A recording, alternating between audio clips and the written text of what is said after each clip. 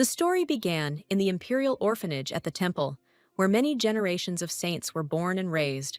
It was here that lived a child who was hated by everyone. This girl was called Belze, or Belle. The nuns whispered that Belze was a terrible child, and nothing but trouble. The children who grew up in this orphanage considered Belze to be full of nightmares, and in any case, blamed only her. The nuns thought that Belze was wrong to claim the place of saint. They could only laugh at this suggestion. Belze felt like an outsider everywhere, and was always to blame for everything, even if someone else was the instigator of the quarrel. Another girl, Diana Berlot, was also raised in the same orphanage. She was 5 years old, like Belze. Diana was the complete opposite of Belze. She was considered the sun and hope of the temple and the empire. The country where the girls were born and raised was called Iria, and Diana and Belze were born with special abilities, such as those called saints here. The nobility and common people of Iria worshipped the goddess, and the temples in which she was worshipped enjoyed great power and prestige. The history and heritage of Iria is closely linked to the miracles performed by the saints, raised and nurtured by the temple. In the orphanage where Belize lived, the saints who brought glory to the country were raised. They were endowed with various abilities from birth. Belze had the ability to heal any disease, and because of this, the girl was considered a candidate for sainthood, but Diana was considered stronger. The girls were the same age and arrived at the orphanage at the same time. Both had the gift of healing, but Diana also had an angelic character. Unlike Belze, who only healed minor wounds, Diana, like the saints from legends, could heal any wounds and illnesses instantly, and everyone adored her. One day, Diana's guardian, the Marquise of Barlotte, appeared on the doorstep of the orphanage. They said that he had left the girl here. Those around her wondered whether the Marquise was tormented by her conscience for the fate of her illegitimate child, abandoned in an orphanage, and that was why Diana found a family. Belze remained in the orphanage, and after several years, the girl lost her gift of healing, and the sight of the healer, her life was filled with a feeling of helplessness. But Belize's life also once saw a bright streak, which, although it allowed her to change her life, also brought her closer to a tragic ending. Duke Cagliostro and his son came to the orphanage and wanted to take Belze into their care, despite the fact that the girl had no gift. Belze assumed that the Duke would quickly figure out that she had lost her power and return it back. The only thing that worried the girl was the Duke's son. The boy was very handsome. The young Duke Edwin Cagliostro had hair the color of a moonless night, a sharp golden gaze, a keen mind, and incredible charm. It is no wonder that Belze was enchanted by Edwin. To her, he was like a prince from a fairy tale. Belze saw Edwin and forgot about everything in the world. She stopped worrying even about the fact that she might not be taken into care again. The girl pointed her finger at Edwin's chest and declared, shocking those around her, that he would belong only to her. The abbot tried to apologize. He considered Belze's behavior unacceptable, but the Duke and his son liked her, and they decided to formalize guardianship. So Belze became part of the Duke of Cagliostro's family, and she immediately demonstrated her bad character by pestering Edwin. Many years passed, but Belze did not change. She lived and was raised in the Duke's family, but because of her bad character, she was not loved by either the servants or the aristocrats. They said that many ladies refused to appear in places where Lady Belze was present, and they gossiped that she was not Diana's equal. It was assumed that the young Master Edwin became engaged to Diana because of her gift of healing, and she would also cure the Empress from a serious illness. Hearing good things about Diana and bad things about oneself was unbearable, so the maids caught in such conversations often got into trouble with Lady Belins. Wherever Belins went, Diana's shadow followed her, and she got everything Belins herself dreamed of. Diana even took the love of the man Belinza liked. It wasn't fair. Why take Edwin away from her? When Belinza's anger and envy towards Diana became too much for her, a suitable opportunity presented itself to get even with the offender. One of the Crown Prince's subordinates contacted Belle and inquired whether she would like to break off the engagement between Diane and the young Duke Edwin and take the place of the saint. The envoy reported that Diana's family had conspired with the second prince to kill the emperor. Belle's was supposed to leave a letter and a vial of poison in the house of the Marquise of Barlotte. The girl thought it was strange, but she was blinded by hatred. In reality, the crown prince's goal was different, and Belize found herself in the role of a fool who was very easily used for the purposes of Cagliostro's enemies. Belle tried in vain to convince them that she had not intended to pour poison into the tea of the future Saint Diana. She was detained and not given a chance for acquittal. Bells was accused of treason and attempting to poison the saint, and the very letter was found in her room, which made the sentence harsher.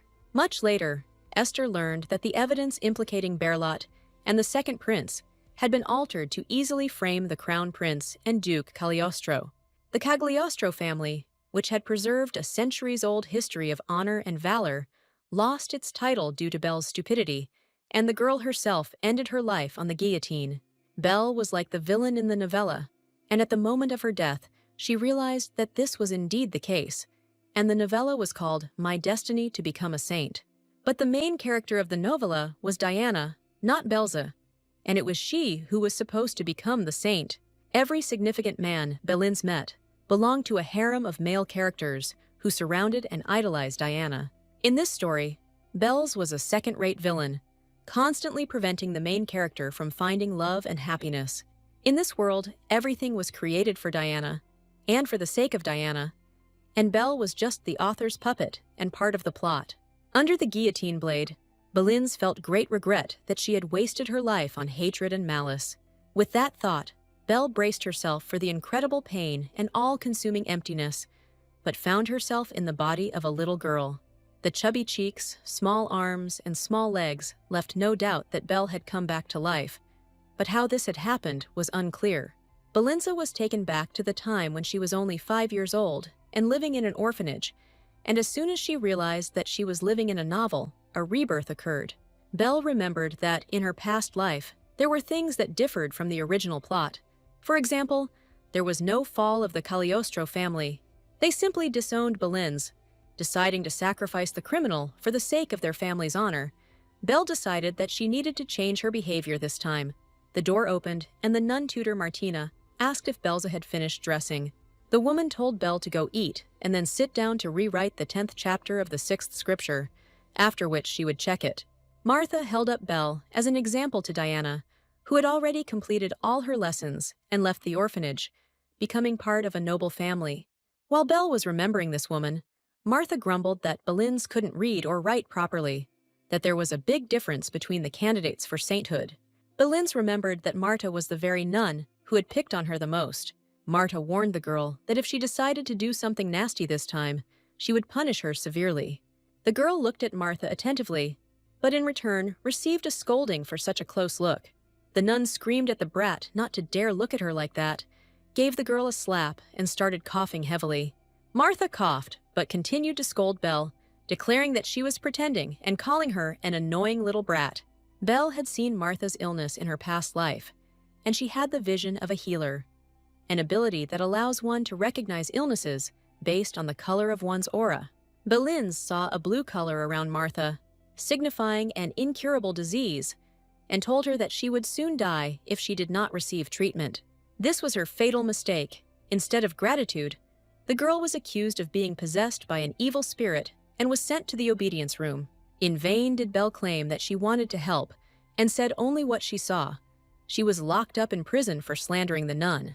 When Nun Martha died, as Belins had predicted, she was again locked in the obedience room for 2 years, during which time she completely lost her gift. Remembering all this, Belle decided that this time she would not do such a stupid thing. She would not say anything to the nasty Martha, and everything would be different. The girl remained silent, and Martha left the room, saying that Belza should behave properly and rewrite the scripture, just like Diana once did. Belle herself was about to sit down to study. She considered her reluctance to study to be one of her biggest mistakes in her past life. Diana was always meek, and Belins was disobedient, and as candidates for sainthood, they were always compared to each other. Later, Belle realized that it was only because of her hooligan behavior that no one wanted to take custody of her. If Belins had behaved like Diana, she would have gotten out of the shelter much faster, but her foolish pride in her past life prevented her from doing so. This time, the girl decided to do something different, pretend to be as sweet as Diana, and do everything as well as possible. In her past life, Belle passed the exam with great difficulty because she couldn't really write or read. Villainess took on the task with great enthusiasm, and she has so much experience that all these rewrites will be a piece of cake. She received a text about the first saint, named Archaea, who sacrificed her heart to the goddess to stop the spread of evil on Earth. The girl carefully wrote out each letter of the script, completely confident that it would turn out even and beautiful.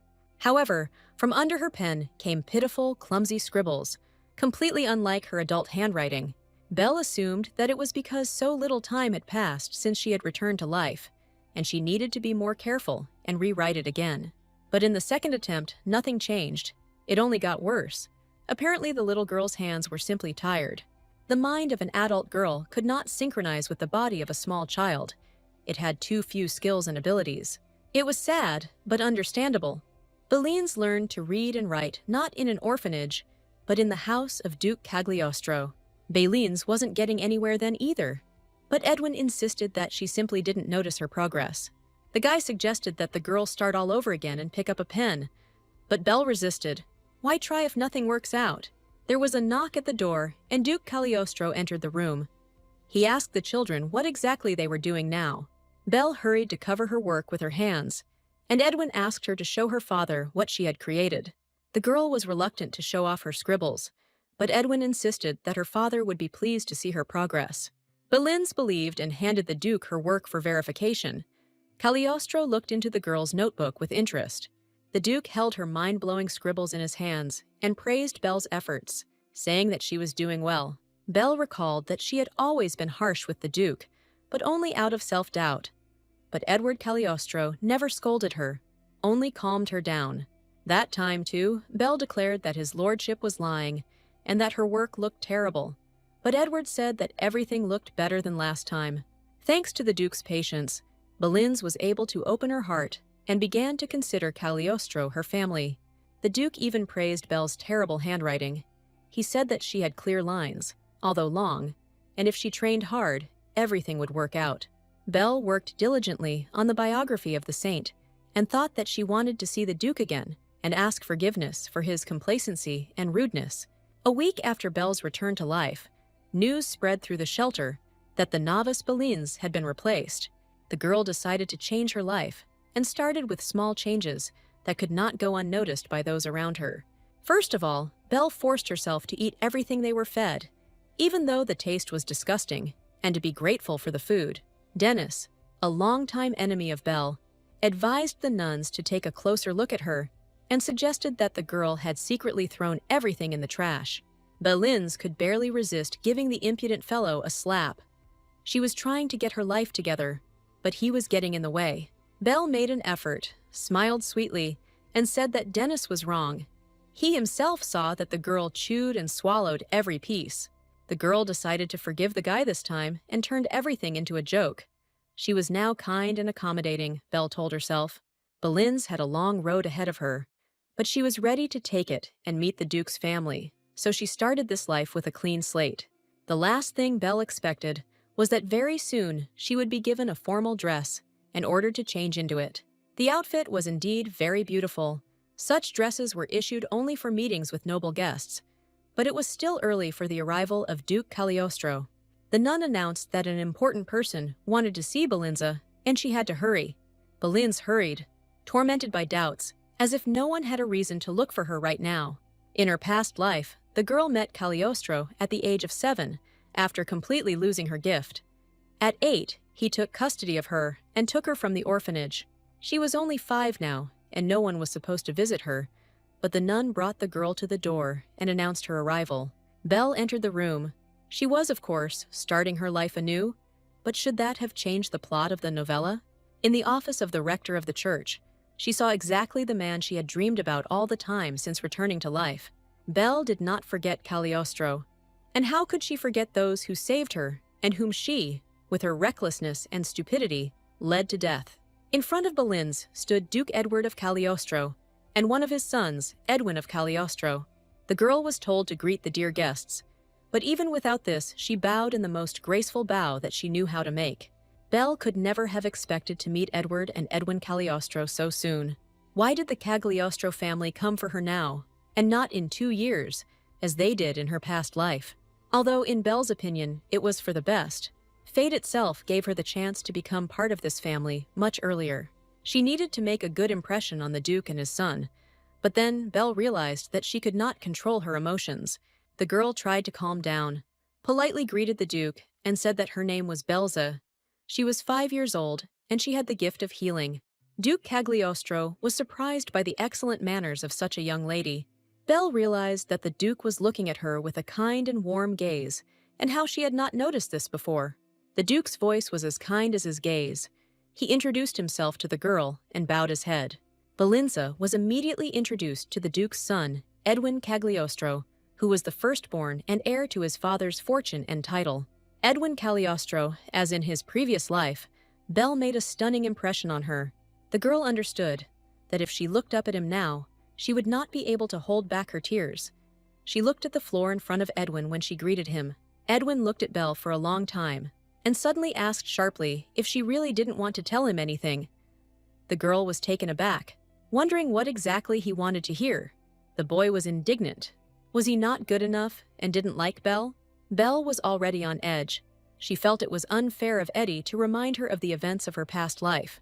As a result, Valenza simply burst into tears. She sobbed quietly, but continuously and inconsolably. Edwin called her a fool. The guy didn't like at all that the girl burst into tears at the very first meeting, and he muttered under his breath something about a possible mistake. The Duke was outraged by his son's behavior and demanded that he immediately apologize to the young lady. Valenza believed that she was the only one making mistakes, so this time she did something incomprehensible, burst into tears, unable to control her emotions. Belle looked at her little girl's body and was annoyed that it was so small and awkward. Abbot Pius asked for forgiveness. He justified the behavior of the novice, her youth, and the shock of his lordship's visit. Pius addressed the girl with an instruction. She must remember that in the Cagliostro family, a clan of iron blood, they do not know tears and raise masters of the sword. Belle remembered very well that the current duke had been known as a sword demon in his youth, but that was not why she was crying. The rumors about the Cagliostro family's cruelty are lies. They are kind. This is clear already because the Duke did not abandon the useless Belle and always supported her. The abbot pretended to be concerned about the girl's condition and suggested that the Duke come see them another time. Edward replied that everything was fine and that little children were always afraid of strangers, so they would do everything today. Pius convinced the Duke that the novice Belzi would hardly be of any use to him in such a difficult matter. His lordship did not like the abbot's speeches. Edward reminded the abbot that Belza was his last hope. The child who had been sent earlier had not been able to help, and there had been no progress in the treatment. Belle was listening to the conversation. It was about treating someone, probably the Duke's second son. The girl remembered that in the past version of her life at this time, the Cagliostro family was immersed in deep grief. This was due to the Duke's second son. Neither the most renowned doctors nor the most advanced and expensive medicines could help cure the boy. The Duke turned to the temple. He paid a considerable sum of money and received help. Diana was sent to the Duke, but she was unable to cure the Duke's second son. The boy died when Belle was 7 years old, during which time Diana regularly visited the Duke's family, but nothing helped. Now, Belle realized that there were still 2 years until the tragic outcome, and she wondered if Cagliostro knew that Diana could not help the younger gentleman. The girl thought about it. When they met, Edwin behaved strangely. He asked if he wasn't good enough for Belle, as if he expected her to behave differently. Young Master Edwin acted as if he remembered their first meeting in a past life, and was indignant that today it was a little different. Belle's doubted that if this was true, then Edwin must know that she was the reason for the destruction of his family in the future. The Duke broke the silence and told the girl that one of his children was like her, just as reserved and polite. Belle's replied that she knew who he was talking about. His second son's name was Joshua. Did the Duke really want her to treat him instead of Diana? Belle admitted that she had already met Joshua last year, and there was no way she could pass up such a chance to help the Duke and leave the orphanage. In her past life, Belle used her powers on many people, one of them Joshua. But that incident was so minor that it was almost erased from memory. Belle dared to ask the Duke if it was true that Diana had failed to cure his son, and Edward was surprised how she knew this. The girl did not answer, but said that she could not promise to completely heal his son, but was ready to make every possible effort to do so. His lordship was moved by the girl's words. She was his last hope. In fact, Bells had great doubts about her own powers. She was much weaker than Diana, but even she was unable to cure Joshua. Suddenly, Edwin's clear voice was heard, the boy calling Beldura because she asked the Cagliostro family for permission to treat his brother. The Duke pulled his son up and ordered him to watch his language. The boy was indignant, saying that they should be asking her for a favor, and not the other way around. Belle was about to burst into tears again. Edwin was indignant. What had he done wrong this time, that this girl was about to cry again? Duke Cagliostro extended his hand to Belza and asked if she would do them the honor of visiting the Cagliostro family estate. Belle replied that she would do it with pleasure. She could not believe that she would end up in the Duke's family so quickly. In exchange for the Duke believing in her, Belle was going to put all her efforts into treating his son. Belze was about to please Cagliostro, but Abbot Pius stopped her. The priest wanted to exchange a few words with the girl alone before leaving and give her some parting words. Edwin was indignant. If the abbot wanted to say something to Belle, then let him say it in the presence of the Duke. Pius, smiling sweetly, said that he would take the girl for a short time. He was responsible for everything and wanted to give Belzy a brief instruction. Edward agreed.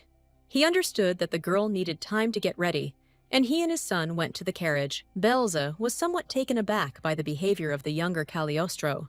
The boy turned to her and firmly told her that if anything happened, she should immediately run to their carriage.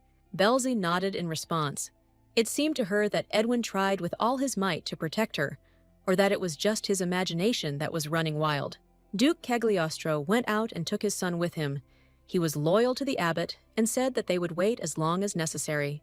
The abbot waited until Cagliostro left and closed the door tightly behind them. Pius called the father and son arrogant, impudent fellows and turned his attention to Belze.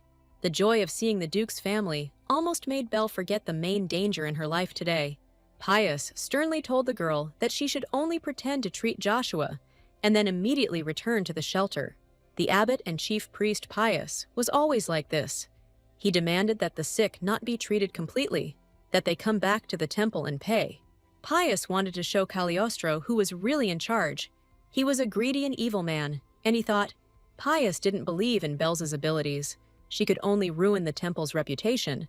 But if she failed to cure Joshua, she would have to return the donations. On the other hand, if Belle succeeds, it will confirm that Diana's abilities are not that great. And for the temple, she is a source of income. Naturally, Pius does not want Diana's position to be undermined. It would be easier for him to return the Duke's donations than to sacrifice Diana. The abbot kept talking about Belze's weak abilities and was preparing to blame her for Joshua's death. Belle asked what if she cured the Duke's son. Pius replied that then he would decide that an evil spirit had possessed her and she would be sent to the obedience room. The girl remembered Ismail. He was a healer. A year ago, he was called to the temple, and he returned to the shelter 2 days ago, having spent a year in the obedience room. During this time, the boy completely lost not only his abilities, but also his voice, and even became weaker in health. Pius reminded the girl that Ishmael was possessed by an evil spirit, and the goddess took away the blessing she had given him. The abbot said that Belz was raised as a candidate for sainthood, and that she must behave well, only then would the goddess support her. In her past life, the girl had heard similar speeches countless times. She had been urged to behave decently, in case she too could be useful to the temple. These words were like poison. They told her that she should surpass Diana and become a saint, but no one ever acknowledged her. The nasty old man's fingers squeezed Belle's shoulder painfully. He was checking to see if the girl had understood everything well from his parting speech. In fact, neither Belle nor the unfortunate Ishmael were, of course, possessed by any evil spirits. The only one obsessed here is Abbot Pius, and his obsession is the thirst for power. But Belle decided to play along with him and agree with everything. Belze noted that she should probably hurry. Cagliostro was already waiting for her. Pius asked her to remember his words well and finally allowed her to go. Belz bowed respectfully and said goodbye to Abbot Pius, whispering Your Eminence in a tone that was clearly offensive. The abbot was furious at what she had just said. Let her repeat it, But Belle's was already out of reach of Pius, the nasty one. The girl ran as fast as she could to Duke Cagliostro's carriage, intending to do everything completely differently than Pius had advised her. Belle firmly promised herself that, no matter what, she would thwart all of the abbot's plans and save Joshua. Edwin was waiting for her in the temple corridor. The boy asked with displeasure why she had taken so long to come. Belle was glad to hear the guy's grumbling. Now she had those whom she was going to protect at any cost, and she was not afraid of any abbot.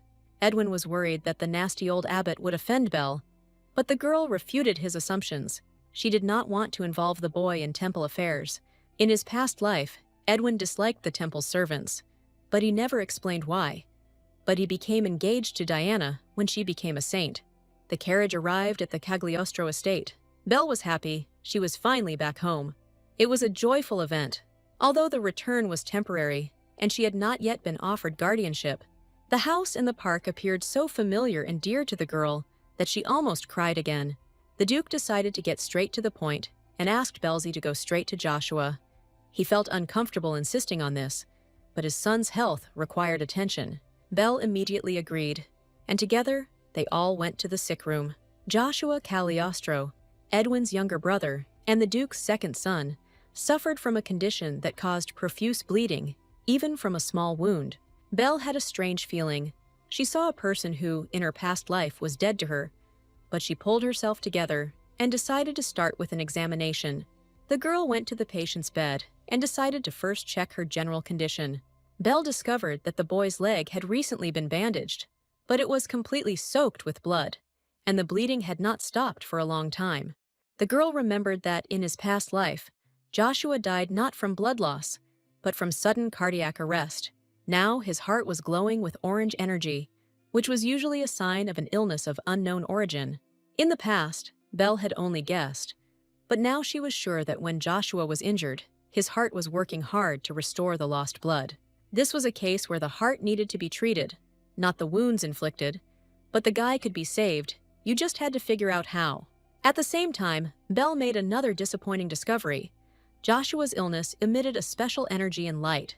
The girl felt the same flow, only much weaker, from Edwin, which made her assume that the boys had a genetic disease. In her past life, she met the Duke's family when she had already lost her power, so she didn't notice anything. Interestingly, such negative energy did not come from the Duke himself, the boy's father.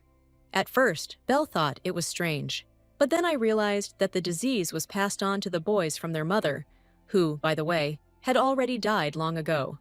But I needed to focus on Joshua. Everything is going completely differently than in the past. Belle has abilities. Edwin's illness energy is weak. His illness is in a latent phase. Of course, it's good that Belle noticed Edwin's illness, but his treatment will be quick and won't require much effort. The problem was Joshua. All this time the treatment was focused on the wounds and not on the heart, so it was necessary to deal with him before it was too late. The Duke noticed that Belle's attention was focused on the heart area and asked why she had decided to treat this particular organ. At this time, the return of Dr. Gordon and Lady Caston was announced. The doctor was surprised that the Duke had returned from the temple before him. The doctor explained that he was delayed because he was buying medicinal herbs for Mr. Joshua. The Duke was grateful to the doctor, but Gordon considered it his duty as a physician. Then the doctor noticed a little girl at his patient's bedside and asked what she was doing. The girl replied that she was trying to cure the boy. The doctor was outraged. The patient's wound was in a different place. Why was she reaching her hands towards his heart? Belle didn't know what to do. If she told the truth, she would reveal her abilities. And in this life, she didn't want to reveal her gift. The doctor went completely berserk, shouting that even though the girl was from the temple, he would not allow her to touch the young gentleman, as if nothing had happened. Lady Caston was aggressive and said that the Duke was wrong to bring this girl here. The lady stated that this girl is almost an ordinary child, and her abilities are tens of times weaker than Diana's. Belle remembered that Emma Caston was the late Duchess's personal servant and had come with her from her home. Now she was Joshua's nurse. The most important thing is that of all the servants, it was this woman who harbored the most burning hatred towards Belza. Emma wondered if the Duke would really trust his son's life to this charlatan, but Edward abruptly interrupted the woman, asking her to be careful with her words. The Duke stated that Belzy was an important guest, personally invited by him to the estate, and that she could be trusted. Edward could not bear to see his son slowly fading away, and he did not want to listen to any of the doctor's arguments. Edwin sided with his father, which provoked Gordon's indignation, as he did not want to believe in the power of the temple saints. The boy got angry. Gordon wants to say that he and his father are making a mistake by trying to save his brother, or the doctor has an alternative proposal. Belle admired Edwin. He was still a child, but he had a very strong character. With a trembling heart, Belle remembered what a wonderful young man Edwin had been, even more beautiful, even more steadfast, even more reasonable. Belle's reverie was interrupted by Edwin's question about when she would begin treating his brother. The girl came to her senses and replied that she would do so right now. In fact, Belle had already tried to summon her power and influence Joshua. The only problem was that only one ray came out of her finger, containing the power that she felt inside her, like a seething stream. Only this thin beam came out. For this reason, in her past life, Belle's gift was weak, but she promised so confidently, deciding that now everything would be different. Belle remembered Diana saying that her gift was weaker because she had less faith in the goddess. Faith was the source of life, and she needed to pray harder. Belle decided that Diana's words were true. All she did was curse all the gods. The girl complained that the gods were unfair, and that she had been given the fate of an orphan, that Diana had a gift, but hers had disappeared, that Diana was superior to her in everything. But now Belle prayed. Goddess Aria sent her back in time and gave her a chance to correct her mistakes. So Belle prayed passionately and asked the goddess to help her heal this boy. If Goddess Aria helps Belle, she swears that she will not hate Diana and will no longer interfere with her happiness with Edwin. Suddenly, Belle felt a tremendous force rushing out of her body. Those present in the room witnessed an unusually powerful surge of power emanating from an ordinary little girl. The bright light made everyone close their eyes and cover them with their hands. They didn't immediately understand what it really was. Belle's directed all the power of her life force into the sick boy's heart, focusing only on this organ. The bright light soon died down, but Belle did not leave the sick man's bedside for a long time. The doctor and the maid expected Joshua to wake up immediately, so they were afraid that the girl's manipulations had made him even worse. Gordon rushed to the patient to check his condition and discovered that the bleeding had stopped and a scab was forming on the wound. Gordon noted that the healing process had begun, but Lady Caston was still dissatisfied. Belle sensed that the boy's sick energy had disappeared, and the crisis had passed. Emma screamed that if the young gentleman did not come to his senses, then it was impossible to trust this orphan without family or tribe to treat the Duke's son. Suddenly, Joshua sat up in bed and asked what was going on and why the nanny was so agitated. The boy stretched as if after a long sleep and asked why they had gathered here in such a large group. Belle herself didn't expect such an effect. Joshua looked much better than he had a few minutes ago. The Duke rushed to his son. The father's joy knew no bounds. Edwin, Gordon, and Caston surrounded Joshua's bed. Everyone was happy about the boy's improved health. Belle also wanted to come closer, but she stopped herself. It was not proper to interfere in someone else's family. Joshua noticed Belle and asked his father who she was. The Duke replied that this girl's name was Belza, and she saved his life.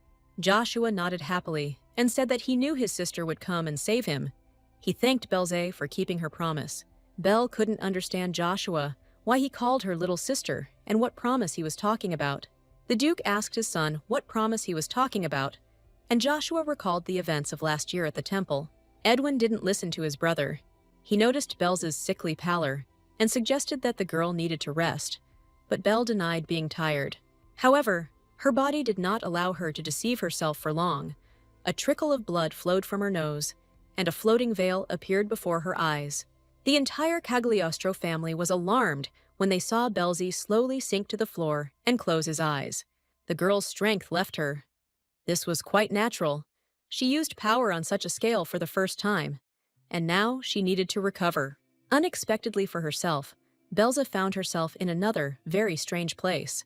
The girl almost immediately realized that this was a dream or a vision. Judging by the surroundings, it was a banquet in honor of the day of worship of the goddess Aria, surrounded by priests, guests, and children from the orphanage. Belzu saw that Abbot Pius was looking for her, but the girl grinned maliciously. He wouldn't find her today. Usually on this day, Belzy would run away and hide in the forest, because she was tired of the attention of patients and people around her, and had to be somewhere here. Belle heard her own voice, telling someone that she had healed his wound.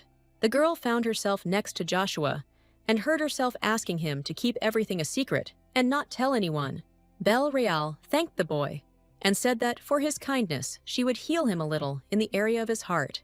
Belinda had a hard time keeping her astral body in the vision. The picture kept blurring. Suddenly, the boy's nanny's voice was heard. She was looking for Mr. Joshua and was apparently worried. The real Belza said that it was time for her to go, and promised that when they met again, she would heal Joshua completely. But in return, he would keep their little secret. That day, Belze, as usual, was looking for a secluded place to hide from everyone. Then she met Joshua, wounded and scared, and helped him. Belze quickly forgot about everything, which is not surprising. She was only 4 years old, but the boy remembered the promise and was looking forward to this meeting with impatience. Belle mentally apologized to Joshua for letting him down in his past life, and she would definitely heal him now.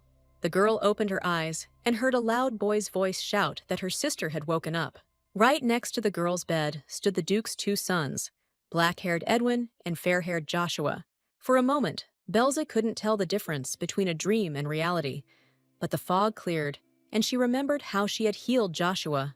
The girl scanned the patient and determined that his condition had improved and the energy of the disease had weakened significantly, but had not disappeared completely. Belze praised the goddess. All that remained was to heal the remaining wounds on the boy's body, and everything would be fine. The girl asked for permission to finish the treatment. In her opinion, only a little effort remained. Edwin stopped the girl abruptly, asking what else she had come up with. Belle replied in bewilderment that she wanted to complete Joshua's healing. Edwin forbade the girl to treat her brother because her nose started bleeding again from overexertion. The boy carefully wiped Belza's face. She protested and said that she only needed a short break and she would finish everything. Edwin was categorically against Belza's heroic efforts. She had already slept for a whole day after the first treatment session. The boy categorically stated that she needed to be able to think about herself and not just about others. Belle was afraid that if the treatment failed and Joshua died, the Duke would fall into despair, so she had to help. Esther announced that she was worried about Joshua. Last time she focused on his heart and did not treat the cuts. Joshua, of course, came to his senses, but the girl was afraid that the Duke would doubt her abilities, since the wounds on the boy's body remained. In this case, Belle's services would be rejected, and Joshua's condition would worsen, so the girl insisted on continuing treatment and that she had the strength. The Duke sided with his son, believing that Belze should stop treating Joshua. Belze was plunged into despair. Was the Duke refusing her services because she had not fully healed the wounds of his youngest son? The Duke declared that this was not so. He had not seen his son in such a state of animation since last year. Cagliostro remembered very well how Joshua never tired of constantly retelling the story of his meeting with the amazing girl who healed his knee. A picture formed in Belle's mind, and she understood why the Duke's family had taken her under their wing in her past life. After Joshua's death, the Duke discovered that he had died of a hereditary disease. Then they remembered how the boy had talked about her and set out to search. The Duke informed Belza that they would postpone healing Joshua until the girl recovered. Only after that, Belze would be able to continue the treatment. Belz looked at the Duke with gratitude and clearly understood the way in which she could repay him for his kindness. Joshua fully supported his father and brother. He could not watch indifferently as his little sister, that's what he called Belle, suffered. Unexpectedly, Dr. Gordon announced that he objected to continuing the treatment. The old man was devoted to the Duke's family, and his opinion was always taken into account. Edward wondered if Dr. Gordon still didn't trust Belzy. The doctor stated that this was not the issue. His doubts faded in the face of the girl's talents, and he was amazed by them as a doctor. But Gordon was categorically against Belzy continuing the healing, since the great power of the Holy Force could destroy her body. Gordon stated that he personally confirmed that the girl's heart stopped when she lost consciousness. Duke Cagliostro asked the doctor to explain the danger this posed to the child. Belle was scared. How could it be that her heart wasn't beating? Was she really on the verge of death? The Cagliostro brothers looked at the girl with alarm, as if a heart could not beat. This meant that a person had not lived for some time. In a vulgar life, the days spent in prison, where Belza ended up on charges of poisoning Diana, were no different from existence in the underworld. Belle had to endure torture and hunger, but she discovered another ability within herself. It was called the Blessing of the Goddess. Kilian Estard, the second prince of the empire, monitored Belza's condition and was pleased with the new opportunities, so he stole her heart, removing it from her chest and placing it in a vessel. Kilian was informed that the deepest wounds on her body healed quickly. Moreover, Belzi could live without a heart at all. In the temple, she would immediately be recognized as a saint. However, all this did not soften the court's sentence, and it was decided to execute the girl. Belle was still wondering why all the troubles fell only on her head. She had endured unspeakable pain in prison, but as soon as her suffering stopped, how she opened her eyes again and went back to the time when she was barely 5 years old. Now it's all happening again, and Dr. Gordon says he registered a complete cardiac arrest, and the girl is only alive by chance. Belle thought. Her heart stopped. And did she even have one? Maybe it was cut out, and she returned only because of the goddess's blessing. The doctor assumed that the surge of incredible force in such a small body led to a microinfarction. Gordon checked his pulse. It was still very weak.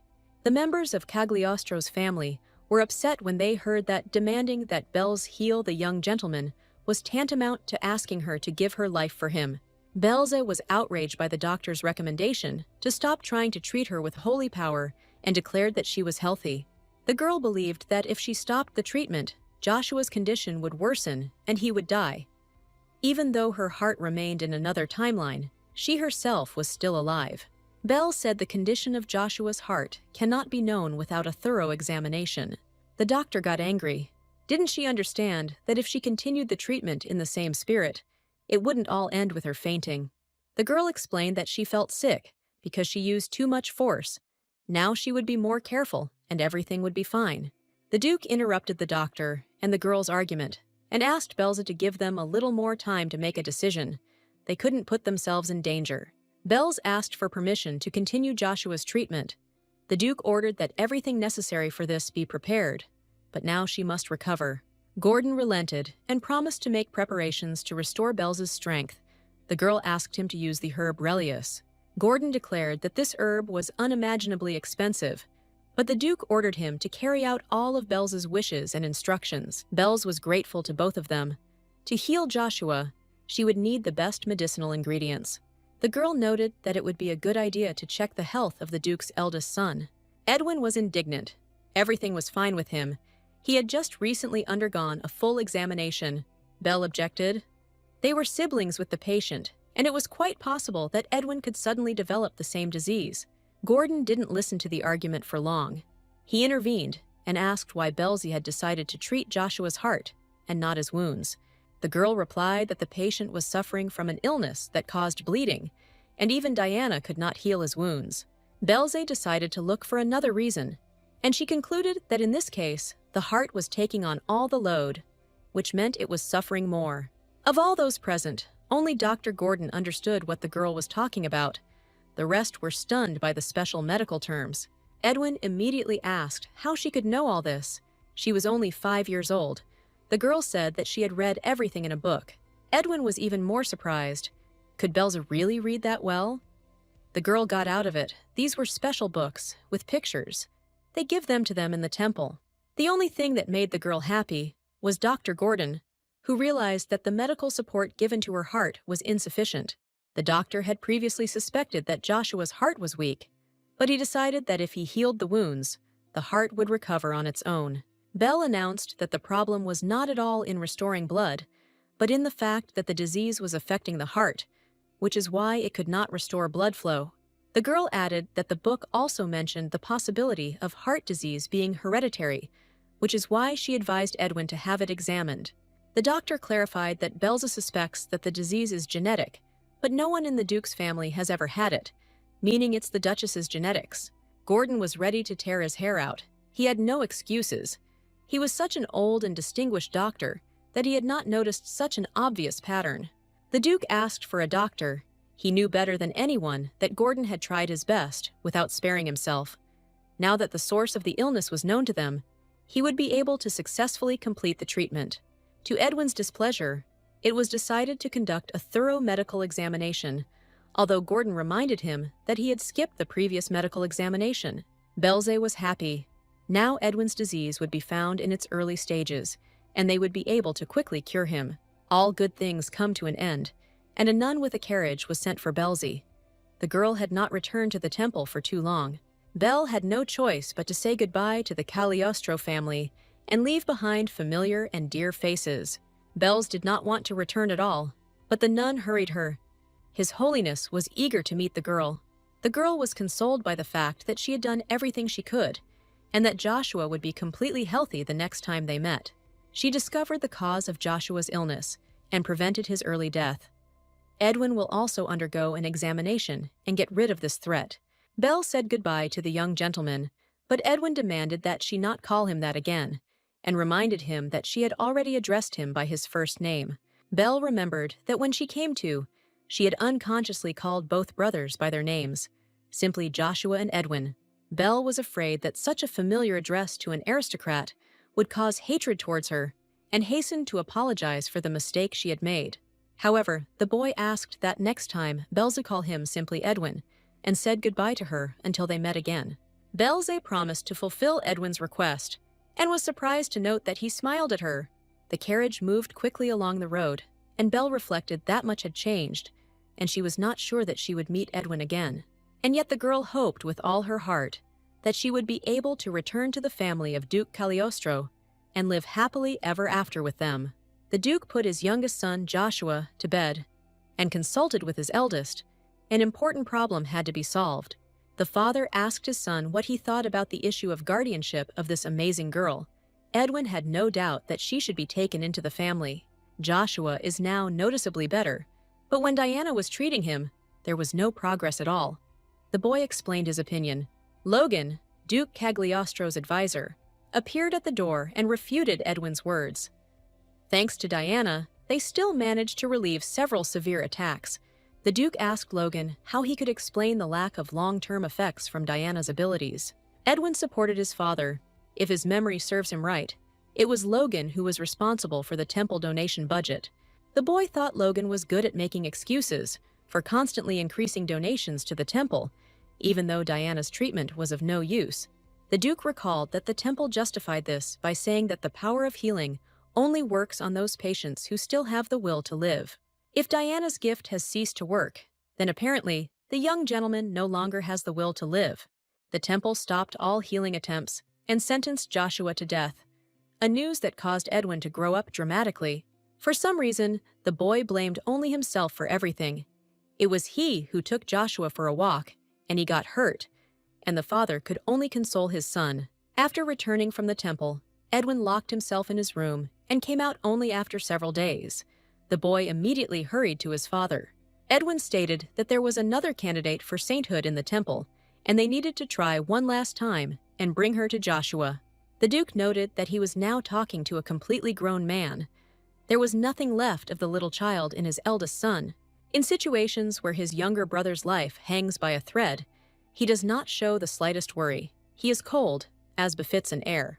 Logan was happy that Joshua's condition was improving, but there were no guarantees. They could only afford to periodically call the girl for healing rituals. The Duke was aware of the current popular method of donating funds, but it was better for his budget to simply take Belize under his wing. Gordon agreed with this. The girl's gift impressed the doctor, and her knowledge of medicine even more. The doctor was greatly intrigued by the suggestion that the boy's illness had a genetic basis, and he sent a telegram to the family doctor of the Duke's late wife. It turned out that in the Traban family, there were indeed cases of sudden deaths from symptoms similar to Mr. Joshua's case. Gordon was expecting a package of medical documents from the Traban family doctor regarding all such cases, and he had outlined a course of treatment. The Duke thought about it. He himself had not thought of writing to his wife's parents. They had a strained relationship, and after his wife's death, Cagliostro had become completely distant from them. Gordon continued to blame himself, but the Duke said that he should rather be glad that everything became clear not too late, and asked what he would say about guardianship. The doctor announced that if the medication and Belle's abilities were combined, the young master's treatment would be more than successful. The only thing that bothered Gordon was Belle's gaze. It was as if she saw right through people. Such a child could bring more than just joy. Edwin asked if Gordon was still angry with Belza for having shaken up his collection of rare herbs. Gordon didn't deny it, but that wasn't the point. The Duke announced that he had taken a liking to Belzy and that he would stand by his decision. They would take the girl in and arrange guardianship. Cagliostro thought that Belze was very sweet and looked like an unfortunate little hare, especially since he always dreamed of a daughter. Logan decided that he had misheard, that the Duke had really called the girl cute, and then Edwin surprised him by saying that he liked Belle's sparkling eyes. Abbot Pius was furious. Thanks to Belle's help, the condition of Cagliostro's youngest offspring was improving, and he demanded an explanation. The girl mumbled that she was following His Holiness's orders and was only pretending to treat the boy. In that case, Pius inquired why Duke Cagliostro had sent him an interesting document. The girl read the lines carefully. The Duchy of Cagliostro expressed heartfelt gratitude to the temple for the assistance provided in treating its youngest son. Here the Duke asked the temple to establish sponsorship over Belze and transfer it under the complete guardianship of the Duchy of Cagliostro. Belz was delighted. That's what the Duke meant when he said he would support her in everything. The second point was even more interesting. The Duke wrote that during Belz's visit, it was established that Diana's treatment was ineffective for Joshua. However, he will not demand a return of the donations, but asks for an estimate of the expenditure of the funds received by the temple. Pius was angry. He had specifically ordered Belza to act as usual, but she had ruined everything. The girl justified herself by saying that she had used only a little holy power, but she had never thought that it would heal the boy, and that his wounds had simply healed.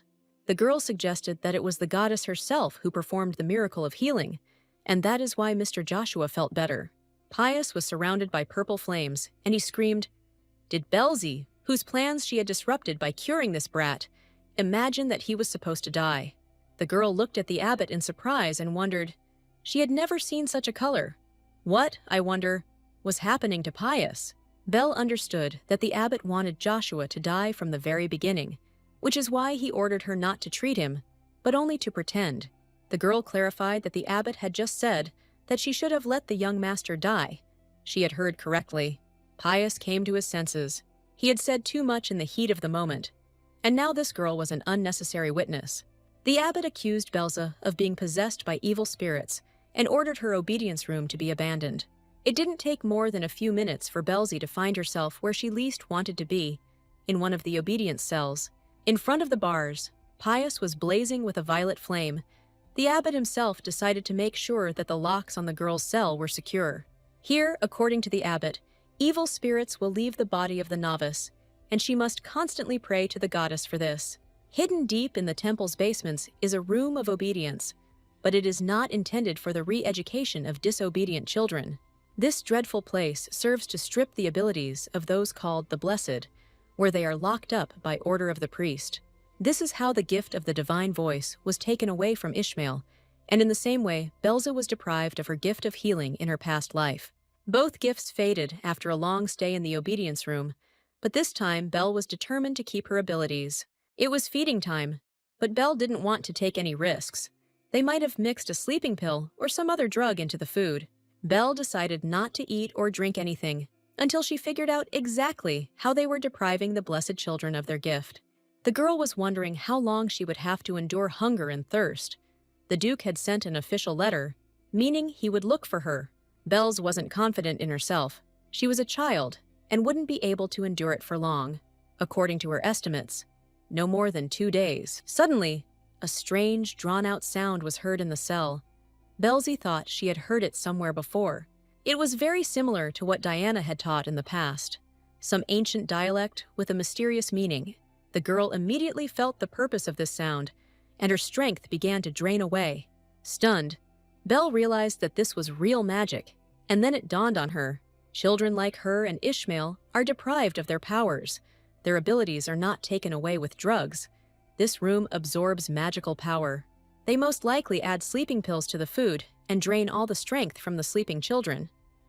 After this, the children continue to live, but like normal people. Bells was alarmed. She needed to get out of this cell as soon as possible. She would lose not only the ability to heal here, but also her life itself. The girl clung to the bars and screamed loudly to be released. She was afraid of completely losing the skill that allowed her to use magic. Belle had to hurry, or she would lose everything again. Her mind was clouding over, and she thought her end was near. Through the fog of faintness, she saw Edwin Cagliostro. But how did he get here? The guy took the bracelets off the girl and replied that they didn't have time now. He would explain everything to her later.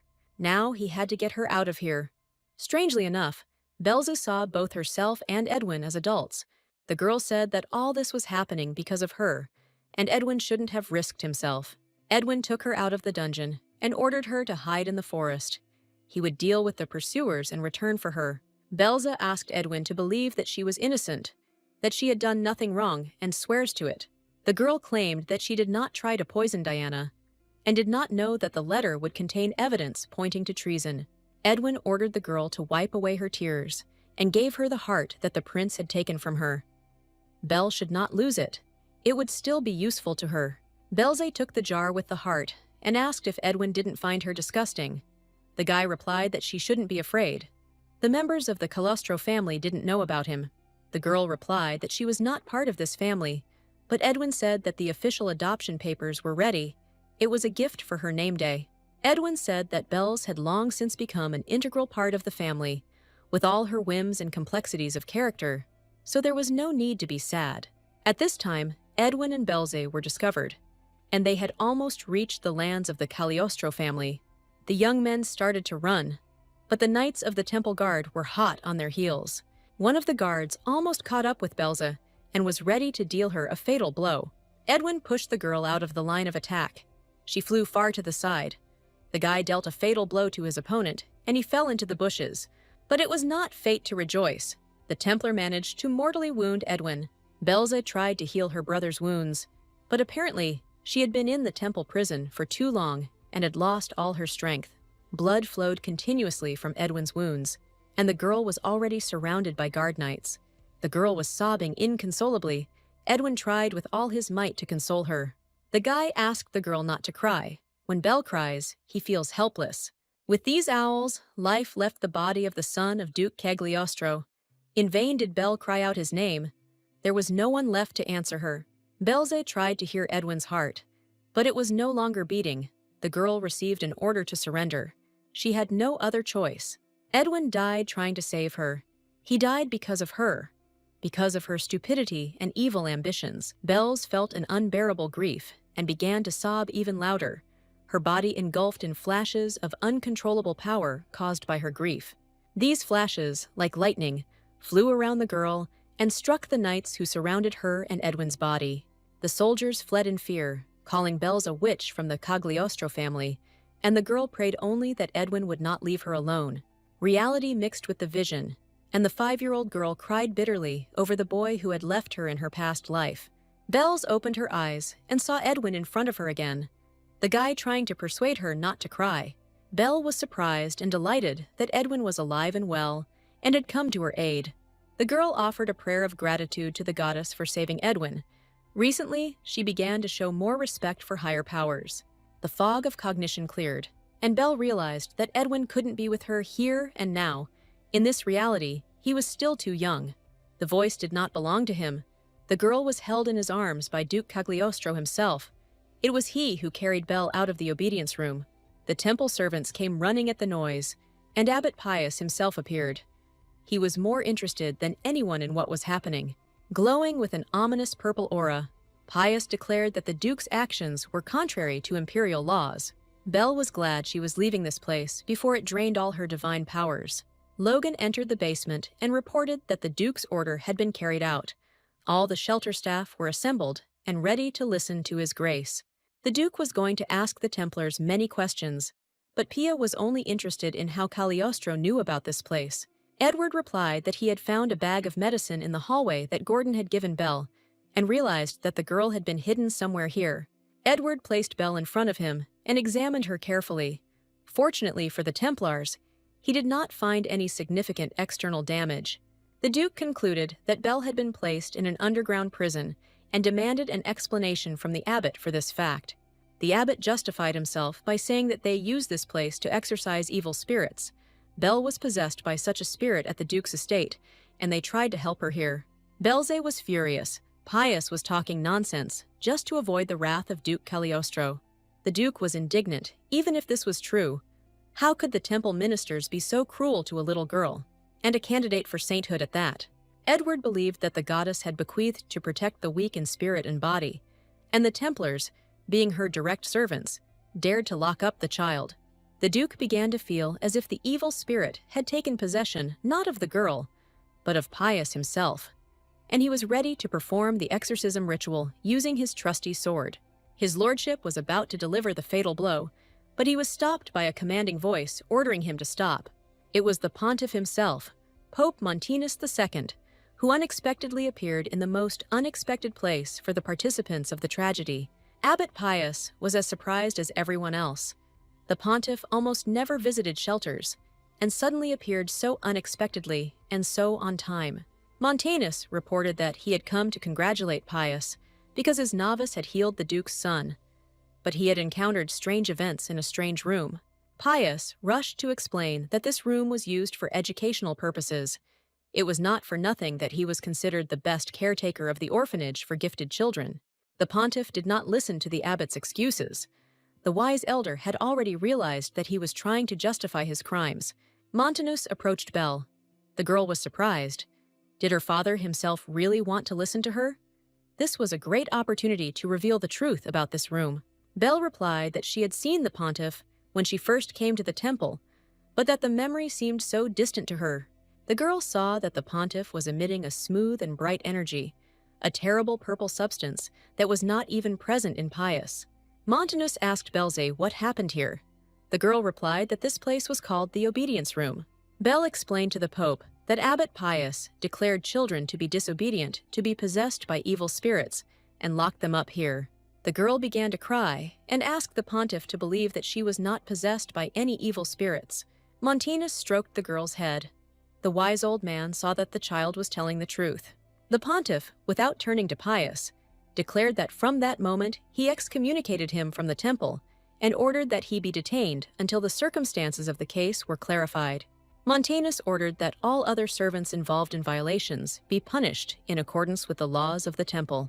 The pontiff ordered that everything be removed from this room and the premises locked. Montanus understood that something was wrong here, but he did not understand the essence. Belle realized that the pontiff could not read the ancient writing on the floor of the cell, so she had no evidence of the crime. The only consolation was that after what had happened, the horrors that had taken place in the shelter would stop. That was already good. The Duke asked the pontiff to hand over the temple's documentation for examination by the Imperial Investigative Bureau, and for a verdict to be issued. Pius protested. Belle understood perfectly well why. If the case was transferred to the Bureau of Investigation, the abbot would look like a common criminal. Montanus hesitated. He still believed that these were the internal affairs of the temple, and whether it was worth going so far because of an overzealous minister. The Duke did not back down, and he also stated that he would soon take Belze under his full guardianship, a document to this effect which Montanus had recently personally signed. The Duke said that he had returned to personally take the girl, but he had not expected to see such horrors. He was not going to let the temple get away with such an outrage. Montanus took into account the arguments of Duke Cagliostro and entrusted him with further investigation of the crimes of Abbot Pius. Belze watched the old man go and understood that he was a good man.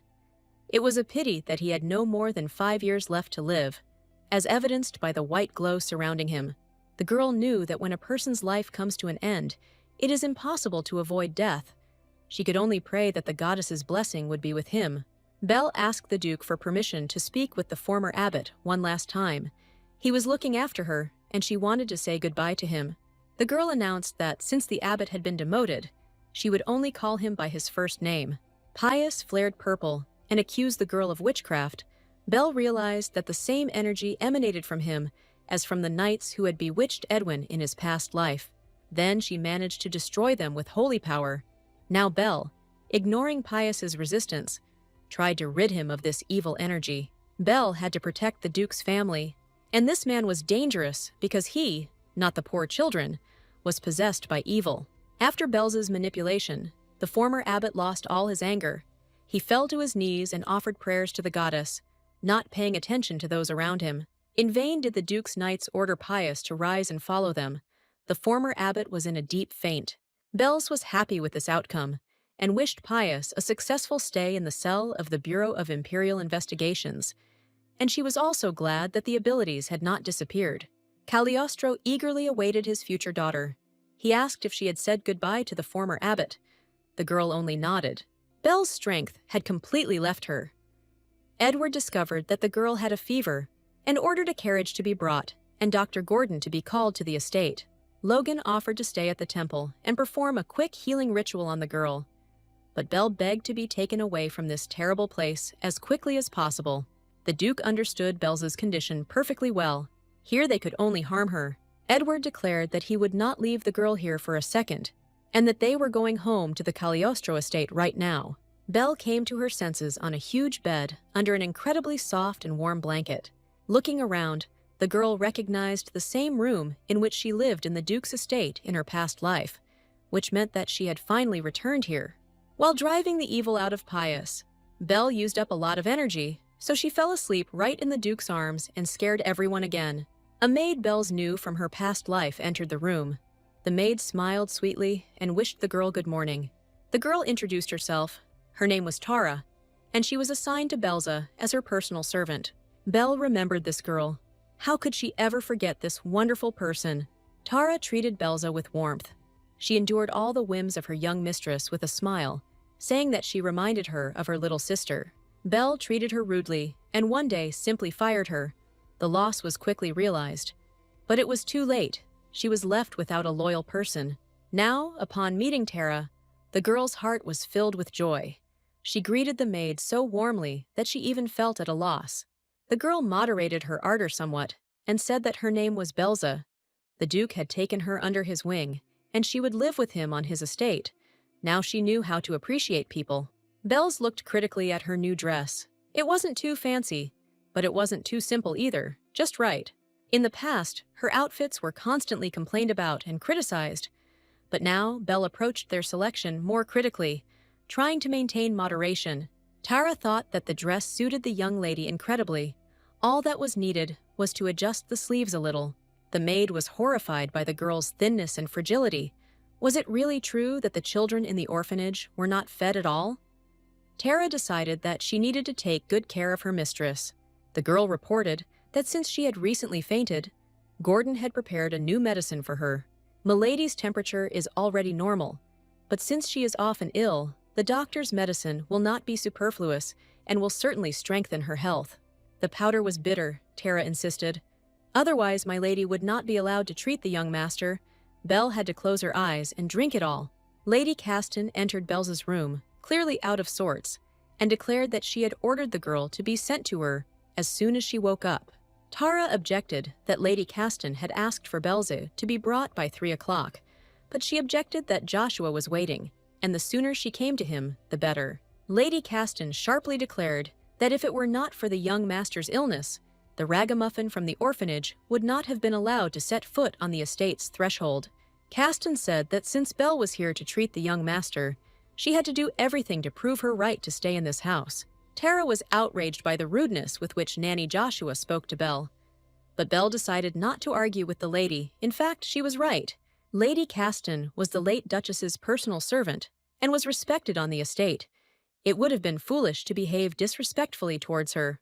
The girl announced that she was ready to continue the young gentleman's treatment and asked to be taken to him.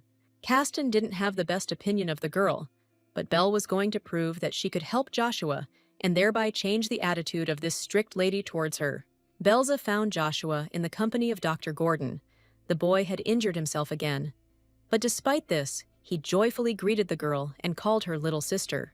Belle returned the greeting, although she felt a little awkward about Joshua calling her little sister, but it was still sweet. The girl examined the boy, and to her delight, his heart condition had not worsened. Gordon assessed Belle's condition positively.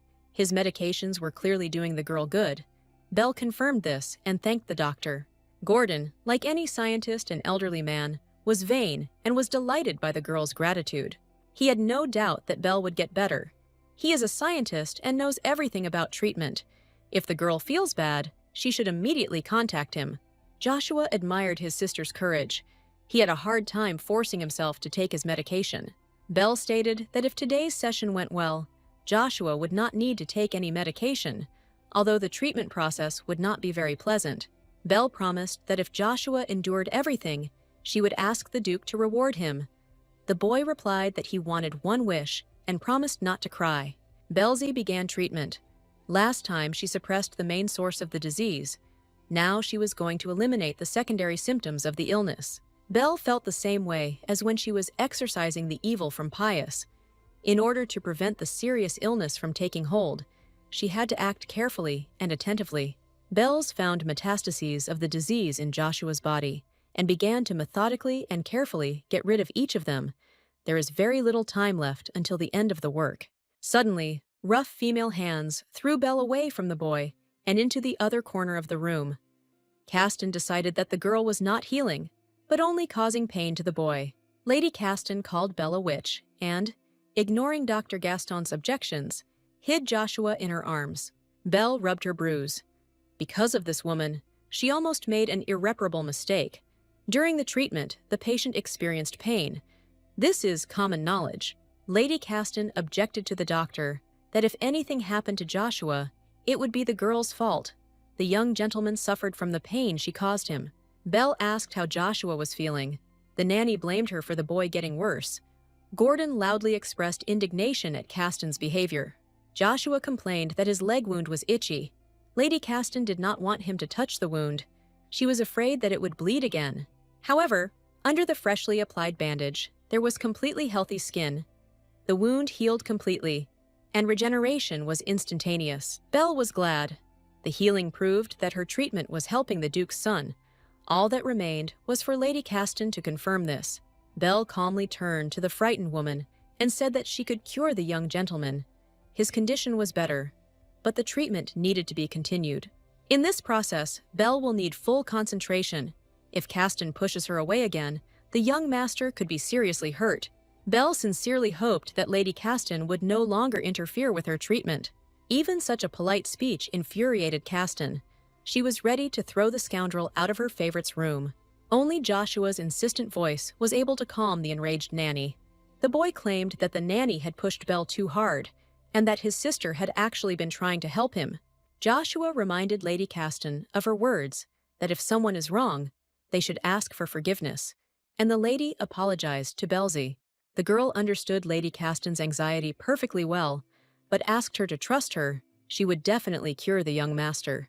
Belle asked the doctor to prepare a painkiller for Joshua. It will be necessary for the final stage. The doctor decided that an extract from blue fireflies would help them. It would enhance the effect of heart-strengthening medications and ease the pain from treatment.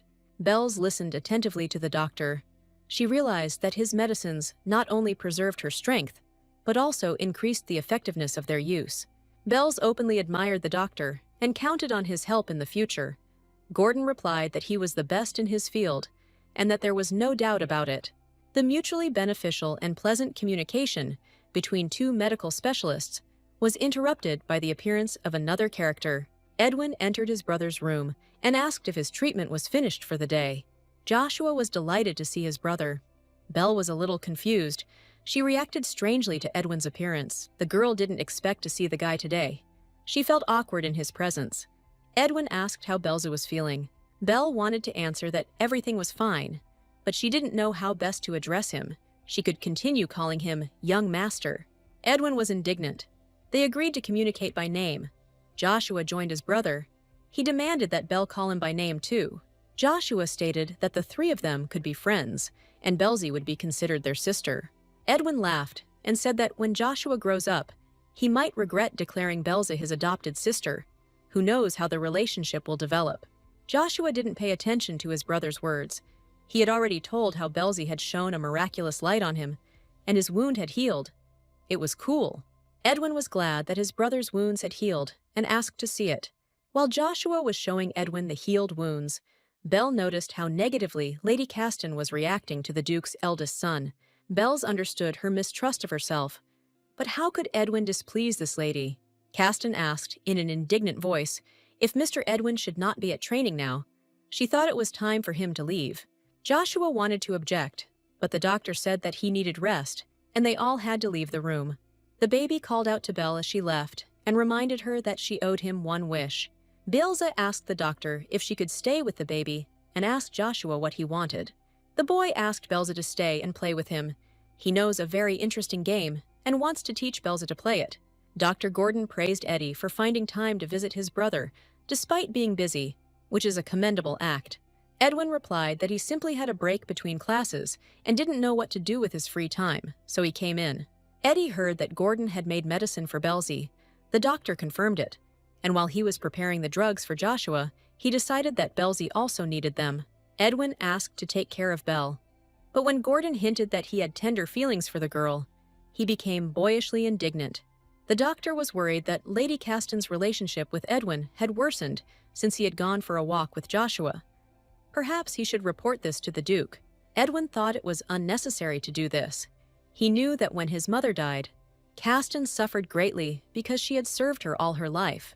That's why Caston became attached to Joshua. He was incredibly similar to his mother.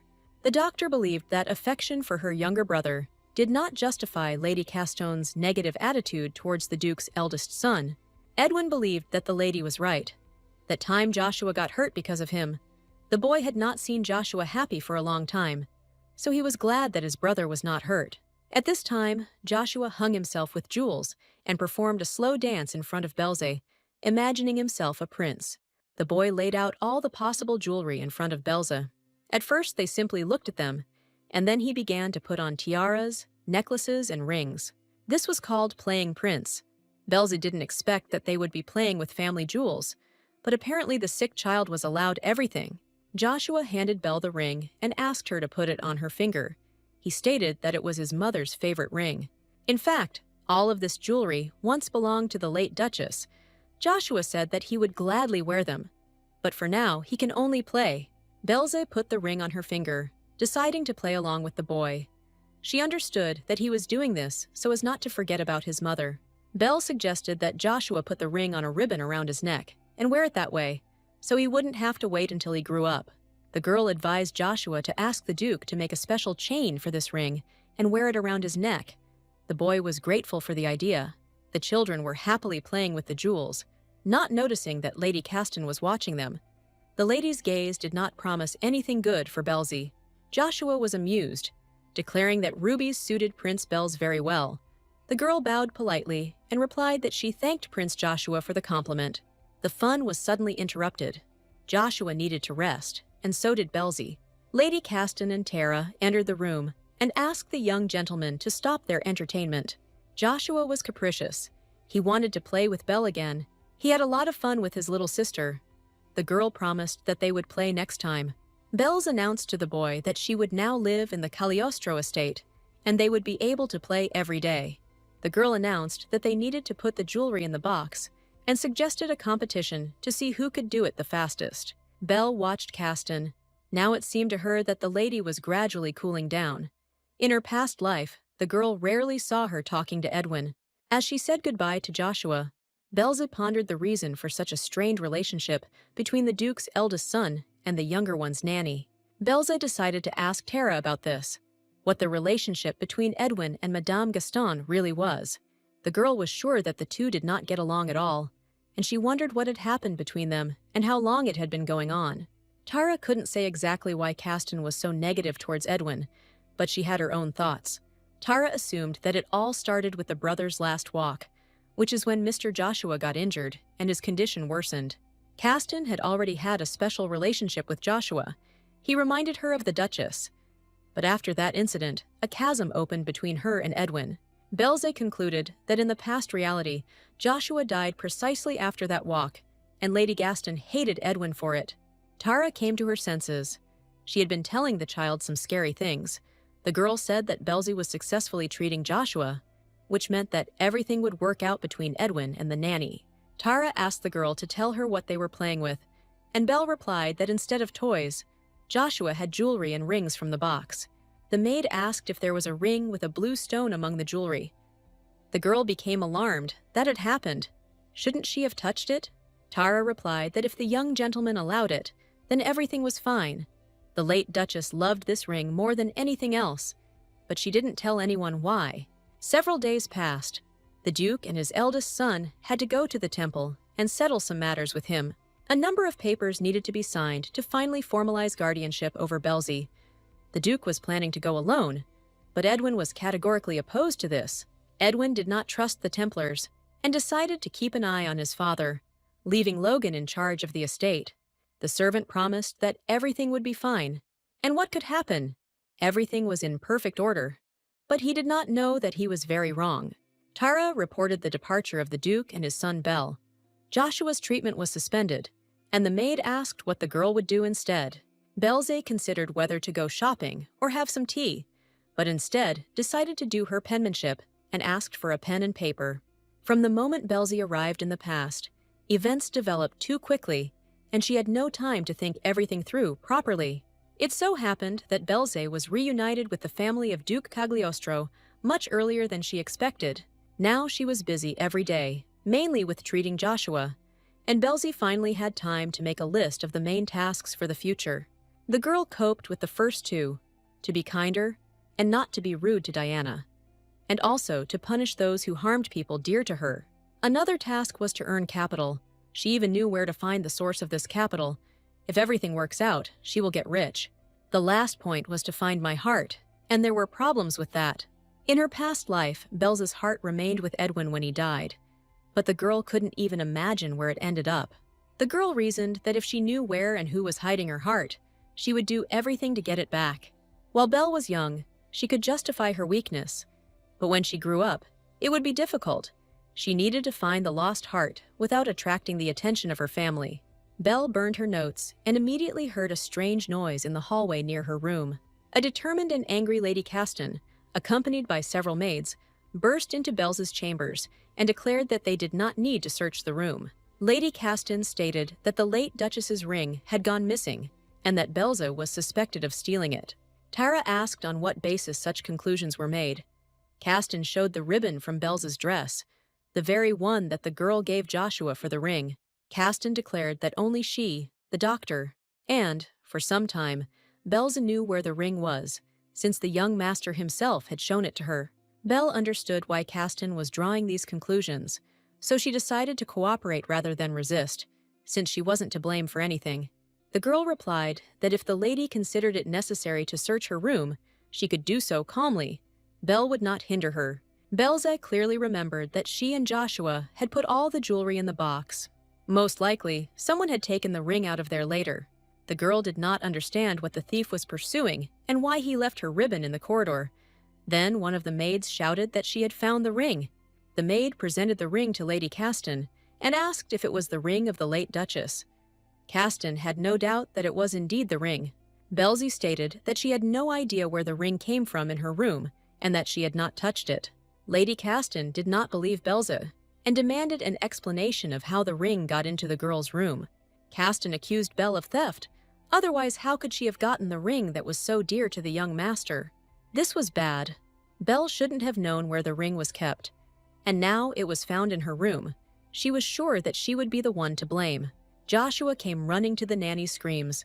The boy demanded that Caston stop making a fuss and accusing his sister of stealing. Emma immediately forgot about the ring. Now she was worried about the boy's condition. He ran here as quickly as he could, and now he was not feeling well. The boy said that Emma was lying, that his sister had not stolen anything, that she had made him a pendant with his mother's ring from her ribbon. Lady Caston could not be convinced. She believed that Belzy had deceived Joshua. Otherwise, why was it the ribbon on which the ring hung that was found? Belz asked who exactly found her ribbon, Lady Emma herself or someone else, and it turned out that the ribbon was found by the maid Margot while cleaning. The girl decided that something didn't add up here. Only Tara and Lady Caston saw how she tied Joshua's ribbon. Belle asked the maid who found the ribbon how she knew it belonged to her. The gazes of those present focused on Margot. The girl tried to laugh off Belle's words and declared that she had no prejudice against the girl. Margot insisted that she had no reason to accuse the girl, but then a male voice said that the matter required a thorough investigation. Belze looked back. Of course. It was Duke Cagliostro who had returned. Edwin was with him. How timely they had arrived. His lordship, before intervening, heard everything that was happening. He ordered Margot to be detained until the circumstances were clarified. Duke Cagliostro was going to personally interrogate the maid to find out all the circumstances of the ring's transfer to Belze's room. Lady Caston stated that they had no evidence against Margot, and that she would speak to the children herself and clarify all the circumstances. Margot couldn't stand it any longer and screamed that there was nothing to investigate. They found the ring in Belze's room, which meant she stole it.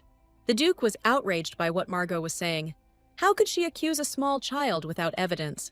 If Belze was innocent, the Duke added, and he knew for certain that she was, then the criminal would be guilty of both theft and insulting a member of the ducal family. Edward Cagliostro reminded everyone that Belze saved Joshua's life, and that she was now part of the Cagliostro family, something the Duke acknowledged personally. The insults inflicted on this child were tantamount to an insult to the Cagliostro family, the Duke firmly declared. Edward hoped that Margot hadn't stolen the ring, otherwise the punishment would be severe. Edwin completely agreed with his father. Lady Caston had confidence in Margot and stood up for the girl, declaring that she would never have dared to commit such a grave crime. Margot fell to her knees and begged for mercy, saying she had no other choice. The maid complained that debt collectors were after her. She owed so much that she had to steal, which is why she stole the ring. Margot said that she overheard the conversation between Lady Caston and Logan and found out where the jewelry box was. She was knitting only one small ring. Who knew, Margot cried, that this ring was more precious to the young master than all the treasures in the world. The loss was quickly discovered, and the maid had to lie. Belze watched as Margot was led away, and no amount of her vows that such a thing would never happen again could soften the Duke's heart. The girl sighed with relief, but if the Duke and Edwin had not appeared so on time, Belle would have definitely been blamed for everything. She didn't even want to imagine it. Lady Caston apologized to Belze. Emma justified herself by saying that she lost her temper when she learned about the ring's disappearance, and without understanding, she immediately blamed the girl. Caston said she should have immediately thought of Margot, but she was confident in her honesty. Emma sincerely repented of insulting Belle. The girl did not expect to hear such sincere repentance from the lady. She accepted Caston's apology and suggested pretending that none of this had happened. Emma stated that she could not forget this, and fully realized her guilt for the incident, and therefore had to leave the Duke's mansion. After the incident with the ring, Lady Caston really decided to leave the estate. Both the Duke and Joshua tried to persuade her, but Emma was adamant. On the day of departure, Belze and Joshua came to see off their youngest son's former nanny. Caston explained to the boy that she had to leave. Otherwise, she could harm him with overprotection and alienate him from all his peers, considering them a threat. The boy was grateful to Emma for everything she did for him. She not only cared for him, but also missed his mother. She taught him to play the prince. One day, Joshua saw how sadly Lady Caston looked at the things that used to belong to his mother. That's why she was so worried about the ring.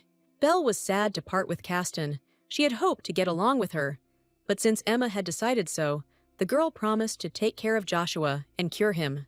The girl suggested that Emma didn't trust her because of Diana, but Caston replied that when she met Diana, she would tell her that there was no need to worry about Belle. Belle didn't quite understand what the lady wanted to say, but she explained to her that when Diana came to the Duke's estate, she was constantly worried that Belle's powers were weak. Diana, according to Lady Caston, was constantly worried and asked everyone how she could help her friend Belle and calm her down. Belze concluded that since Diana had spoken about her that way when she had visited the Duke's estate, it was not surprising that everyone treated her with distrust.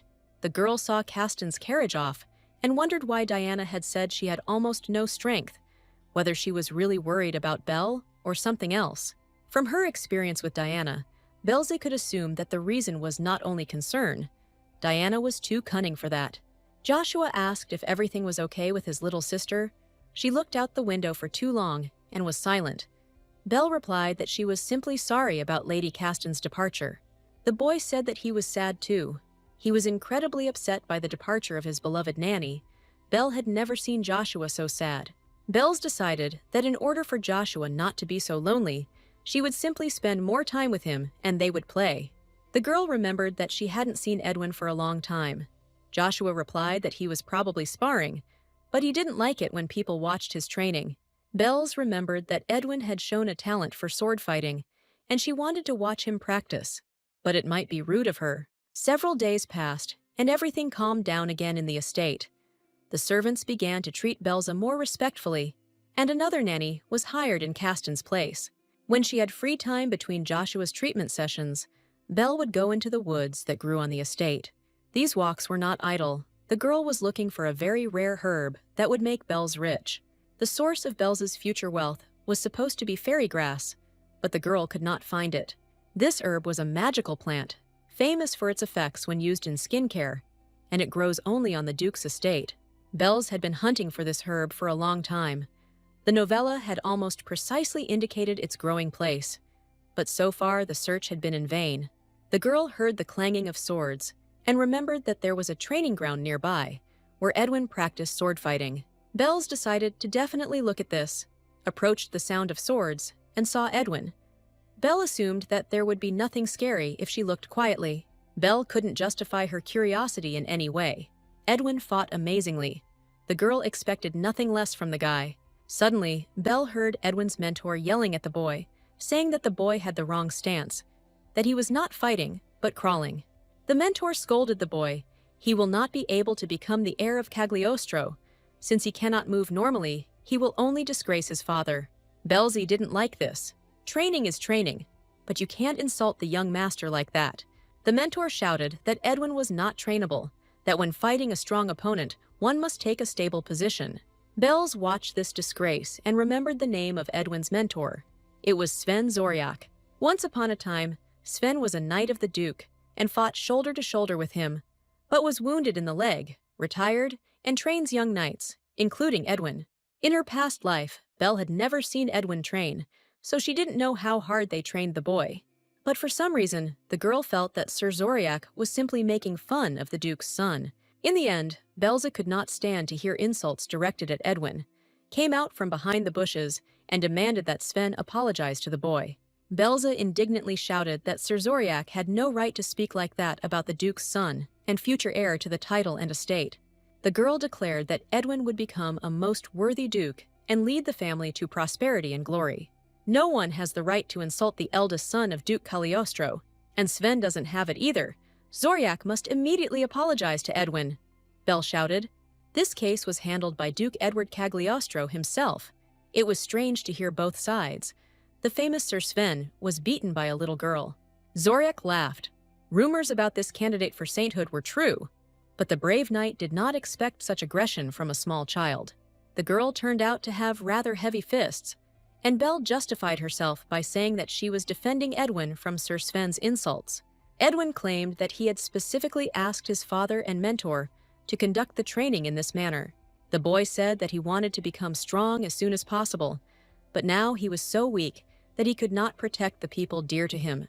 Bells asked Sven if this meant that the words about the heir were also part of the training. The knight replied that this was true. He had deliberately provoked Edwin. In the heat of battle, emotions can run high. The enemy provokes you even more, and if you get carried away, you can lose the momentum of the fight and lose. In the end, the young lady fell for the provocation, something Sven hadn't expected at all, and the Duke asked Belza if she had ever heard of the Shadow Squad.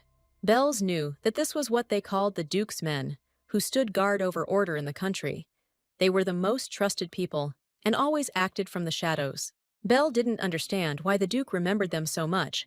Edward explained that his eldest son wanted to take command of part of the Shadow Squad. Edward and Edwin agreed that the boy would lead part of this detachment only after he defeated Sir Sven in a sword fight.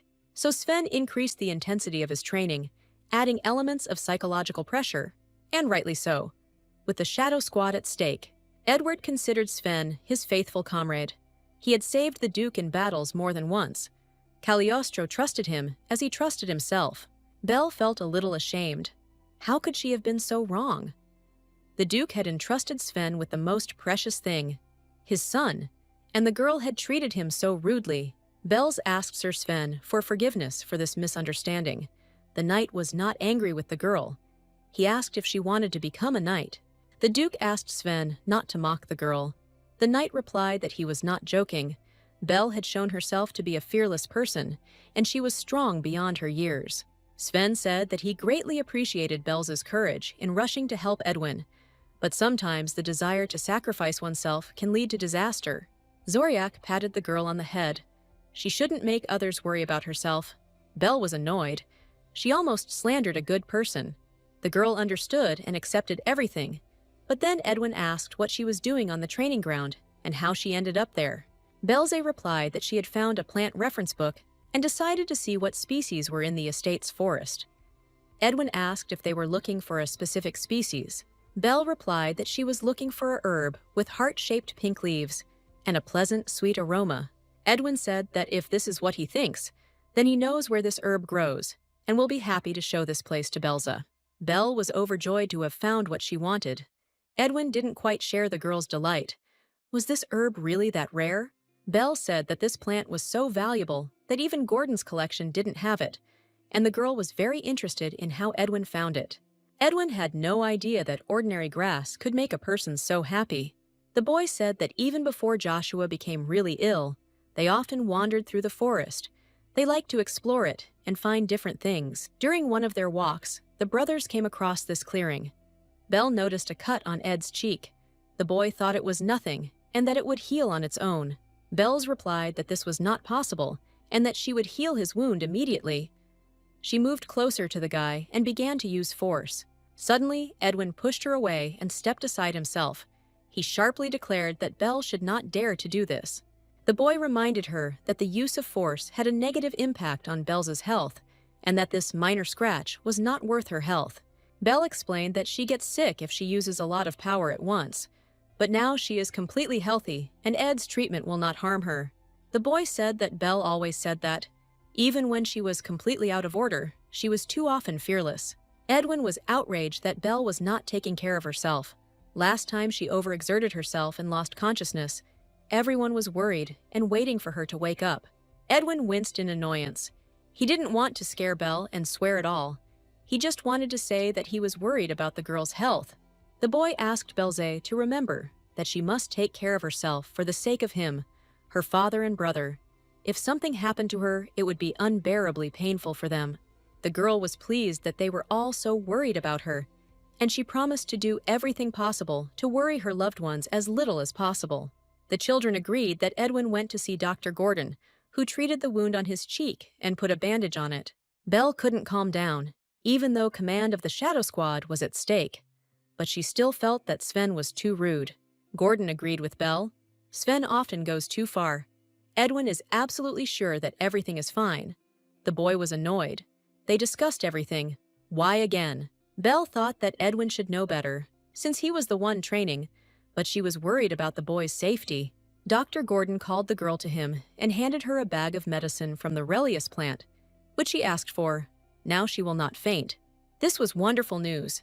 Thanks to this remedy, Belle's will be full of energy and will heal everyone. Gordon warned her to handle the medicine with care, as it required many expensive ingredients to make it. The girl announced that she also had a surprise for the doctor, and it was even better than the Relius herb. Belle handed Gordon a bag of collected fairy grass. The doctor immediately recognized the smell and was surprised that Belzy had really managed to find this rare herb. In his past life, Belle Gordon also collected rare herbs from all over the world, but his collection had several gaps, including the fairy herb. Dr. Gordon almost choked with happiness. Where on earth could my lady have found this rare herb? The girl announced that it was a company secret, and Edwin was again surprised that this herb was really so valuable. The doctor explained that fairy grass is a rare plant that has an amazing effect on the skin, and it is said to rejuvenate the skin at any age. Belza wanted to learn how to grow this herb and asked the doctor to help her with this. The doctor liked the girl's idea. If successful, the herb could be used in many areas.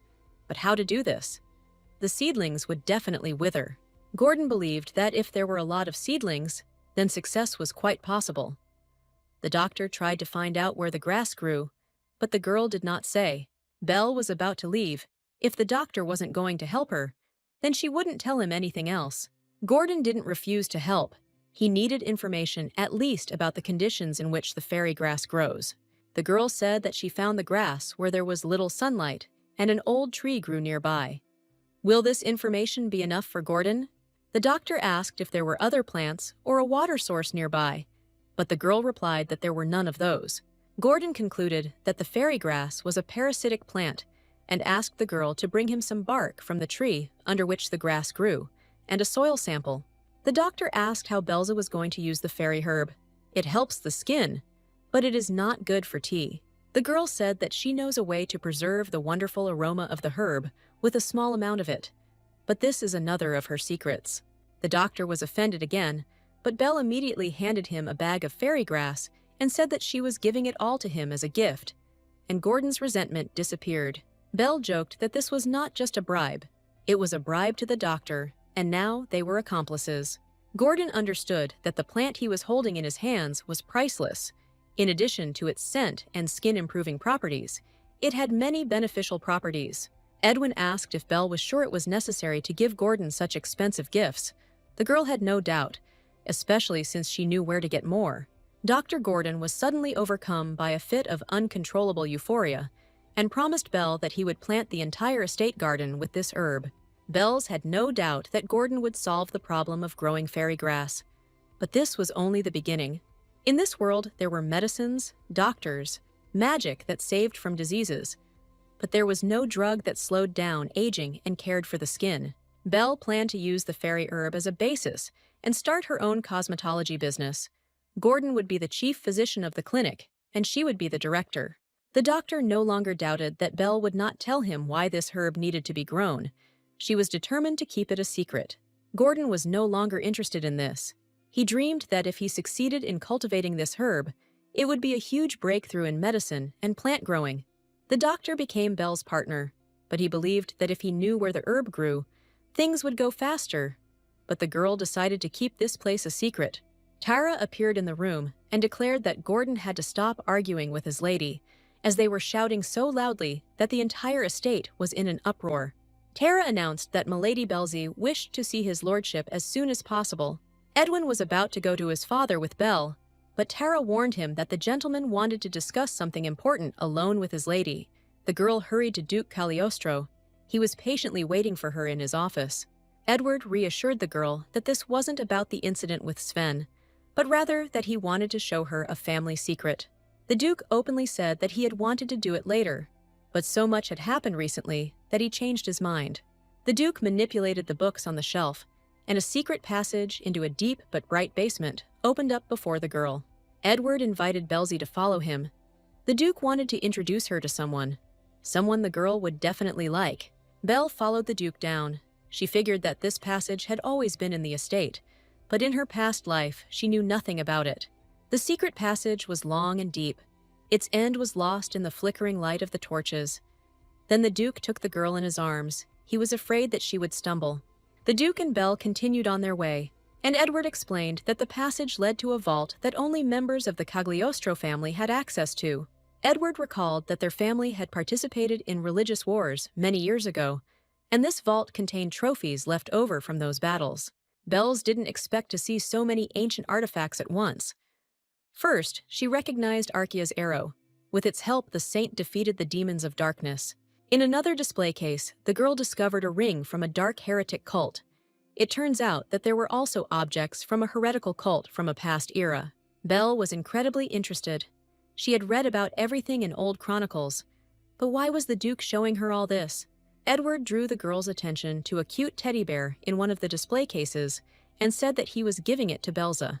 The Duke explained that this was not just a toy, but an artifact created by a secret cult that trapped souls in various objects. Edward asked Belza to say hello to the bear and give him a name. From that day on, he would be her protector. Belle couldn't understand how this cute teddy bear would protect her. No matter how you look at it, he was just a toy. The Duke replied that this was not entirely true.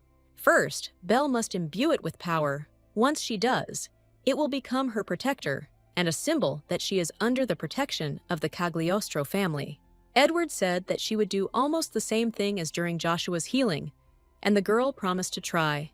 The Duke warned her to act carefully. The girl put her hands on the toy and felt how the bear was drawing power from her. Mishka was draining her strength no less than Joshua. Belle began to fear that she would lose consciousness, but the Duke was on guard and made sure that she did not rush. Belle listened to the Duke's advice. This teddy bear was the first gift from His Grace Belle, and she was going to do everything possible to justify his trust. The bear glowed with a steady white light. Belle did not faint. The Duke was glad that his idea had worked, and contact with the spirit of the toy had been established. Belle was perplexed. It seemed like nothing had changed. The Duke advised her to give the bear a name, and then she would see what would happen. Belle held the teddy bear in her hands in confusion. As luck would have it, all the names had vanished from her head, and she couldn't think of anything.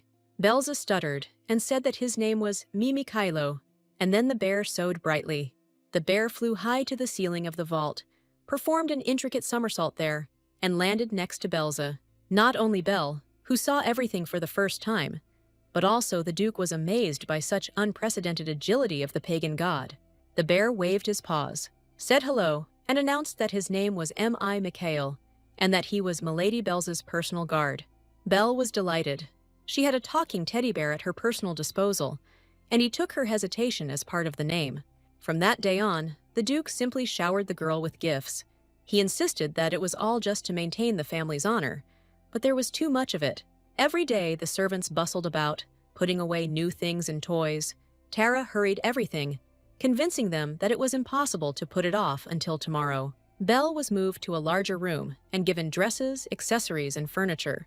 Every day, a whole mountain of various gifts rose up near Belza's room, and all of this had to be sorted out and put back in its place. To avoid getting under the servants' feet, Belzie decided to go for a walk, but she had absolutely nothing to do. Joshua was busy with cardio training and strengthening his heart today. Gordon was working on his plants, and where was Edwin, probably training? The butler informed the girl that young Master Edwin was currently busy training with Sir Sven. Logan knew they were about to have lunch and asked her to help him take the food to the young master. Belle was ready to do it. Ed's training was intense. Belle could make mistakes, but it looked like the strong bullying the weak. The girl arrived a little before the break started and decided to wait until the training was over. Belle again heard Sven scold Edwin for his supposedly inept fighting, but the most frightening thing in the hands of the trainees were the real combat swords. The girl entered the training room and stopped in bewilderment. It seemed to her again that Sven was too aggressive. The knight called the boy a weakling, and declaring that he was already exhausted, the boy said that he was ready to continue the fight. Sven praised Edwin. In battle, the enemy knows no mercy, and begging him to take a break would be stupid. Eddie noticed Belle and worried about her safety. Edwin knew that Sir Sven often got carried away and then became enraged, and he attacked any opponent regardless of their faces. The boy was afraid that if Sven noticed Belle, anything could happen, so he shouldn't let him see the girl. Sven asked why Edwin froze. He saw someone behind him, but they were alone in the hall. Then Edwin went to extreme measures and asked if Sir Sven regretted saving his father. The knight was clearly angry. The boy reminded him that Sven had just spoken about the weak commander, so he thought that he regretted sacrificing himself for the Duke. Edwin knew that this topic was unpleasant for Sven. Now the knight would definitely focus on the guy. Belle would be safe, and Eddie would finish the sparring. Sven got angry. The guy had so much impudence that he was talking about such things during training. If Ed won, then Sven would answer his question. Edwin saw that Sven was preparing to attack and decided to increase the distance a little. But Sven turned sharply and rushed towards Belza. Knight Sven had seen the girl enter the hall for a long time. Apparently, he had completely lost his mind since he decided to attack her. Edwin was afraid that he wouldn't have time to protect her. Sven shouted that anyone who was too confident in their own strength was not capable of protecting the people dear to their heart, and raised his sword over Belza's head. Belle was dumbfounded. Could this really be that same kind-hearted Sven? The knight's features were distorted with anger. The girl desperately did not want to die so stupidly. There was a ringing sound of metal as the sword flew out of the hands of the maddened Sven and, tumbling, flew far to the side. Frightened and already having said goodbye to life, Belle was protected from danger by strong male arms. Belle's did not understand what had happened. She was preparing for death, but did not receive even a small injury. The girl looked back. The Duke protected her from danger. It was he who knocked the sword out of Sven's hands and demanded an answer from him about what he wanted to do. Cagliostro's golden eyes flashed lightning as Sven dared point his sword at a defenseless child. Light came to his senses. He did not want to hurt my lady and directed the sword so as not to harm her. It was all part of the training. The Duke replied that although his intentions were not serious, such actions were unacceptable, and that Sven should reconsider his policy of training Edwin. Edward reminded Sven that his body was not as flexible and agile as it had been in his youth, and he could make a fatal mistake. While the Duke was scolding Sven, Bell looked closely at the knight's aura and discovered something unusual in it. Sven told the Duke that he had become like this because he was protecting him, but Bell saw that his leg and head were surrounded by the same purple glow as Pius. Edwin hid the girl behind his back and ordered her to close her eyes and not open them until he gave her permission. Sven screamed that the Duke had ruined his life and that mentoring Cagliostro's son was a ridiculous gift unworthy of a knight's honor. The Duke tried to persuade the knight to cool down and calm down. He was simply overtired and needed to rest. But Sven did not hear him. A completely different person appeared before the children and the Duke, one who had long suffered and accumulated grievances, and now decided to take revenge on everyone and for everything at once. Sven pulled a knife out of his secret pocket, but Cagliostro reacted quickly and clearly. The children hid behind his back, and the Duke drew his sword. No matter how hard Edwin tried to make Belle stop looking at what was happening, she couldn't close her eyes and couldn't figure out how Sven dared to attack. Madness once again seized the knight who had once been faithful to the Duke, and with a cry of "Die!" he rushed at his former friend. Edward grabbed the knife and shouted that he was giving Sven one last chance and asking him to come to his senses. Sven demanded that the Duke keep quiet. Even if he forgives Sven, no one can return what was lost to him. The former friend continued to press the Duke. Sven croaked that the Duke should suffer like him, and that these were his last words. At that moment, Belle closed her eyes. A few moments later, Edwin allowed the girl to open her eyes. It was all over. Belle no longer felt Sir Sven's energy. But why did everything turn out this way?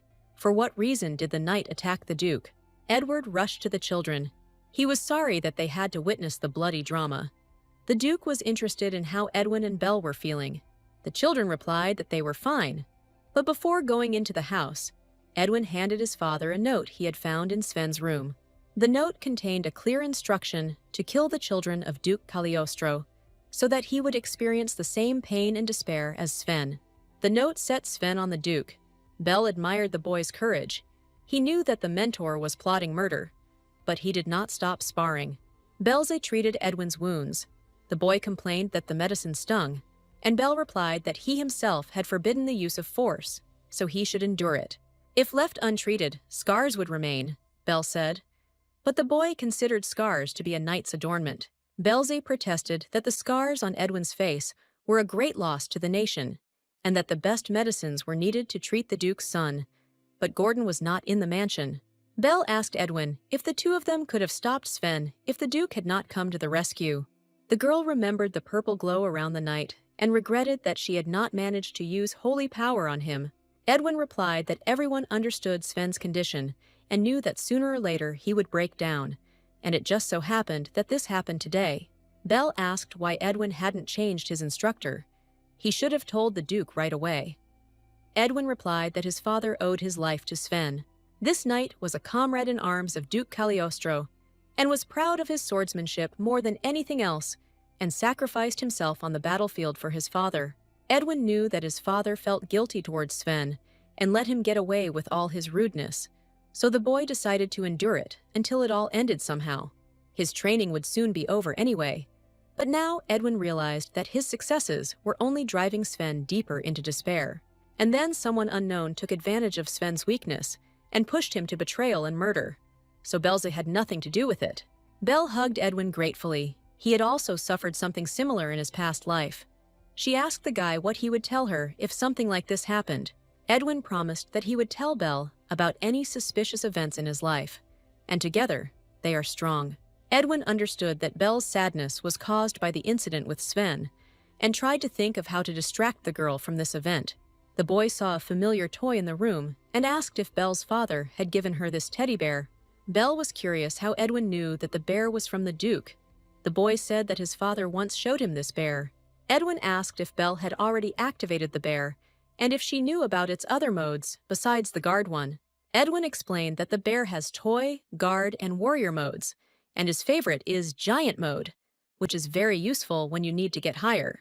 Belze laughed cheerfully, imagining Edwin sitting on the shoulders of a giant teddy bear. The girl clarified that the bear had previously belonged to Edwin, since he knew how to use it. The boy replied that this was natural. He was the heir to the title. Edwin's classes were canceled today, and he wanted to take a nap. But didn't he have anything else to do? Belle asked. Edwin objected. They were just children and had suffered a lot of terrible psychological trauma today. Belle understood that this was how he was calming her down. The girl tried to thank Edwin, but he ordered her to be silent and sleep. Sleep is like medicine for nerves. Even Dr. Gordon recommends it. Bells looked at the boy with love and gratitude. He was always kind, and that was what the girl loved most about him. Several months have passed since Bells moved to the Duke's estate. All this time, the girl lived happily on the estate, without any particular worries or problems. She spent her days giving Joshua treatment and her evenings with Dr. Gordon. Everyone considered Belle a full-fledged member of the family. She was convinced of this and calmed down. Life flowed calmly and slowly. Quiet walks and conversations with Duke Cagliostro and cheerful games with his sons made up Belle's leisure time. One day, a rich carriage drove into the courtyard of the estate.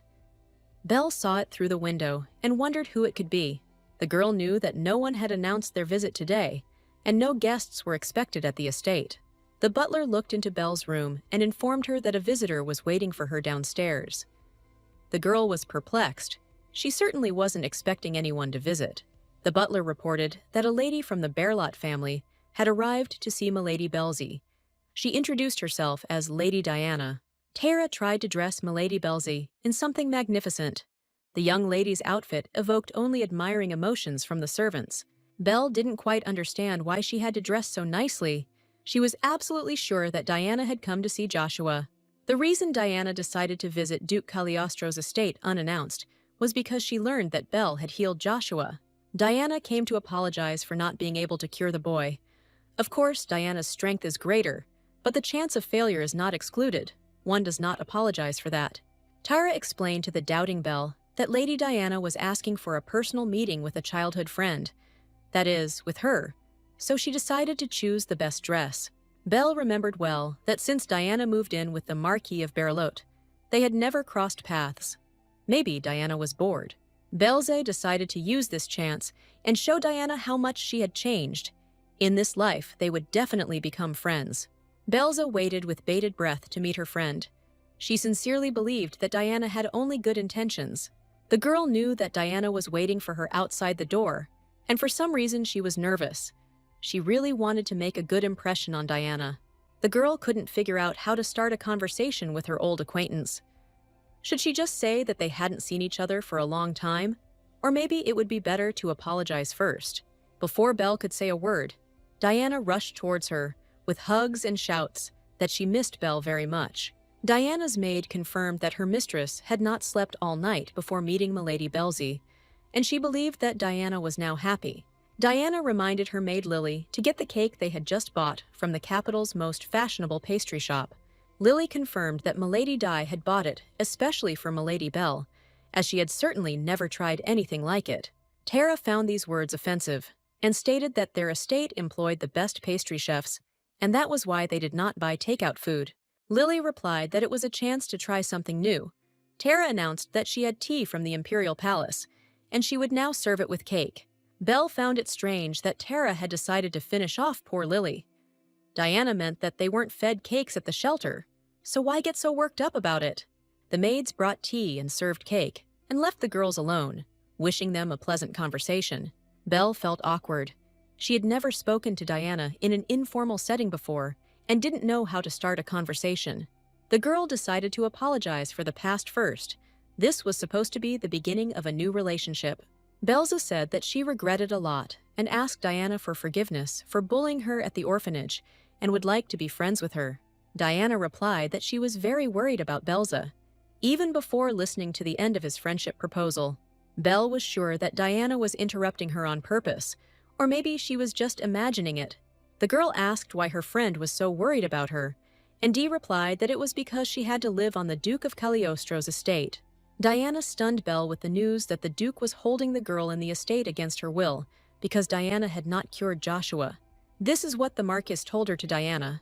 It made her feel guilty. The Duke took the second candidate from the shelter and pretended that she had managed to cure Joshua. Belle was surprised by these words. Perhaps she had misunderstood Diana, but she claimed that she had heard that the treatment had in fact failed. Belle decided that Diana was speaking this way on purpose to evoke negative emotions in her. Diana asked to confirm her words. Belzy didn't understand why Diana was so sure that Belle had failed Joshua's treatment. Belle replied that she was nowhere near as good as Diana, but she had the ability, and it wasn't for nothing that she was made a candidate for sainthood. Diana wondered why Belle had run away from the goddess's festival.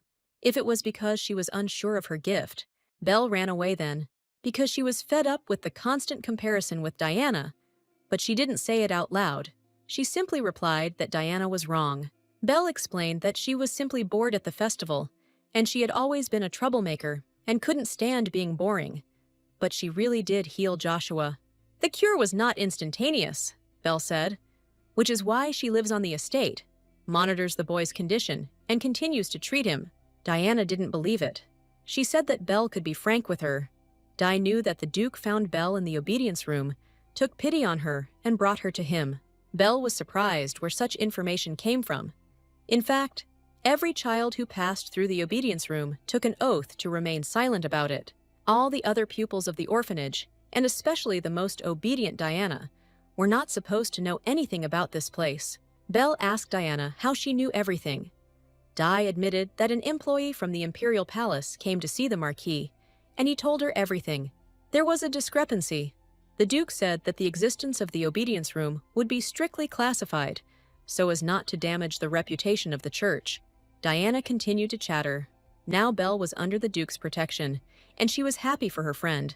Belza became interested in how Diana really knew everything. Belz was lost in thought, but Diana decided to cheer up her friend and suggested that she eat something sweet to improve her mood. Belle didn't recognize Diana at all. It was probably all because of the reincarnation. She agreed to eat some cake, thinking that Diana had probably always been like this, and Belle simply hadn't noticed. The girl noticed the yellow glow around Diana's neck. It was a sign of an allergic reaction. The light was weak and did not pose a threat to life, so Belle was not very worried. Belze decided that she simply needed to remove the allergen from the table, but how could she know what Diana was allergic to? Belle couldn't figure it out right away. As far as she remembered, Diana simply loved to enjoy all the desserts that were currently on the table. Diana looked longingly at the cake. The Marquis was caring and forbade her desserts. It was sweet, but sad. Bells listened to Diana with half an ear as she continued to identify the allergen among the products on the table. Diana took a bite of the cake, and the girl said it tasted strange but sweet. Bells saw that as she ate the cake, the fire of the allergy was getting brighter and screamed for Diana to stop and spit it all out. The outbreak spread instantly. Bells did everything to provide Diana with first aid. The main thing was to remove the allergen from the victim's body. Belle pinned down the resisting Diana and tried to force the remaining pieces out of her mouth. Lily, Lady Diana's maid, came running to the noise and found a very strange picture. Before her eyes, Milady Belza was trying to either get something out of Lady Diana's mouth or push something into it. Belza was delighted to see the maid and announced that something bad had happened to Diana. Lily decided that Belle was not helping Diana, but wanted to kill her, and pushed the girl away from her mistress. Belle rolled head over heels to the side, and Lily shook her choking owner and tried to figure out what was happening to her. Bells got into trouble again for trying to save a man, but she was used to it. Edwin and Tara ran into the room, stunned by what was happening and looking at Belle in confusion. Diana was complaining that she couldn't breathe properly, and Lily pounced on Belle, deciding that she was the reason for her mistress's condition. Bells broke out in a cold sweat. Could it be that Diana had been poisoned, just like in her past life, and they would blame everything on Bells again? Then Belle was tricked and made to feel guilty, even though she never even thought about physically eliminating Diana. Diana was in great pain. She almost died. But Belzy had to pay with his life for his blind trust in those around him. Edwin saw that Belz was on the verge of hysteria and grabbed her by the shoulders, trying to calm her down.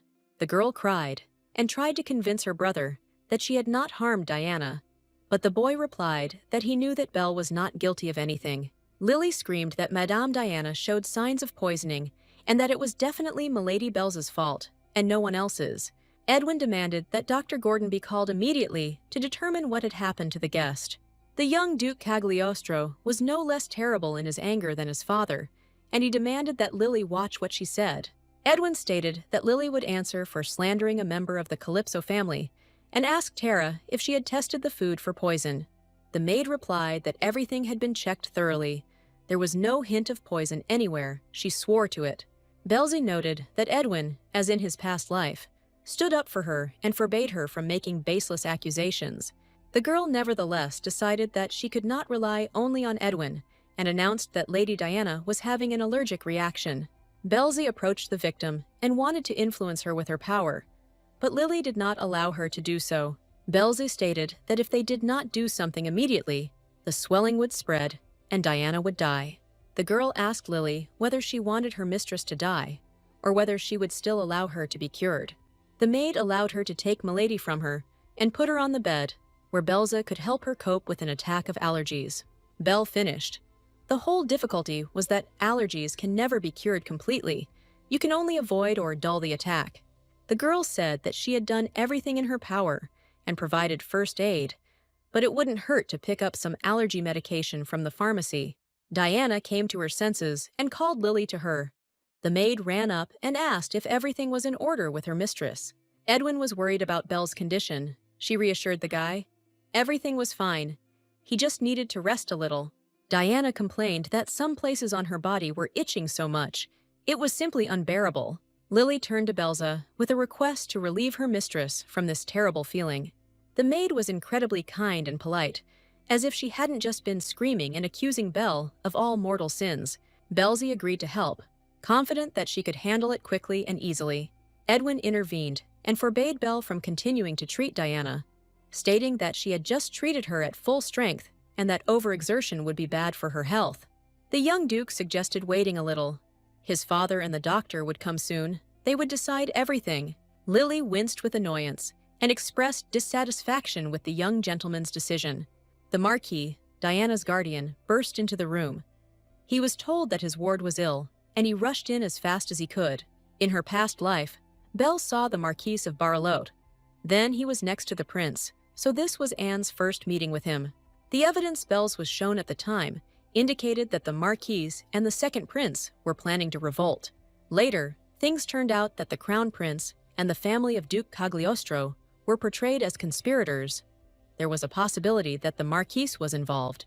The Marquis first asked Diana what was wrong with her gift. The girl replied that she was already feeling better and that everything was fine with her gift.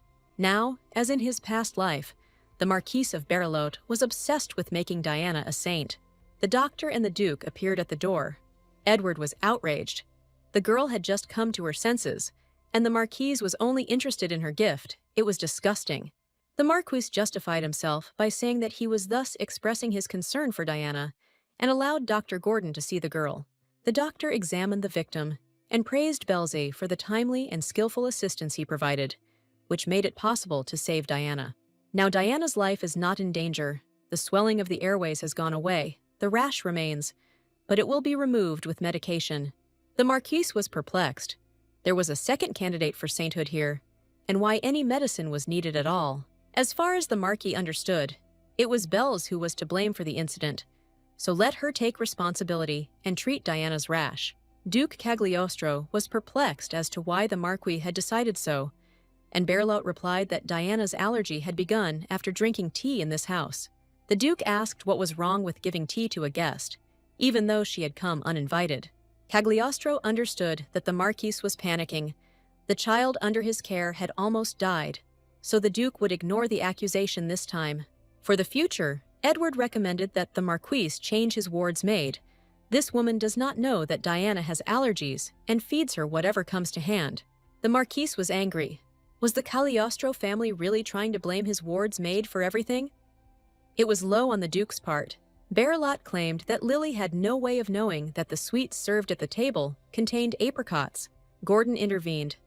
The doctor said that he did not understand where they came from.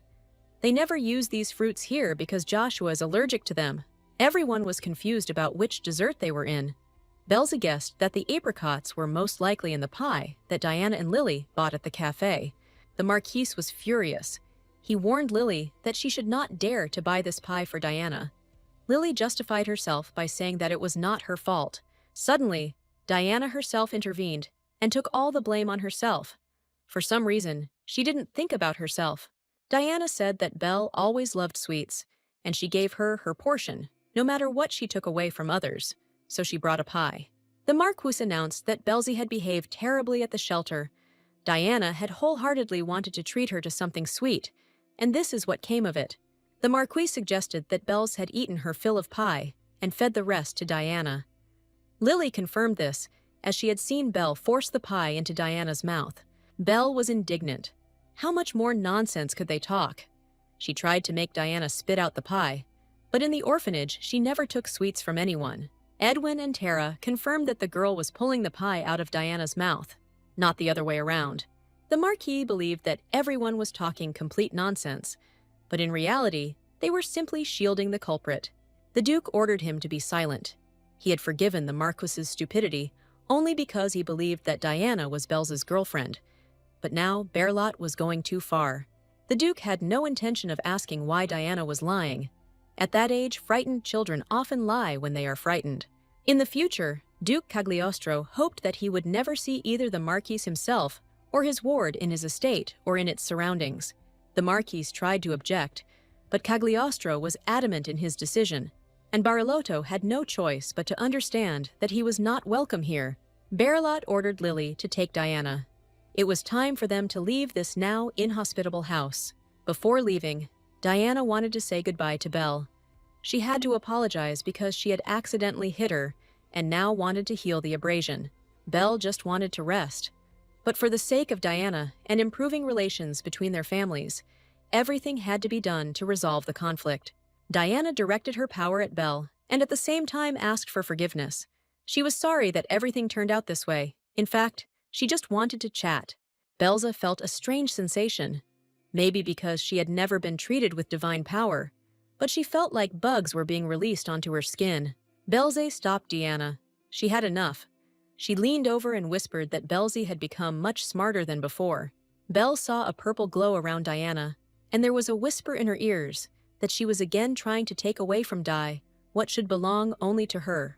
Belze was taken aback by Diana's words. She couldn't understand what his would-be girlfriend meant.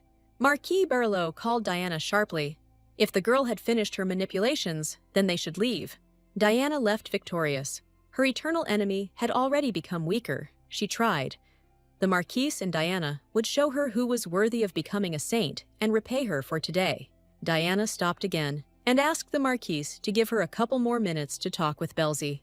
Diana looked back at Belle and apologized for saying so many things to her, but in reality, Di was sad that she couldn't heal Joshua. Diana justified herself by saying that she was worried about her failure, and therefore the Marquis lied to her, apparently to calm her down. Today, Diana saw Belza's strength with her own eyes and envied her a little. Diana said that she had done wrong, that she was sorry, and asked for forgiveness. Belz thought that she was an adult in a child's body, but Diana was an ordinary child, and it was not easy for her. Belle believed that this was the first time Diana had found herself in a situation where the two of them were being compared, and the girl knew perfectly well that this was unpleasant and forgave Diana. The girls said goodbye as practically friends and promised to see each other at the festival in honor of the goddess. After leaving, the Marquis family acknowledged their mistakes and sent the Duke a letter of apology. Whether it was the result of using force or it was because of excitement, Belle lay in bed for 2 days. A few days later, Belle was able to get up, she reasoned. Although the incident had been resolved safely, there was still something wrong. The color that emanated from Diana was very similar to that which emanated from the former Abbot Pius. Could it be that this color signifies evil? Diana was not only supposed to become a saint, but also the main character of this story. Bells remembered how Diana dreamed of becoming the best of all the saints and curing all the sick in the world.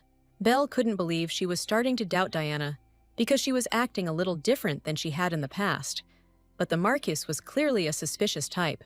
Until this incident, Belle had not realized how much the Marquise was obsessed with Diana's divine power and was pushing her to compete with Belle. The Marquise had long planned to deal with the Duke's family, but now Belle decided to act differently, and if she noticed anything suspicious here, she would immediately inform the Duke. The next time he and Diana should meet is at the festival in honor of the goddess. Time flies, and that day is just around the corner. The very event is approaching. Diana's divine gift will blossom, and then she will begin the path to becoming a saint. Unfortunately, the royals will be attending this celebration, so Belle won't be able to escape and will be compared to Diana all day. Now it was for the best. Belle no longer cared about the opinions of others. She had no intention of surpassing Diana and becoming a saint, and Edwin would not be taken away from her. Instead, Belle's intended to remain just a child adopted by Duke Cagliostro and repay the family for their kindness. Dr. Gordon entered the girl's room. The old man was in a terrible hurry to tell Belza some very important news. The doctor told the girl that he had been looking for her everywhere to tell her that he had finally succeeded and that he had been able to successfully plant the fairy grass sprouts. Belle was delighted. The first step towards her future capital had finally been taken. But when she looked at the doctor's meager plot, Belle's optimism evaporated. There wasn't even half of what she had collected in the forest. Gordon was indignant. It was a legendary, unknown plant. He transplanted it, and some of the seedlings remained alive. It was an unprecedented success. The doctor said that the grass would soon release seeds, and they would sprout in a couple of days. But Belle corrected him by saying that they would fully sprout in 3 months. Belle told Gordon that she had read about this in one of the books in the Duke's library, and the doctor decided to go there too. The doctor was interested in what Belle would do with these herbs once she had enough of them. The girl initially wanted to make aromatic candles from herbs, but this amount is clearly not enough. More sprouts are needed. Belle asked the doctor how much virgin oil could be obtained from this herb. Gordon replied that no more than 2 small bottles would be enough. Bells decided to change her plan and shared her intentions with the doctor. Gordon was inspired by the idea. It would definitely attract a lot of attention. Dr. Gordon advised the girl to place her advertisements wisely, only where they would provide maximum coverage to the target audience. The doctor advised using the festival in honor of the goddess for this purpose, and Belza completely agreed with him. The doctor realized that since the festival was being held in the temple, Diana and the Marquise of Berlote would be present. There, most likely, they would decide which of the girls would become the saint. Belle believed that the doctor was absolutely right, but she did not understand what he was getting at. Gordon decided that the saint should become Belza. When the Marquis came to them last time, he simply infuriated the doctor with his disdain. That is why Gordon decided to use the opportunity to make a saint out of Belza and prove to the Marquis the superiority of the Duke's family. Belle replied that she had no desire to become a saint, but Gordon was not to be dissuaded. He was going to do everything in his power to elevate Belle. Gordon announced that he would make Belzy a saint during the festival, and these were not empty words. The old man really decided to do it. First of all, he intensified research into the beneficial properties of fairy grass, or as it was also called, elfiness grass. At this time, Belle found useful the experience and knowledge of the life she lived before entering the reality of the novel. In the 21st century reality, Belle was a specialist in the creation and development of new cosmetics brands and worked for a very successful company. Combining 21st century technology and the magical knowledge of the novel's reality was difficult, but Belle worked hard, and the final product was ready. Tara was the first to try it on herself, and now the girl has gorgeous skin on her face and is guaranteed that all her friends want the same. Despite significant success, Belle's lacked one important detail to qualify for the place of saint. Belle was going to go out into the city without a guard, but the butler indignantly resisted the young lady's decision. Belza claimed that she would do everything very quickly and nothing would happen to her. She did not need guards at all, and she would not wait for the Duke. The girl simply asked to give her a carriage. She will have a protector with her, so there is no need to worry about her. The butler didn't understand how a guard bear was any better than a living knight. so the girl decided to demonstrate the bear's capabilities and turned on the defender mode. Mikhailo greeted him and introduced himself, but this did not impress the butler, and he decided to immediately call a detachment of knights to accompany him. Mikhailo fell out of the girl's hands and landed deftly on the floor, surprising everyone present. The bear declared that his task was to destroy all obstacles in Bel's path, and the stunned butler agreed that this miracle could be relied upon.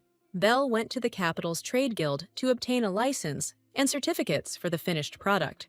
Belza doubted whether she and Tara had come to the exact address, but the maid assured the girl that everything was correct and that this really was the capital's trade guild. Belle was confused. So why are there so many children in this building?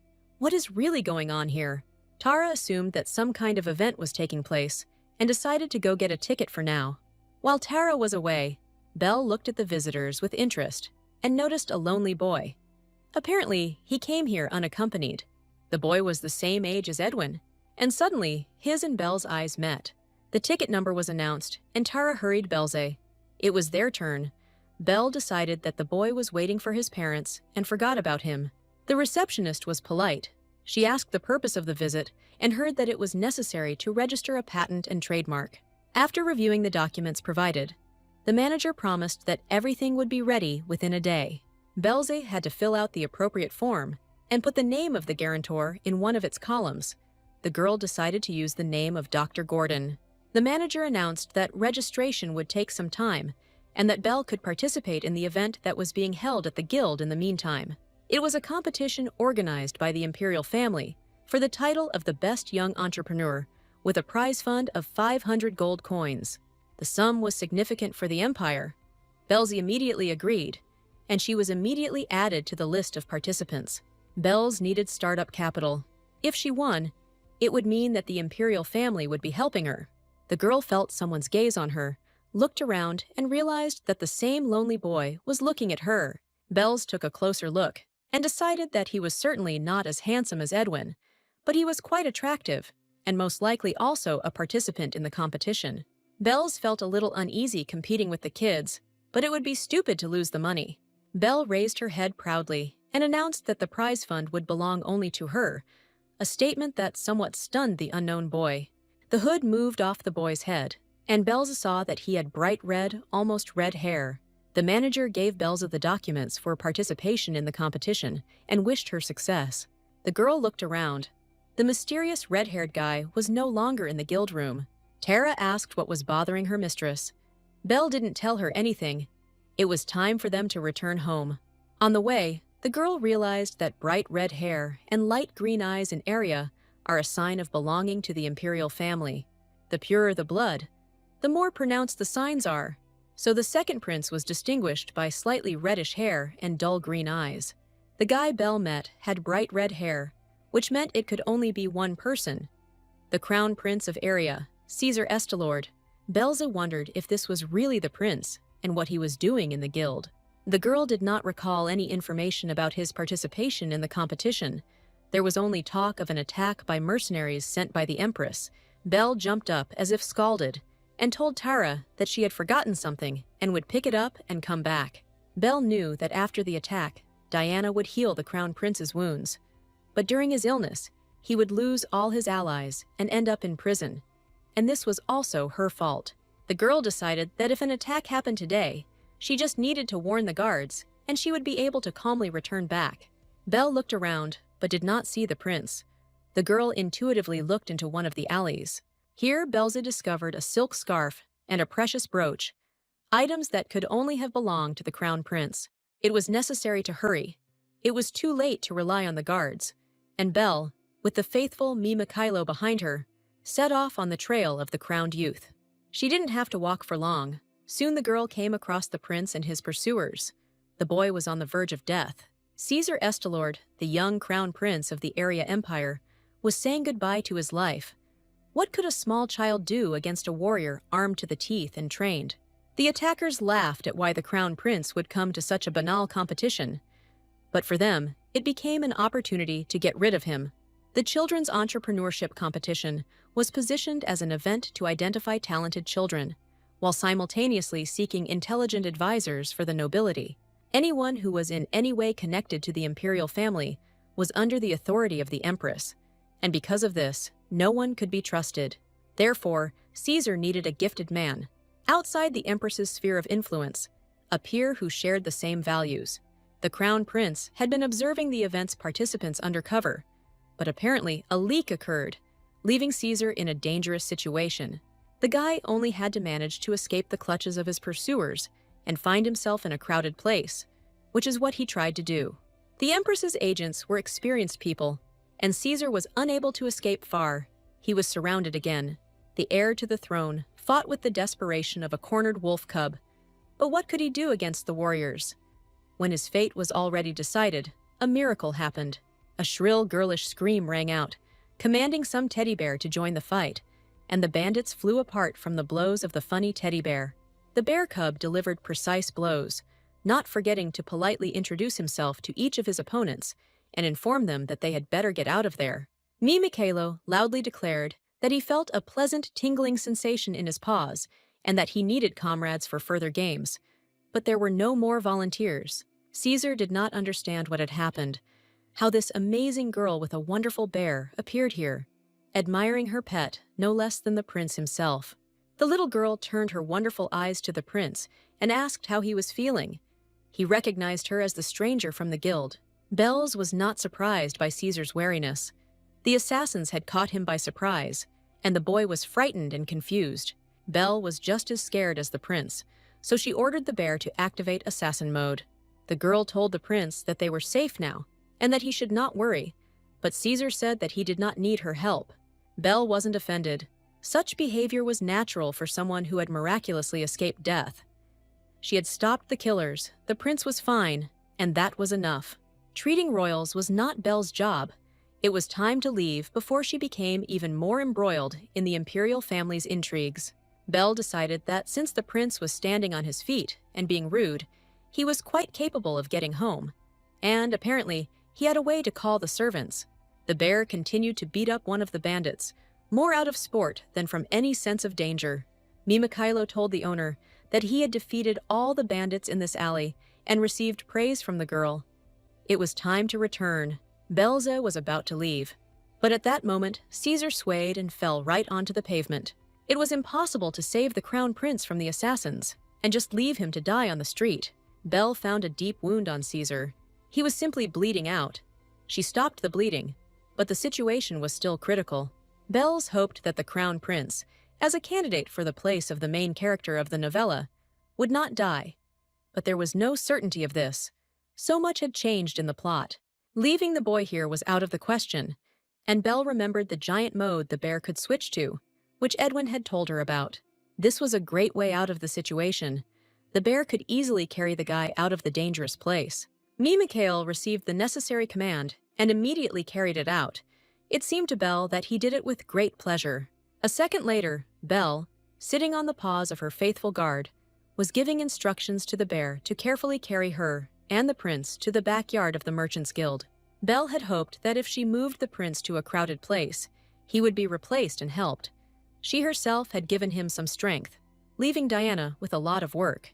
Naturally, Belzy was late, and Tara was already starting to worry about the girl. Belle returned just in time. The maid was already about to send to the Duke for help. The girl made excuses and apologized. She said that some child dropped a precious brooch and scarf. Unfortunately, Belle couldn't catch up with the one who lost it, even though she tried, so she decided to go back. Tara was shocked and earnestly asked the lady that if this happened next time, she would take her with her.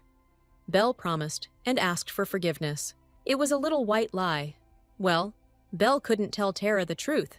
She sincerely hoped that everything would be okay with Caesar.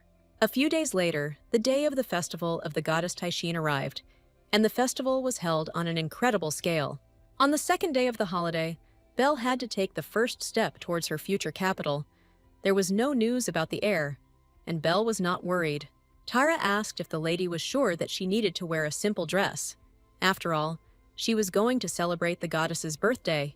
The maids reminded Belza that she had many beautiful dresses, and maybe she would change her mind and choose one of them. Belzy objected.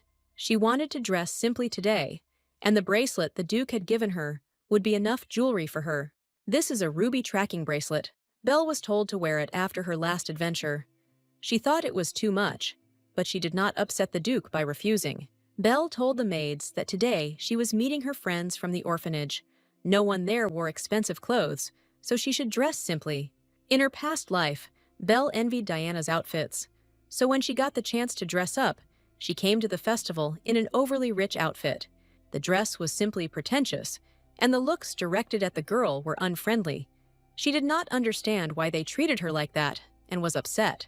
People around her didn't understand why the girl, whose healing ability was declining, was dressing up like royalty. Belle remembered how one boy explained to her the reason for the general ill will. She did not remember his face, only his rough voice. Thanks to this advice, Belze corrected herself and began to dress more modestly.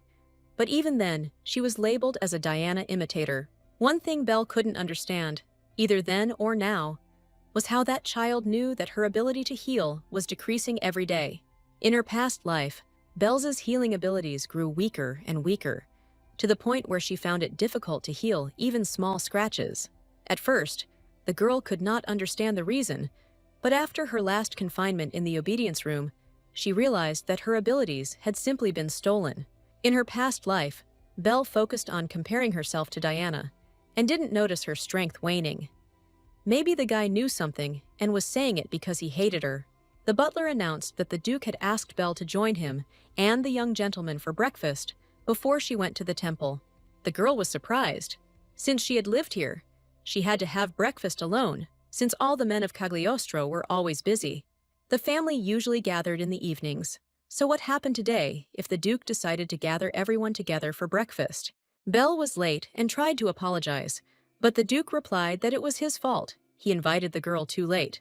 As everyone was gathered, Edward ordered food to be served at the table. It was time to begin breakfast. Edwin looked after his younger brother, and from childhood he was attentive to others and acted like a mature person.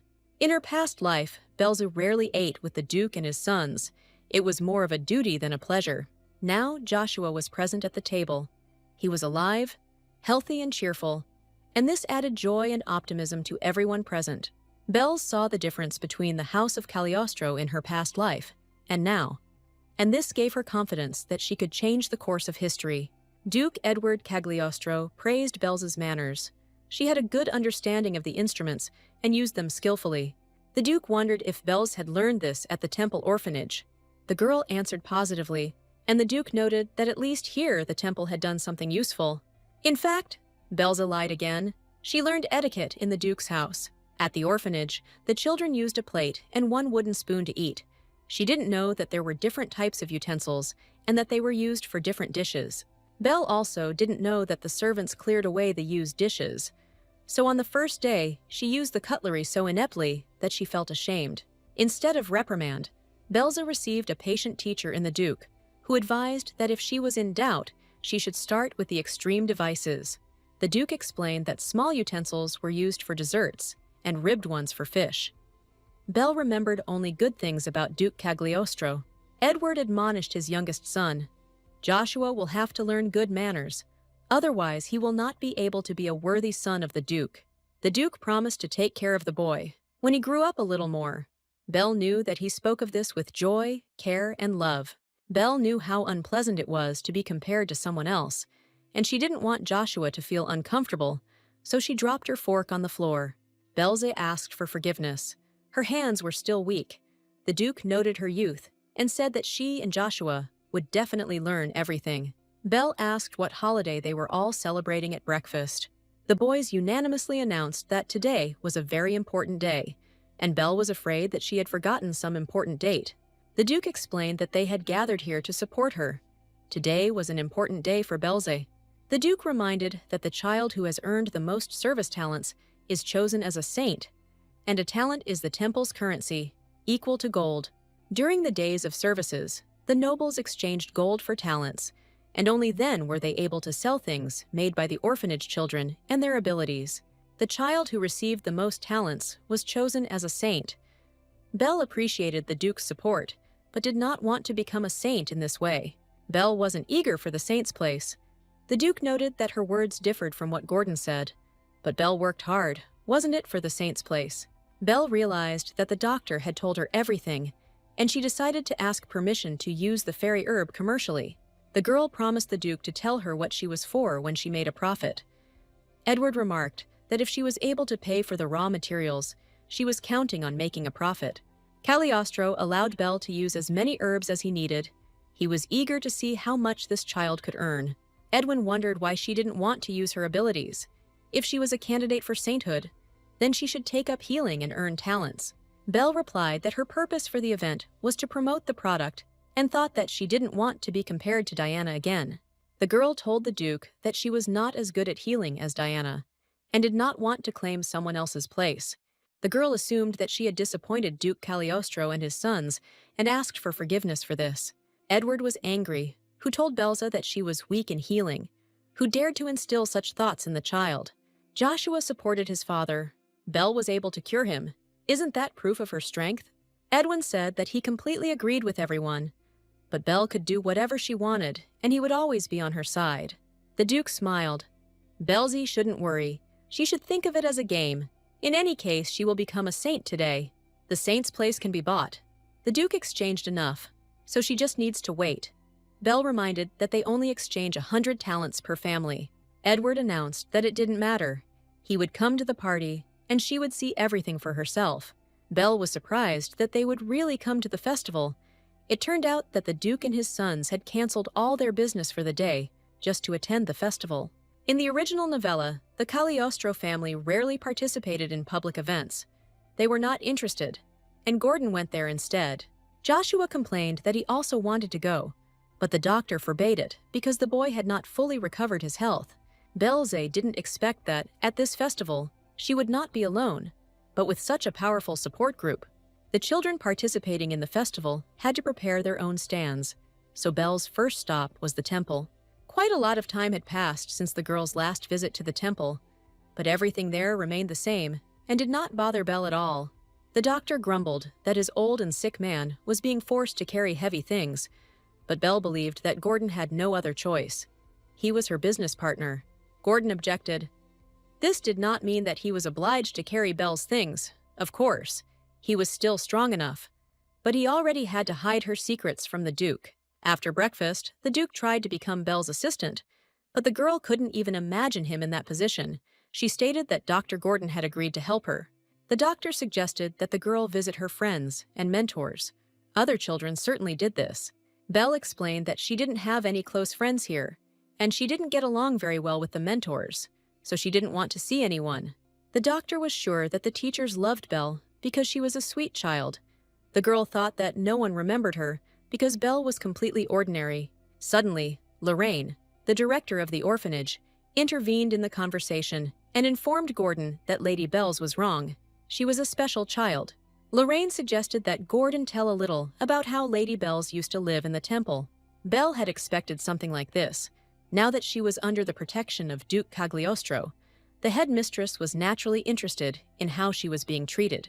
In the past, when Belle's healing abilities first emerged, it was Principal Lorraine who cared for her more than anyone else. Lorraine praised the girl, noting that, despite her young age, she already knows how to use her gift. Belze did not know parental affection, so Lorraine's attention was very important to the girl, and all her goals were dictated by the director's wishes.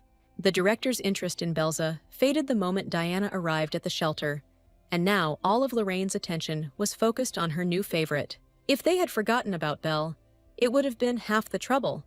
But the headmistress always compared her and Diana, and always to Belle's disadvantage. When Diana received the Marquis's patronage, the director's attitude towards Belze worsened even more. Perhaps it was Director Lorraine who gave Belle the inferiority complex towards Diana, which is why Belle became so embittered as she grew up. Gordon was delighted and asked the director to tell him about Belle's.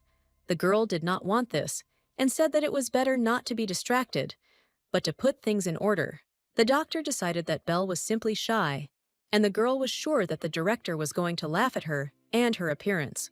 As if they had been waiting for just this, two teachers, nuns, approached them and croaked that Belze was a troublemaker in the orphanage. Having looked the girl over from head to toe, the teachers concluded that things were not going smoothly for her in the Duke's family either. They had not even sent a personal maid with her. Instead, they sent an old servant. The nuns advised Gordon not to get attached to this child. She would probably soon be returned back to the orphanage. The women said that Bells had done what was required of her. She had finished what Diana had almost completed. The nuns laughed. They felt sorry for the Duke's doctor. Most likely it was he who cured the boy.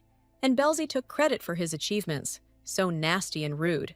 Gordon interrupted the nuns' chatter and stated that Belle might not be the most polite child he had ever met, and that she might even be a troublemaker. Only he, Gordon Filliane, Duke Cagliostro's personal physician, can personally vouch for the fact that this child is gifted with a unique gift of healing. The doctor handed the ladies his business card. Belze did not expect such a tirade. He was clearly worried about her reaction to the nun's words. The director and her companions were stunned. The name Gordon Filliane made a stunning impression on the women. He was known as a professional of the highest level. The doctor said that for healing the young master Joshua, Duke Cagliostro highly values Belzy and is ready to fulfill all her wishes. The girl was pleased with the doctor's words, but she was no longer hurt by the words of these people, so there was no need for protection. However, since Gordon started that conversation, she had a chance to wipe their noses and announced that the Duke had given her a ruby bracelet so that she wouldn't get lost. And Edward Cagliostro will come to see her stand a little later. They can feel free to come and greet his lordship. The headmistress changed her tune right in the air. She apologized for the nun's rudeness and began to say that Belza had always been good and would be able to forgive them. Belle didn't need these apologies. The event was about to start, and there was no point in making a fuss. The girl declared that she wasn't offended by them. The nuns quickly retreated, leaving Belle to prepare the stand. But Gordon was outraged that such a confident lady had turned into a weak child here. Belle explained that she let them get away with it because Gordon had already stood up for her, and the director was already suffering from constipation, and in revenge, she would simply not treat her. Belle chose the most prestigious location for her stand, the center of the square, but it had one drawback. Diana's place was nearby. "Remember the ray, here is the sun." Diana appeared. She smiled her most welcoming smile and said too loudly that she missed Belle's. Belle was always given the best seats in the temple, but this was only so that the girl would become a backdrop for Diana's radiance. When Diana was around someone who had no friends or abilities, she naturally shone brighter. Today, Diana was wearing an incredibly elegant dress, which Belle thought was strange. In her previous life, Belzy, Diana chose modest outfits. The outfit Diana was wearing was almost the same as the one Belzy had worn the day Di came to visit her at the estate. Diana announced that she had wanted to dress as modestly as Belzy, but the Marquise had recently bought her several new dresses, and she could not resist. It was something new. In her past life, Belle was compared to Diana, and she tried to imitate everyone's favorite. But today, Diana copies Belle. It's incredibly interesting, the girl thought. Diana and her paths are now completely opposite. In any case, Diana imitating her. It's cool. Naturally, everyone admired Lady Di's outfit and called her a real princess, but Belle no longer cared. Diana greeted Dr. Gordon, trying to demonstrate to the public their supposedly long and close acquaintance. Di asked why the doctor had come here. Gordon replied that he was Belle's assistant and was helping her cope with the stand. Diana was a little surprised. It was unexpected for her that Belza was able to become so close to such a famous scientist. Duke Cagliostro's personal physician is helping Belza at the festival, Diana reasoned. That upstart is lucky. Diana's new maid intervened and asked if the doctor was really helping Belza or would simply be healing her in her place. The doctor declared her words nonsense. Belza herself had prepared everything for today's festival. Why would they lie at such an event? Diana feigned concern. Belle must understand that if another person treats her for her, it will be a violation of the rules, and she could be kicked out for it. Diana said that she found it strange that Belle had hired a doctor as an assistant. It should have been a maid, and people started whispering that Belle was breaking the rules. Belle's appreciated Diana's move, even if everything was fine. Such words in this situation still created the feeling that she was actually breaking the rules. If it had only been about her, Belle would not have paid attention to it, but Dr. Gordon was also drawn into the intrigue, and the Duke's prestige could have suffered. Belle snapped back that she knew perfectly well that earning talent at the expense of others' skill was against the rules. Diana blinked rapidly and said in an offended tone that she was worried about Belle's and that she was wrong to be angry with her. Belle replied that she wasn't angry at all. She believed that Dee was worried about her. They really were friends, weren't they? Belle stated that she came here to advertise her product and she plans to earn talents using her own abilities. As a candidate for sainthood, for some reason, Belle's didn't want to lose today. The girl stated that if Diana or her maid felt that she and the doctor were breaking the rules, they could report it at any time. Belle's doesn't mind at all if Diana continues to watch her and be a witness for her defense or prosecution. Belle extended an open palm to Diana and offered her a fair competition, but promised to surpass her opponent in everything today. Diana accepted Belle's offer, shook her hand, and wished her luck. Belle offered Diana a competition on terms that were not entirely favorable to herself. She looked confident, but doubted her absolute success. Sometime after the fair began, doubts about its success also came to Dr. Gordon. Belza behaved absolutely calmly. She was confident that everything was going as planned. Gordon was perplexed. The fair had already lasted for half an hour, and not a single person had approached them during that time. Belle's counters were blocked by a huge queue, slowly moving towards Diana's section. It seemed as if all the sick people of the empire had lined up to see Diana. Of course, most of the nobles who came to the fair rushed to Diana for treatment. Diana set the price at only 10 talents, much less than the prices in the temple, so no one was surprised that such a huge line formed for her. Diana's services were in demand even without advertising, and her guardian was even more diligent, identifying the most eminent aristocrats and giving them access without waiting in line. The Marquis used his connections without any embarrassment, and the queue to see Diana showed no signs of getting any smaller. Gordon was incredibly upset. His faith in the success of Belle's event was hanging by a thread. The doctor thought that if things continued like this, they would not be able to sell anything until the Duke arrived, which would be a shame. Gordon, of course, thought that the Duke would simply buy up all of Belle's goods, and since the eminent nobles arrive later, Cagliostro would only appear at the end of the fair. Belle reassured the doctor that it had only just begun. There was still time, and their product was unique. No one else here offered anything like it. Gordon agreed. Their product is more than unique. It is his main masterpiece, Belle corrected. It is their common main masterpiece, a secret weapon made overnight. Gordon and Belle's conversation was interrupted by a loud announcement. Madame Cloud, the current emperor's aunt and the former emperor's sister, had arrived at the fair. This lady looked much older than Gordon and was the very big fish that Belzy was hunting. The Marquis immediately appeared at Madame Cloud's side and led her to Diana without waiting in line. Belle understood his motives perfectly well. Diana left all her patience and turned all her attention to the person of imperial blood. Only Belle saw perfectly well that Diana's healing power would not help Madame. Her pure white aura was the result of aging and meant that Madame did not have much longer to live. So the Marquis was trying in vain. His behavior only irritated the other aristocrats, who were already waiting an incredibly long time for their turn. However, Madame Cloud still sat down in the chair in front of Diana and prepared for the healing session. Belle's noticed that, despite all the attention directed at the high-ranking guest, her rival constantly looked in the direction of Belle's plot. Diana even smiled and waved to Belza, wondering if everything was okay with her neighbor. Belle saw her smirk, her ostentatious kindness, and the incredible fear in the depths of her eyes.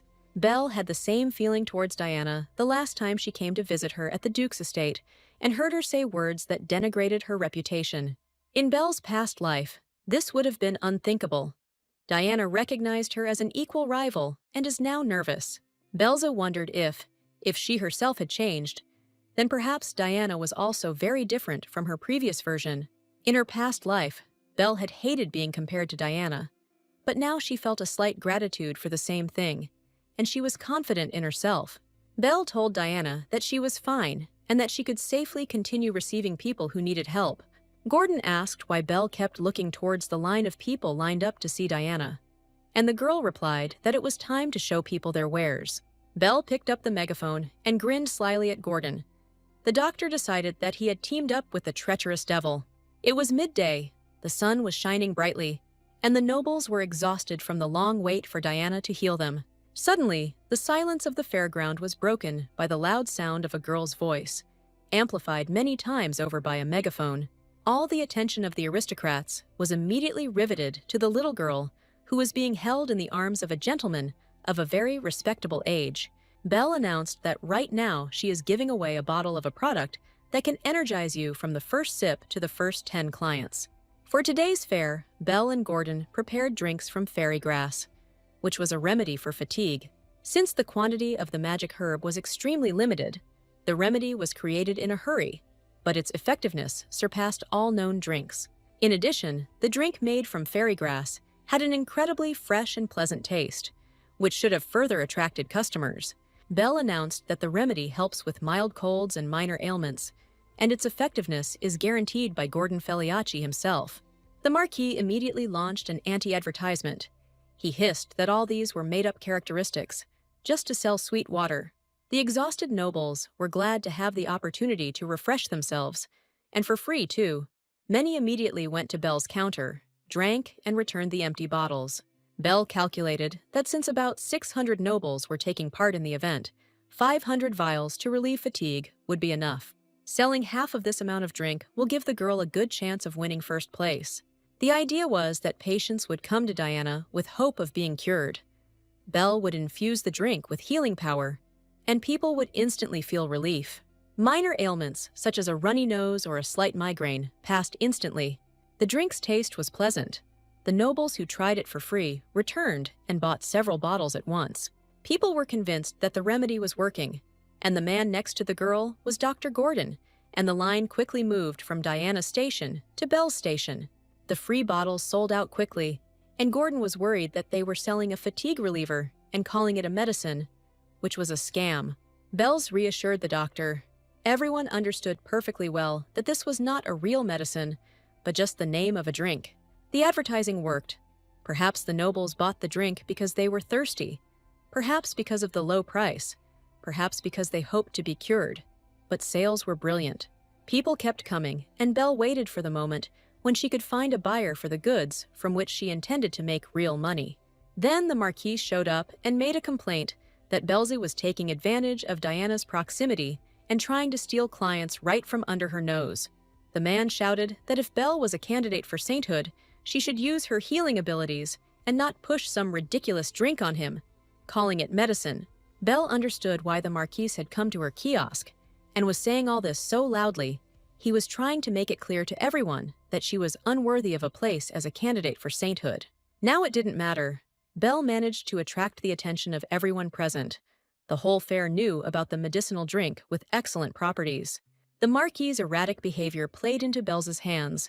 The noise attracted even more customers to her counter. I became interested in the Belle's drink and the healing that had already taken place with Diana, Madame Claudie. The Marquis diligently criticized the drink. He laughed at the price of only one talent, and at the promise that one sip of the drink already gives a surge of strength. Belle just smirked. Let him continue chatting. He was giving her excellent publicity, attracting the attention of others. People would approach her, at least out of interest. Belle pointed to a board with additional information, which stated that the product was not effective for life-threatening injuries or terminal illnesses. The stand listed all the restrictions. Belle could not be accused of deception, but the Marquise accused her of mocking adults and that her remedy was useless. Belle was perplexed. Other children were using advertising slogans, but the Marquise was only arguing with her. The Marquis threatened Belle, but behind him a stern order was heard to get out of the way. It was Duke Cagliostro who appeared and declared that the Marquise should not disturb Belzy unnecessarily. Edwin arrived with his father and apologized for not being able to show up earlier. Edward noticed that the Marquise was still hanging around and asked if he had any important business in this place. The Marquis stated that he had come to see what the candidate for sainthood was selling, in addition to her healing abilities. Belza frowned. He must have changed his shoes so quickly. As soon as the Duke arrived, he immediately started making excuses. Cagliostro declared that if the Marquis had satisfied his curiosity, he should take care of his child. The Marquis was furious, but he had no choice but to leave Belzy alone. He was powerless against the Duke. Gordon was pleased. The Marquis had been testing his nerves since the morning and asking for help. After the quarrel, when he let go, the doctor felt relieved. Edwin asked what had happened here, how they had arrived, so that he wouldn't worry. Belle replied that nothing special had happened. Cagliostro examined Belle's goods, wondering if this was really what she had been preparing in secret from him. The girl replied that Dr. Gordon had helped her. Gordon modestly stated that he hadn't done anything special. Everything from the formation of the idea to the preparation of the product was Belle's idea.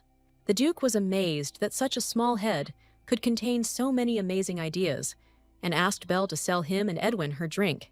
Belle wanted to give the Duke 5 bottles for free, but Edward declared that he was buying 100 bottles from his ward. Gordon was delighted, but Belle was speechless from surprise. That was 100 talents, the maximum amount that one family could exchange. The Duke regretted that he could not give more.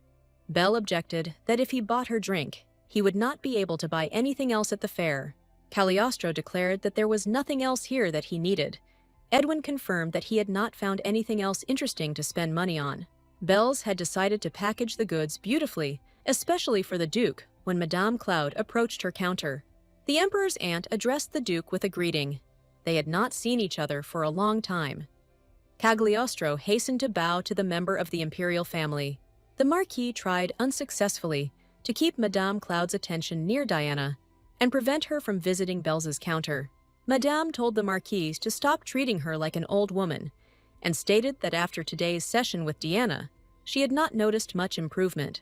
Belle knew that the Marquis's efforts were useless. Madame was getting old, and healing was powerless here.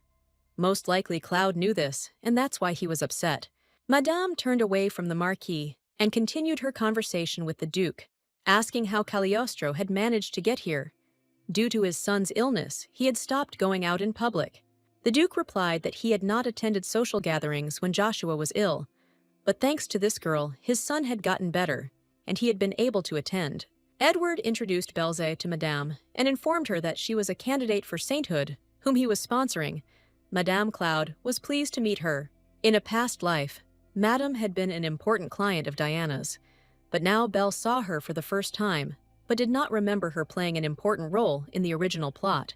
Madame Cloud asked if Belle's was selling her healing abilities, and the girl replied that she was selling medicine. The Duke reported that the remedy had been developed by Belze in collaboration with his personal physician, and suggested that Madame Cloud try it. Madame liked the idea, a cure for a candidate for sainthood, and since this was the first thing she had been given without asking for anything in return, she did not refuse. Cloud couldn't open the bottle herself, but Edwin came to her aid and made her laugh. The Madame praised the guy and drank the drink with pleasure.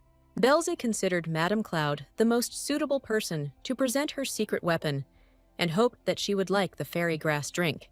Cloud appreciated the excellent taste of the drink, and Belze decided not to miss the opportunity to advertise her main product. The Duke offered Madame to buy several bottles of the drink.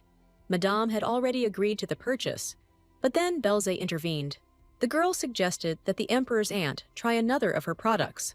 The lady clarified that it was some other medicine, developed jointly with the doctor. The Duke was puzzled. He had never seen this remedy before, and there were only 10 bottles of it. Belze replied that it was a special remedy that she saved for special people, such as Madame Cloud. This product is a facial spray based on fairy grass.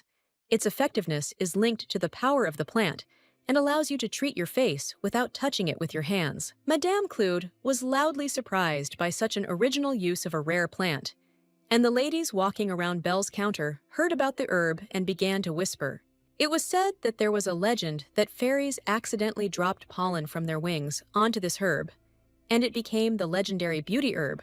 Gordon confirmed that fairy grass is a rare plant that is effective for whitening skin, reducing pigment spots and smoothing wrinkles. Cloud asked again if the spray really contained such a miraculous ingredient, and Belle confirmed it and vouched for its effectiveness. The desire to look young, even in old age, is common to every person. Belle understood this perfectly and suggested that Madame try the effect of the spray. Madame Cloud agreed, and Belze kindly invited her to go behind the screen.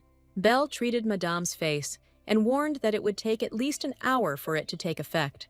The lady liked the smell and texture of the product and asked how much it cost. The girl stated that the best cream for signs of aging skin, made from fairy grass, costs 50 talents. The price knocked Madame Cloud off her feet. It was a fortune, even by the standards of a member of the imperial family. The lady left, and Gordon, burning with curiosity, peered behind the screen.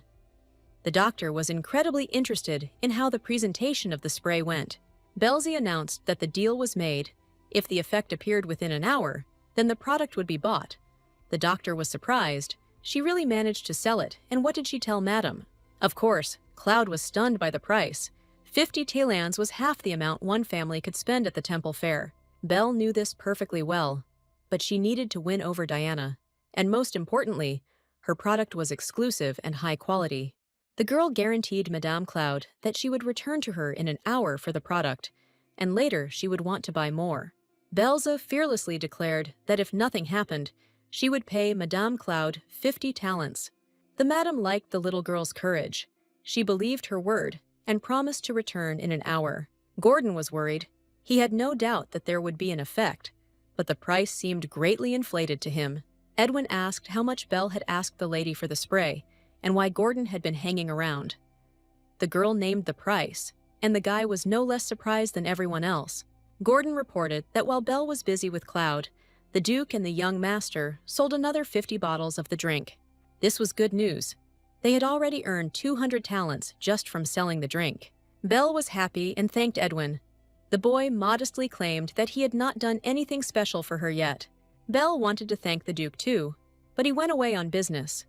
She asked Edwin if he shouldn't be with his father, and he even got a little offended. Edwin asked if Belle really wanted him to leave. The girl was glad that Ed was there, but she assumed that he wanted to meet his friends as well. The guy said that he was tired of his friends and that he would rather guard Belle, because today many people wanted to cause trouble for her. Edwin thought that Gordon was too old to handle people like the Marquise, and that he had trouble moving boxes of goods. Thanks to the Duke's connections and Edwin's help, sales of Belle's goods were successful and profits grew. The shelter director suddenly appeared and announced that she had received a report of a violation of the fair rules by participant Belze. The woman reminded Belle and Edwin that the penalty for the first violation was a fine, and for the second, disqualification.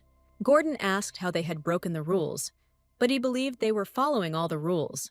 The director pointed out that a participant can only have one assistant at the counter, but Belle is assisted by both the young gentleman and the doctor at the same time. Edwin pointed to the Marquise. He is helping Diana, but she is not being fined. The director explained. The Marquis is standing behind the counter, and Edwin is involved in sales. Belle wanted to object that Edwin had only moved the boxes once. Of course, only the Marquise could have seen this and immediately reported it to the director. However, the girl decided not to argue with the director until she applied more severe measures against her and agreed to her demands. Edwin felt incredibly sorry that he could not stay by Belle's side, and he apologized to her for his powerlessness before the temple employee. Belle declared that Edwin had protected her from the Marquise's bullying, and that this was the main thing. The girl always enjoyed being in his company. Belle's decided that they could handle Gordon together, and Edwin should go and have fun with his friends. Belle was incredibly grateful to Eddie for the help he had given her, and would continue to give her if he walked around the fair and told everyone about her goods. The guy was pleased that the girl called him by such a tender name. From his point of view, it was a little unfair. Edwin promised to return to Belza when the event was over, and he advised her not to hold back and do whatever she wanted. The young Duke left. The headmistress looked after him with displeasure. Now Belle was completely in her power. The temple servant declared that, even though the young master had left, Belza must pay a fine of 50 talents. Gordon and Belle were shocked by the size of the fine, and the headmistress stated that she sets the fines herself, depending on the severity of the violation. The director noted that Belze should have read the rules carefully. The girl understood that this penalty was meant to intimidate her and reduce her chances of winning. If Belle and Gordon don't pay, the director chuckled, they'll have to be disqualified, which is what happens for such violations. Belle was only glad that she had managed to earn 200 talents, but there was no way out. The only consolation was that the scandal had attracted people, which meant there were buyers.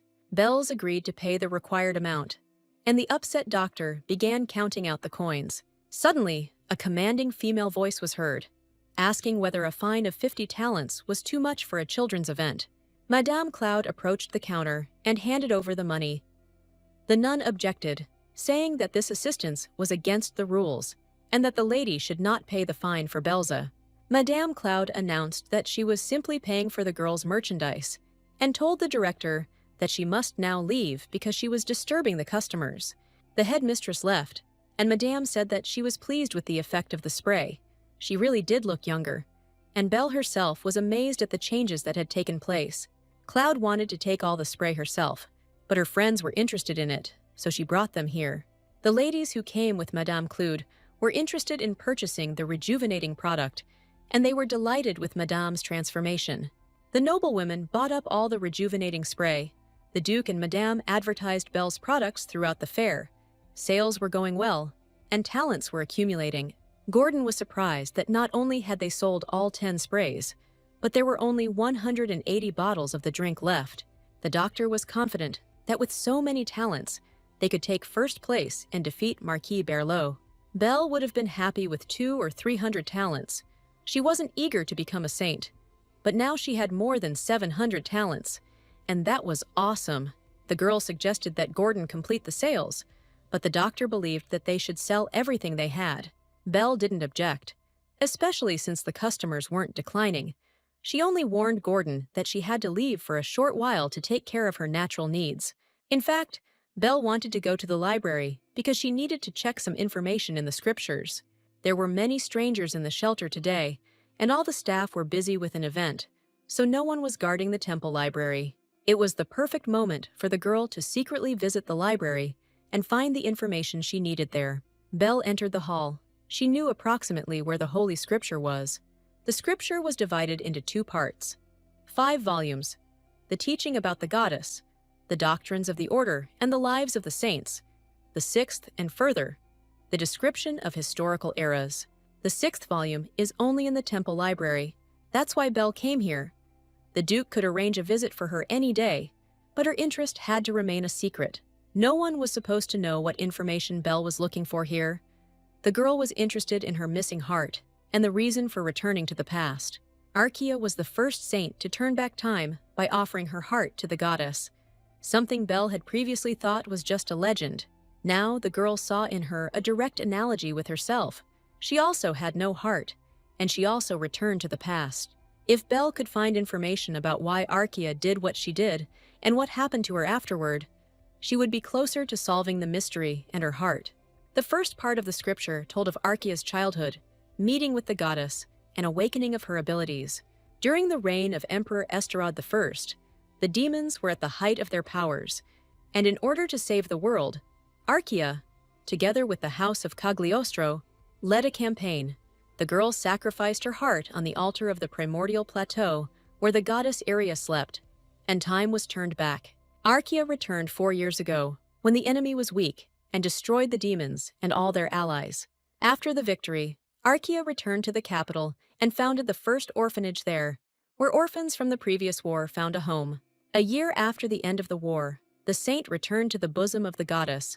She was 23 years old. At the funeral, it was discovered that the girl had no heart. The paucity of information was astonishing. The reasons for the saint's death were not reflected in the scriptures, but Archaea lived without a heart for several years, which meant that Belle would not die either. But where did Belle's heart go? Unlike Archaea, she gave it to a human. After realizing that in this life she was left without a very important organ, Belle constantly looked at Edwin, but she did not feel the beating of her heart.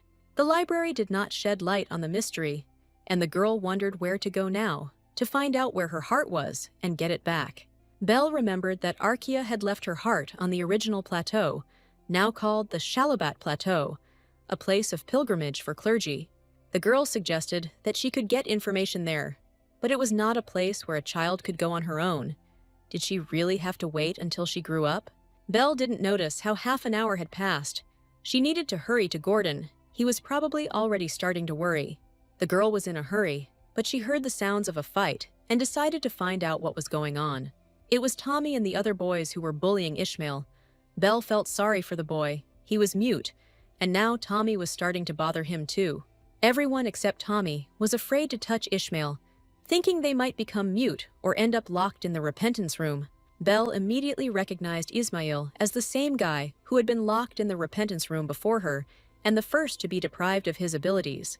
Belle remembered how the nun brought Ishmael to their group and said that he could not speak because of an accident, and all the children should help him. Instead of help, Ishmael received envy. Children did not understand what was special about the boy, why adults protected him, and children considered the boy useless. Having escaped from the terrible room, Ishmael decided that it was better to pretend to be weak and endure the beatings than to lose his vital energy in the dungeons of the temple. Belle couldn't pass by. Ishmael was unconscious, and Tommy kept kicking the guy. It seemed to him that he was laughing at him. Belle called loudly for the director. She shouted that she saw a fight, and for the nun to come here as quickly as possible. Tommy and company were afraid of punishment and ran away. Ismail remained lying on the rocks. It was difficult for him to breathe. The boy assumed that something inside him had been knocked out. Belle regretted that Michaela was not with her today. He would have been able to punish the naughty boys. Ishmael heard light footsteps. He realized that in fact no one had called the director. A girl with golden hair leaned over him and promised to cure him. This was the same girl who was always arguing with others and being mischievous for any reason, always walking around with a dissatisfied expression on her face. Ishmael looked at Belle in surprise. How could she become so confident in herself? She clearly got much more than Ishmael. Previously, all that was felt around Belle was fear and despair. How did she manage to get out of this nightmare? Maybe she could help him do the same. Belle continued her treatment, but she couldn't shake the feeling that she had missed something. Of course. How could she not have figured it out before? Ishmael had gray-brown hair and bronze-colored eyes. If you look closely, their facial features were similar, even if you take their age into account. Belza remembered who Ishmael was, or rather, who he was in her past life. Everything matched, there was no doubt. Belle remembered the harsh male voice telling her that he didn't sense any holy power in her. To this man, it was funny that Belzy still considers herself a candidate for sainthood. It was Pope Montanus III. The discovery stunned Belzy. She had once again stumbled upon one of the main characters of the novella. Ismail was unconscious, but Belle's treatment had a positive effect. The boy was breathing evenly, and his pulse had returned to normal. Pope Montanus III was adopted by Pope Montanus II and was one of Diana's main love interests, along with Edwin and the two princes. In the original novella, after the death of the current pope, Pius was a contender for his post, but even then he failed to take the papal throne. The reason was the absence of a signet ring, necessary for accession to the Holy Throne. The Pope himself gave it to his successor before his death. A time of troubles and anarchy set in, and the Church decided to elect a pope by vote. The main contender was, of course, Pius. In the midst of the voting, the late Pope's adopted son appeared at the meeting, presented his ring, and took the post. In his past life, he was referred to as Montanus III. In the original, his real name was not voiced, so Belle did not immediately guess that he was one of the main characters. In a past life, when Belle turned 18, on the eve of the sainthood ceremony, the young pope forcibly made Belle one of the candidates for sainthood. At the official ceremony, Montanus III unexpectedly announced that he supported Diana. Belle's was furious. How dare he insult her like that and make her out to be the most worthless person in the world? There was no official decision yet on who would become a saint. Belle's was angry. Even the temple supported Diana, breaking the law of neutrality. Couldn't Montanus show a little respect for her? The Pope was outraged by what Belzy had done as a candidate for sainthood, walking around with a sour, dissatisfied face and criticizing everyone, that's all. While Belzy was idle, citing a lack of opportunities, Diana healed the sick and fought demons on the northern border. Montanus accused Belza of not having fulfilled a single duty as a future saint, of having no power, and of how dare she continue to consider herself a candidate. At that time, Belle considered this attitude towards herself unfair, but now she realized why Ishmael sided with Diana. He made the best choice. Now Belle only wanted the child from the orphanage, whose sacred power was taken away against his will, to feel comfort. Belle's experienced firsthand that terrifying state, when you feel like your strength is draining away from your body in a thin stream, and you can't do anything about it. The girl diligently poured life force into Ishmael's body. She had no doubt that her efforts would bear fruit. It was Belle's first time treating multiple wounds at once, so she was nervous, but everything went well. The girl used up a lot of strength, but she didn't get a nosebleed or feel dizzy. She had already learned to control her strength. Ismail woke up. The guy felt much better than before the beating. An announcement was made throughout the temple and orphanage that the fair would soon be ending, and that all children who had participated in it must personally hand in their talents. Belle needed to get back to her kiosk quickly. She told Ishmael that he would be fine, but she needed to hurry. Suddenly, the guy grabbed the girl by the hem of her dress. He wasn't going to let her go that easily. Belze began to say that she urgently needed to go, when suddenly she heard Ishmael's voice, asking to be allowed to thank his savior. Belle wondered if Ishmael had lost his voice and strength in the temple's dungeons. Ishmael replied that he had only been pretending all this time, that he had completely lost his voice and strength. If the guy hadn't done this, he would never have gotten out of the repentance room alive. Ishmael revealed his secret to Belle, but wanted her to keep it to herself, that he could speak, and was capable of other things. Belze promised to keep Ishmael's secret, and asked the boy to let her go. Suddenly, Ishmael looked up and said that he knew how Belle always wanted to surpass Diana, and he could help her become a saint. The only thing Belze needs to do is follow Ishmael's instructions. When they announced that the talent collection was over, and the saint selection ceremony was beginning, Belle was already sitting next to Gordon. She had still managed to hand in her talents. If it weren't for the Duke, who grabbed Belle in his arms and ran to the place where the proceeds were being handed over, she would never have made it in time. When Belle saw how the Duke, forgetting dignity and propriety, carried her in his arms, she understood that when Cagliostro wants something, he gets it. This was not done for the sake of defeating Diana, and not for the prestige of the ducal house. He did it only for Belze. Belle wanted to become a saint, so that the Duke could be proud of her. He would, of course, say that the girl was valuable to him even without the title, but this made him want to win even more. Gordon grumbled while Belle was wandering off somewhere. He earned another 111 talents. The doctor said that some guy came to their counter and bought 100 bottles at once. He hid his face, but looked about the same age as Belle. Belle thought that Edwin might have asked a friend, but then Gordon handed her a note from this buyer. It said, "This is payment for the treatment. See you later." Belle's guessed that it could only be the Crown Prince, and behind the hood, he hid his bright red hair. Belle remembered that today was the very day when Diana would first meet the second prince. The girl looked closely at the place where the imperial family was supposed to appear. The second prince was supposed to be sitting there, but had the plot really changed and the Crown Prince was coming? The chair was empty. There was neither the first prince nor the second. Belze was puzzled by the question of where the heir to the throne was now. Not far from Belze's place, Diana blinked her innocent purple eyes. Pope Montanus I stood up and blessed all those present, and the hall fell silent in respect. The pontiff thanked everyone who took the time to participate in this event, where children had the opportunity not only to showcase, but also to measure their talents. Montanus I proposed to begin identifying the child who had received the most love from the goddess. Montanus called the presbyter Magnus and ordered him to begin measuring the talents earned. An artifact was used for counting, a censer, which can instantly determine the number of coins and exchange them for talents and vice versa. Magnus poured the talents into the censer one by one, and after counting them, announced the results. Belle became excited. Cagliostro's father and son sat with stony faces, but this meant that they were in the highest degree of excitement. The Marquis was no less worried than the Duke. His ward had been the favorite for many years, and he did not want to lose her lead. It was announced that Diana, who had shown the power of healing and helped the sick, had earned 770 talents. It was a lot. Diana had no doubt that the victory was in her pocket, and no one could improve on her result. Many began to congratulate Diana on her victories. Magnus called for silence at the fair. The talent count was not yet complete, and there was still one candidate left. The tally of Belze's results, which sold tonic elixirs and a facial spray with a rejuvenating effect, was announced loudly. The censor calculated that Belle had earned 952 talents, a resounding victory. The winner was invited onto the stage, but the delighted Belle was completely at a loss. It was good that Gordon was nearby and told the girl that she was being called. The Marquis and Diana were disappointed. They only got second place, despite the fact that they earned 770 talents. The Marquis shouted that he was protesting. This absurd situation should not have happened.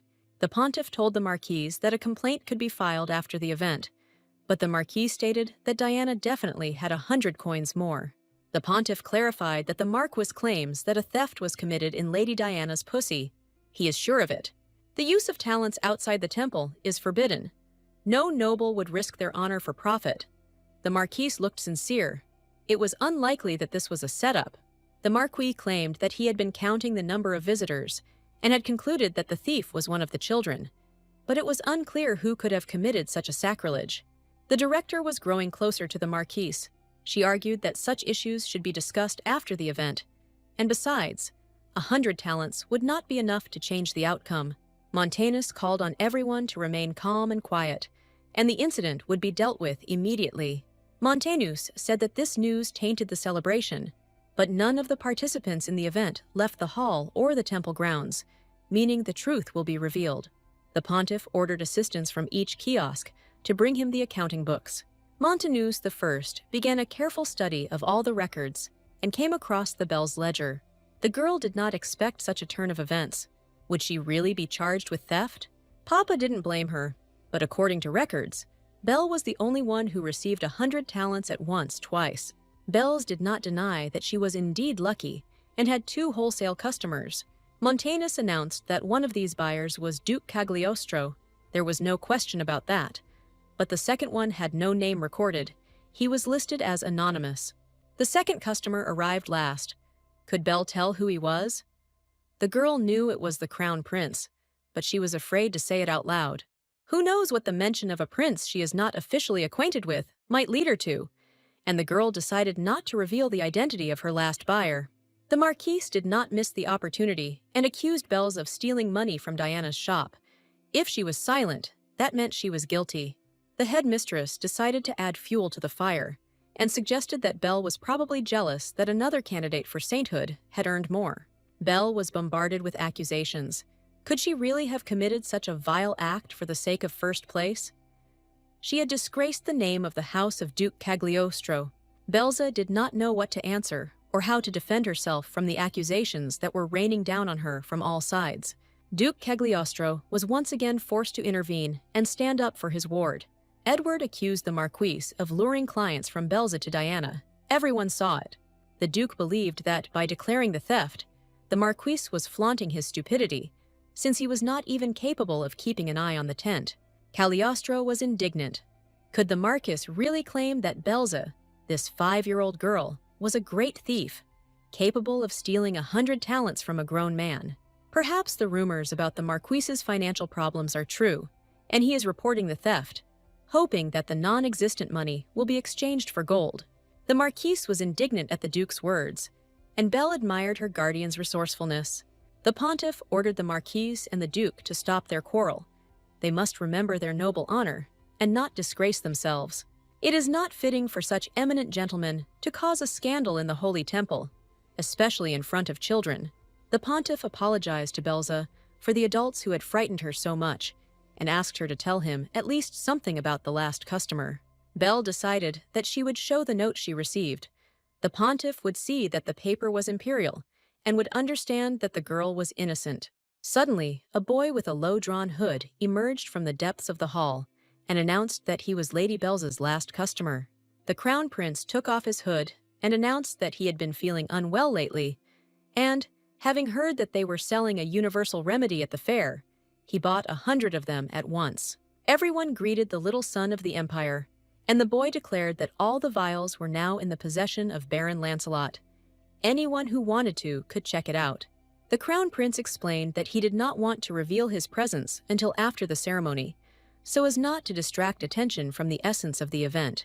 Bells did not expect that the Crown Prince would openly come to her defense. It was even pleasant. Magnus drew the pontiff's attention to another strange point in Lady Belza's accounts. Other shops also have fines, but they do not exceed 10 talents. But Belzy has a fine of 50 talents.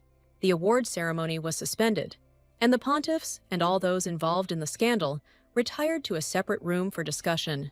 The director was charged with abuse of power for imposing an unjustified fine of 50 talents on the Belle. Montanus discovered that the amount of fines in the accounting book and the actual amount collected differed by more than 100 talents.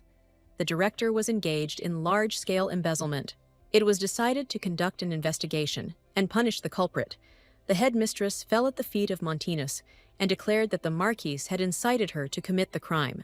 Barlot tried to shut the director up, but the woman announced that he had given her 50 talents for fining Belzy a larger sum, and then given her another 100. The Marquise claimed that he had given the director only 50 coins. Belzy could not understand why their statements differed by as much as 100 talents. The director said that she did not know that the Marquise was giving her Diana's talents. He used her to denigrate Belzy.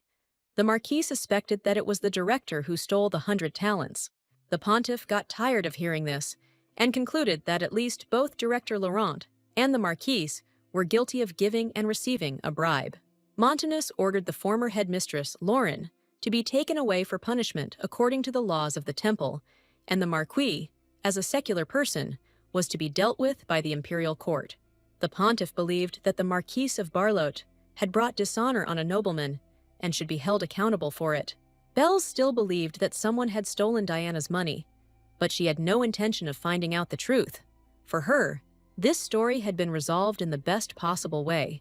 The celebration, marred by scandal, eventually culminated in a spectacular awards ceremony with the participation of Pope Montanus I and the Crown Prince. When presenting the award to Belle, the pontiff lamented that something was always happening to the girl, and he was ashamed of it, but Belzy did not consider it Montanus's fault. The talents earned at the fair were exchanged for imperial gold and awarded to the winner. The Crown Prince praised Belle and reminded her that he had a little bit to do with her success. The pontiff gave the floor to the winner of today's celebration, Lady Belzy. The girl introduced herself and said that she wanted to thank everyone who helped her become a candidate for sainthood. When Belz first tested her products, she never dreamed of winning the event. Belz thanked every customer and promised that new products made with fairy grass would soon be available, making the most of her victory.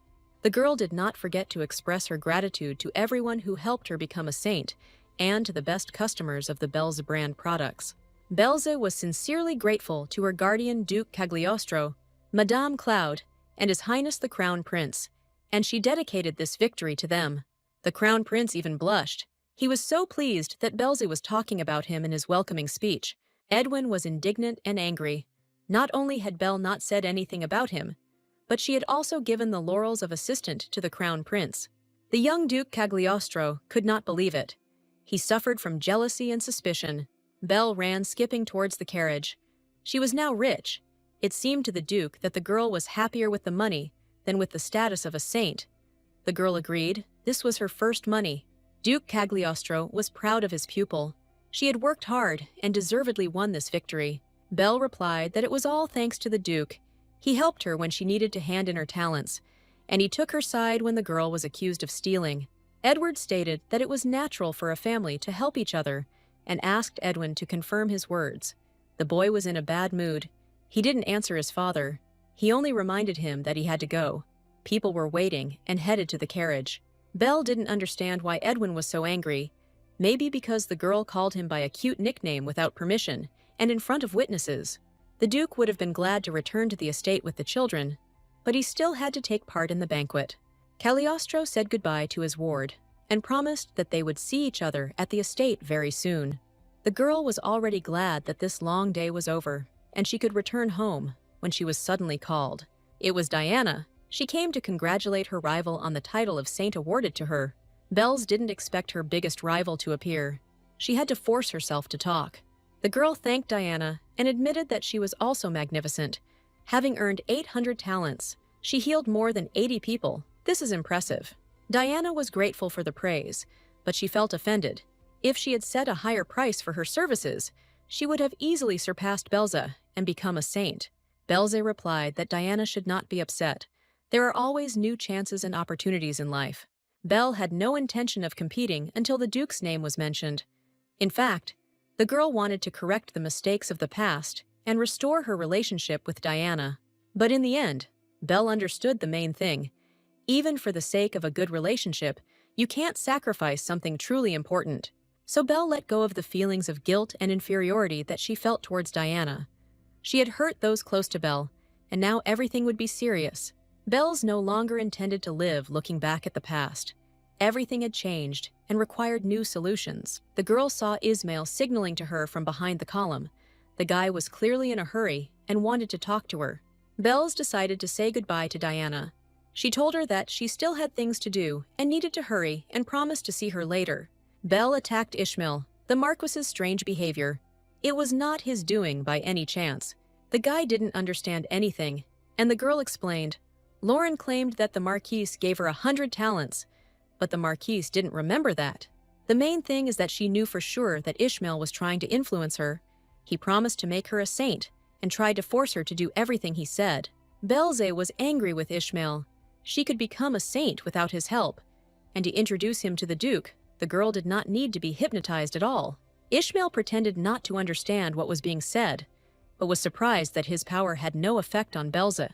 The guy didn't understand why this happened. It was the first time this had happened. Before Belle, everyone had followed his orders without question. Belle asked why Ishmael had decided to use his power on her.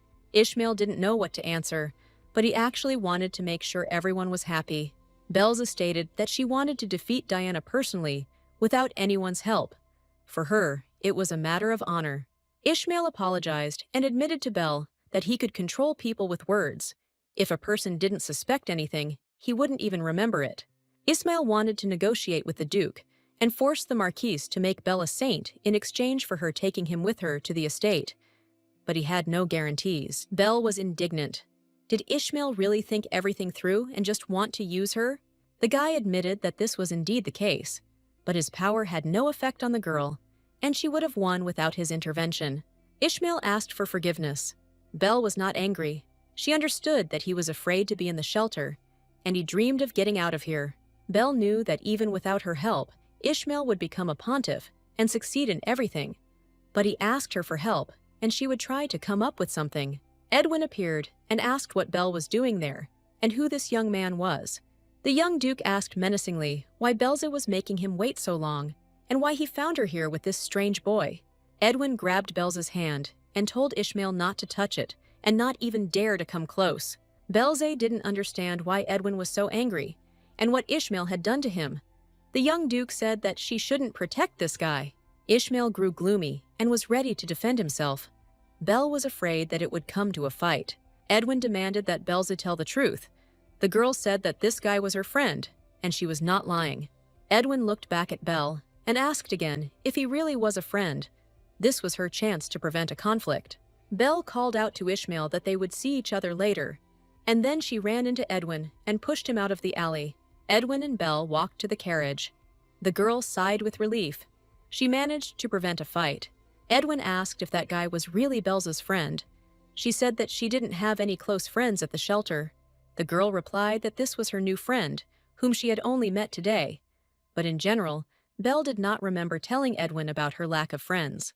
The young Duke assessed Ishmael as a useless type and asked Belle why she needed him.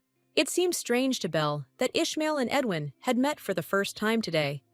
But Ed spoke about him as if he had known him for a long time. The children finally got into the carriage and headed to the estate. Belle saw that Edwin was still angry. The girl didn't know why this was happening. She just didn't want Edwin to be offended. Belze simply asked Edwin for forgiveness. Perhaps she did something wrong. Belle was not entrusted, but suggested that she had somehow spoiled Ed's mood. The guy replied that she should not apologize if it was not her fault. Edwin surprised the girl when he said that she had done nothing wrong, and there was nothing to apologize for. The young Duke explained that he was out of sorts, just being capricious, and he should ask Belze for forgiveness. Edwin was silent for a moment and asked the girl how long she had known the Crown Prince. Belle replied that she was not familiar at all. They met for the first time today. So why did she mention the Crown Prince in her speech? Eddie wondered.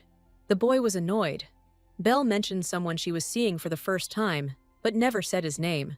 Belle realized that Edwin had been in a bad mood from the start, simply because she had not said his name at the ceremony. The girl confessed. She got carried away with advertising the product and forgot to mention Edwin, and used the Crown Prince as a publicity stunt. In fact, Edwin was the person Belze felt the greatest gratitude towards. Edwin smiled and replied that if she really thought so, then he would forgive her this time. The boy was concerned that Belz was tired. The day had been tiring, and he offered the girl to sleep on his shoulder while they were driving to the estate. Belle decided to take a nap, her eyes closed on their own. She heard Edwin say that he wanted to be someone special for her and would not be capricious anymore. The girl simply melted from such words.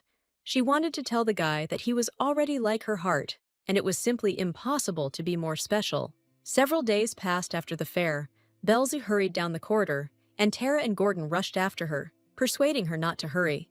This time the title of saint went to Belle, not Diana.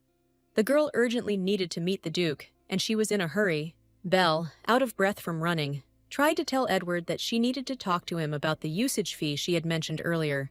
Cagliostro smiled. He was not going anywhere. Belle could take a breath and speak calmly. Belle rattled on about how she brought in half the festival's proceeds, but she really had something else to offer. Belle's announced that she had managed to develop a new variety of fairy grass, and that she wanted to grow it on the estate and produce it. Instead of a one-time payment, Belle offered the Duke to invest in her business and receive a permanent income from it. The Duke asked the girl if she had a business plan, and she replied that she did, and that she needed to open a store on Main Street. The Duke noted that it was an expensive street, and Belle said that was why she was asking for his help. Maybe he would provide her with a room in one of his buildings. Edward regretted it, but he didn't have a single empty space. All of them were rented for long periods. The Duke asked if she had developed a new variety of fairy grass, why she didn't just sell it to the guild. Belle believed that it was unprofitable to do so. Someone like Gordon might appear and develop his own variety, and then the product would cease to be exclusive. The Duke realized that Belza wanted to be a monopoly and asked how much money she wanted to receive as an investment. The girl replied that she needed 500 gold pieces, but the Duke said that he saw no point in investing such a sum. He said that she had received a letter. More precisely, it was a notice from the imperial court that the Duke read first. It was a notice to the winner of the children's competition that Belle had taken first place and should appear at the palace with her legal representative, Gordon. The doctor reminded the girl that she was entitled to a prize for first place. She remembered this. The prize should be 500 gold coins. This was the exact amount the guild worker told her when the girl in the basement submitted documents for participation in the competition. Belle was delighted with her wealth, and Gordon read the lines of the letter carefully. He noticed that the girl had listed him as her legal representative, but only indicated her first name. The doctor was indignant. He told her that his name was Gordon Feliacci, so why did she write Old Man Gordon and not Gordon Feliacci? The girl didn't see the difference. But then it dawned on the Duke that Old Man Gordon was acting as Belza's guardian in this case. The Duke took pity on the girl. Her guardian was strange. He had no available premises on Main Street, and with the opening of the store, the doctor would not be able to help her. Gordon's only field of magical herbs could be taken away at any moment. Cagliostro was perplexed why the girl had chosen Old Man Gordon. This man would not be able to protect her in any way. The doctor asked his lordship to forgive him, and humbly prayed that he would personally take upon himself the burden of being Belza's guardian. The Duke pretended that he agreed only because of the doctor's persuasion, and immediately called the butler. A power of attorney was immediately drawn up, transferring guardianship of Belze from Gordon Feliacci to Duke Cagliostro, and everyone calmed down. It was decided to go to the imperial palace the next day. Duke Cagliostro was in a great mood. He smiled and told Belle funny stories all the way to the imperial palace. In the imperial palace, the Duke took Belze in his arms and thus walked through all the corridors. Belze insisted that she could walk and everyone would be looking at them, but Edward replied that she was still small and should move in the arms of her guardian. Besides, the Duke noted, the imperial palace is a dangerous place. No one knows what might happen to Belle here. Belle continued to grumble, but to be honest, she felt calm in the arms of Duke Cagliostro. Suddenly, there was a cold blue, and the Duke asked if Belle was okay. She suddenly became cold. From the moment she entered the palace, the girl did not stop shivering. Belle wanted to quickly get the money and return home. Without the Duke, she couldn't take a step here because of the memories of her past life. The Crown Prince was surprised to find that Belze was accompanied by Duke Cagliostro himself. The little son of the Empire noticed that the guardian column indicated Old Man Gordon. The Duke prepared himself. He announced that the guardian had changed and provided a notarized guardianship. The crown prince didn't particularly care who Belza's guardian was. He ordered tea to be brought to everyone. Chamomile tea for Belzy. The prince said that even at the festival, he noticed that the duke was worried about Belza. From the outside, one might think that she was his secret daughter. The duke replied that everything was almost like that. Belle was surprised by the duke's words. Cagliostro declared that this child was like a daughter to him, and he never hid his affection for her, and asked the prince to take this into account. Belze didn't like the fact that the prince and the duke were squabbling among themselves. The girl knew for sure that she was powerless to stop the duke, but maybe the prince would listen to her, and she desperately waved her hands so that he would stop contradicting Edward.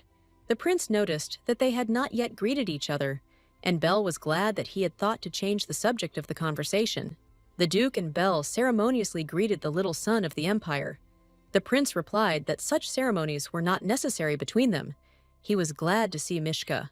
Cagliostro guessed that this was not the first time the crown prince had seen Belle, and when he had managed to find out about Mimishka, the girl explained that she went to fill out an application, met a prince. Mikhailo was with her. He accidentally activated, so the prince calls her Mimishka. The duke couldn't be fooled. He realized that Belle had activated the toy on purpose, but the prince apologized. He hadn't intended to involve the girl in his problems. Belle apologized for not reporting everything earlier. The duke was not angry, but they must conduct further affairs together as guardian and ward. The crown prince regretfully announced that they would still have to wait for the remaining victors, and that the duke had a council meeting. Edward replied that there was still plenty of time before the meeting, and he would be happy to spend it in the company of the crown prince and his ward. The duke's secretary entered the room, greeted the little son of the empire, and asked permission to address the owner. The secretary informed him that the meeting had been suddenly adjourned and that his lordship should go there immediately. Cagliostro was terribly unhappy with the current circumstances. He did not want to leave Belle alone with the crown prince. The duke left, but promised the girl to return soon. He ordered her to keep Mikhail close to her. The girl was curious when the other winners would appear, and who shared first place with her. The crown prince asked Belza if the duke didn't give her pocket money, and the girl asked why he decided that. The prince replied that she had fought desperately for the prize money and was very prejudiced against him. Belza had no choice but to bow and sincerely ask forgiveness from the empire's little son. The crown prince laughed. Belle looked so funny, and he was just joking from the very beginning. Besides, if he offended Belle, the duke would not forgive him. The crown prince himself wanted to apologize, but that time he was too busy and didn't have time to thank her. Now he has to say thank you to Belle for her help. Belle saw that the prince still had a scar on his hand. Hadn't he called Diana? If he had, the scars would have disappeared without a trace. The prince said that there were doctors in the palace, and if the wounds did not hurt, then there was no need to turn to healers. He was already satisfied with Belle's treatment. Belle was confused and asked the prince how he knew she had used the power of healing. The prince explained that his condition after fainting was so good that it was difficult not to guess about it. The prince's secretary noticed the teddy bear in the girl's hands and assumed that this was the very toy that had been possessed by the evil spirit and saved the heir. Belle's objected. It's a doll that has a soul, and it's not evil at all. The duke gave it to the girl as a bodyguard. In attack mode, it can scare. Belle asked the prince not to call her Mikhailo an evil spirit. He had helped the prince that time and had saved the girl many times before and did not deserve the insults. The prince was surprised by the toy's abilities, but he was even more surprised by the duke's attitude towards Belza.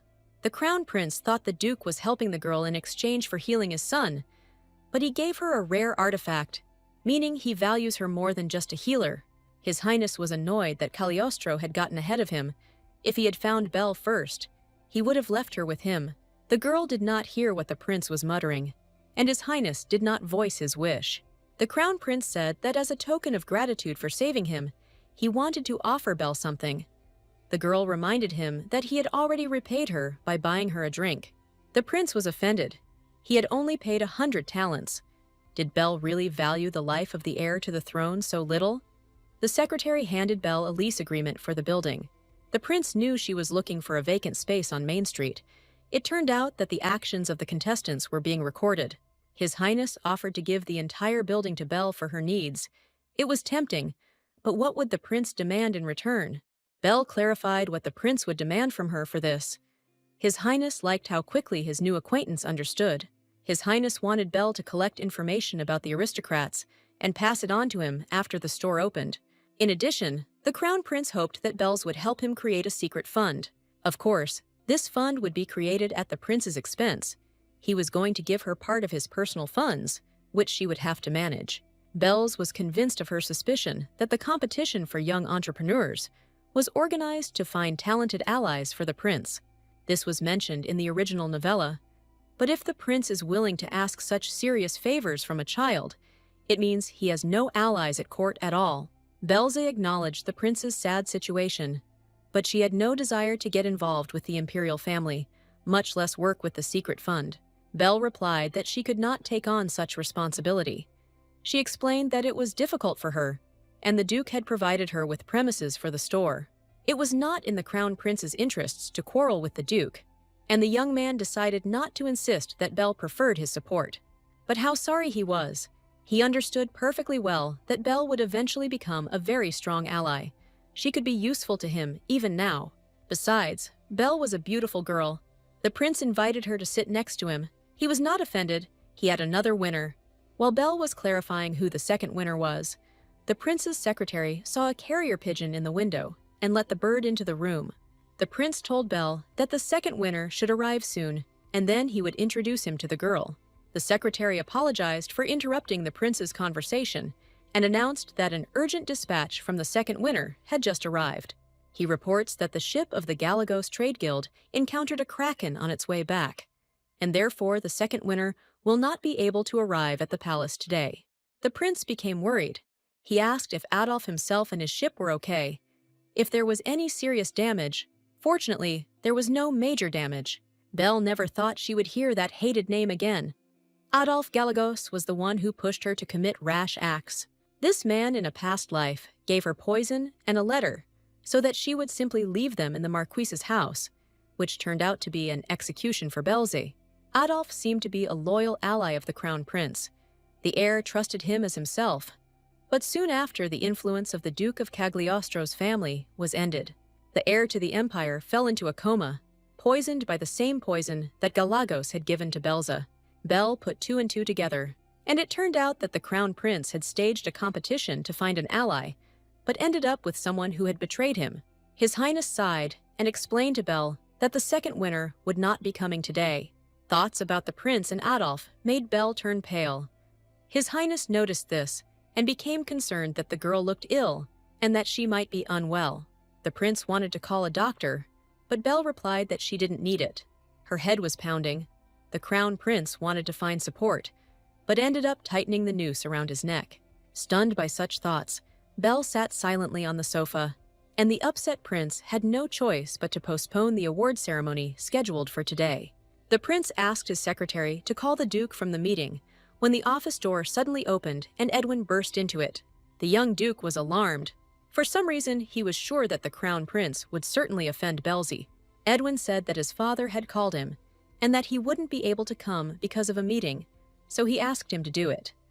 Belle didn't understand why Ed was so worried if everything was fine. Edwin whispered that it was too early for Belle to appear in the imperial palace and that her father had relaxed too much, leaving her alone with the Crown Prince. The guy took his ward by the hand and suggested leaving the palace. Belle stopped Edwin and reminded him that he had not greeted His Highness. The prince waited. Edwin made an effort and said that he greeted the little son of the empire and asked to forgive his insolence and allow him to leave. The prince had no choice but to give his permission for Edwin to leave and take Belze with him. Belle didn't calm down. She took first place, but the prince was still forced to contact Adolf. Maybe she shouldn't interfere. She almost left. Belle decided that she would not be afraid. She needed to change her destiny and the destiny of the empire, since she had decided to do it. The girl told the prince that if he canceled the joint award and recognized her as the sole winner, she would accept his proposal. The Crown Prince was at a loss as to whether Belze really agreed to become his ally. The girl replied that if he fulfilled her condition, then so it would be. The prince thought that she had finally rejected his proposal, but Belle changed her mind, and he was glad about it. The Crown Prince beamed happily and declared that next time, Your Highness, she could simply call him by his first name, Caesar. Edwin was against the rapprochement between the crown prince and Belze, but there was nothing he could do about it. Caesar Esterad, the crown prince of the empire, offered Belle friendship. To openly refuse such an offer would have been risky, and the young duke understood this perfectly well. Edwin listened in shock as the prince told them he would contact them later about the awards ceremony and how Belle had said goodbye to Caesar. Bells and Edwin walked quickly through the corridors of the palace, the young duke trying to leave this dangerous place as quickly as possible. Belle was in a good mood. She distanced Adolf from the crown prince and received funding for her own business. Everything was perfect, except Edwin wasn't in the best mood. He grumbled that he had rushed to come because he was worried about her. But Belle didn't care. The girl replied that he had promised not to sulk, but maybe she had really done something wrong. And then Edwin should explain what exactly. Edwin wasn't sulking. He was worried. Belle was interested. He was afraid that Cagliostro would suffer because of her communication with the crown prince.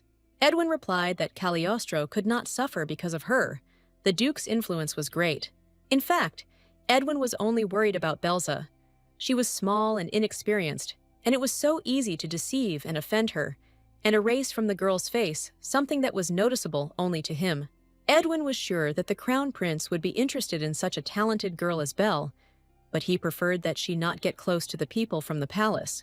The guy tried to convince Belle that there was nothing good in connection with the prince and others, but it was all in vain. The girl only demanded to change the subject. When Belle asked him what he had wiped off her face, Ed replied that someone else had touched it, and it needed to be wiped off. The girl objected. Ed himself often touches her. The guy replied that this is normal, since he is not strangers. Belle remembered Edwin saying something similar in his past life, when he reported that the Duke was preparing papers for Belle's official adoption. It was his gift for her 18th birthday, and back then, the Duke and Edwin considered Belze a member of their family, meaning it would be the same in this life. Belle was grateful to them for this, even if she was unworthy of their love. In this life, she intended to fix everything. The girl was overcome with feelings that could not be expressed in words. Only Edwin misunderstood her silence. The guy asked if Belle really considered him and his father to be strangers to her. The girl came to her senses and said that this was absolutely not true. Edwin and Belle's conversation was interrupted by the unexpected appearance of another person of imperial blood. Seeing this person, Edwin's face darkened. Belze recognized the boy as His Highness the Second Prince, Kirian Esterad, who had initiated the extraction of the girl's heart in a past life. Kirian had less pronounced Esterad traits. His hair was less red than Caesar's, and his eyes were pale green. Kirian was accompanied by Diana. He casually threw to Edwin that they had not seen each other for a long time, and his companion politely greeted the young duke. Diana whispered in the second prince's ear that Edwin was accompanied by the very girl she had told him about. Kirian became interested in Belle and asked if she was the same person, sponsored by Duke Cagliostro and the false candidate for sainthood. Belle tried to hide behind Edwin. She was worried that it was Diana who was accompanying Cariana. Did they have any reason to meet? It was not good. Edwin squeezed the girl's hand tightly and angrily asked again whom His Highness had just called a fake, and whether, in his opinion, Cagliostro was sponsoring a fake. Kirian looked weaker than Edwin. Perhaps that's why he immediately said that he just heard about it somewhere and wanted to clarify. Edwin shouldn't be angry. Belle decided that she shouldn't be afraid of Kirian now, and, letting go of Edwin's hand, she bowed politely, greeting the prince and introducing herself to him. Kirian listened with interest to the greeting from Belze, a candidate for sainthood sponsored by the Cagliostro family. Diana put in her 2 cents. She said that she was pleased to see Belze in the palace, and it was the first time they had not seen each other since they participated in the fair.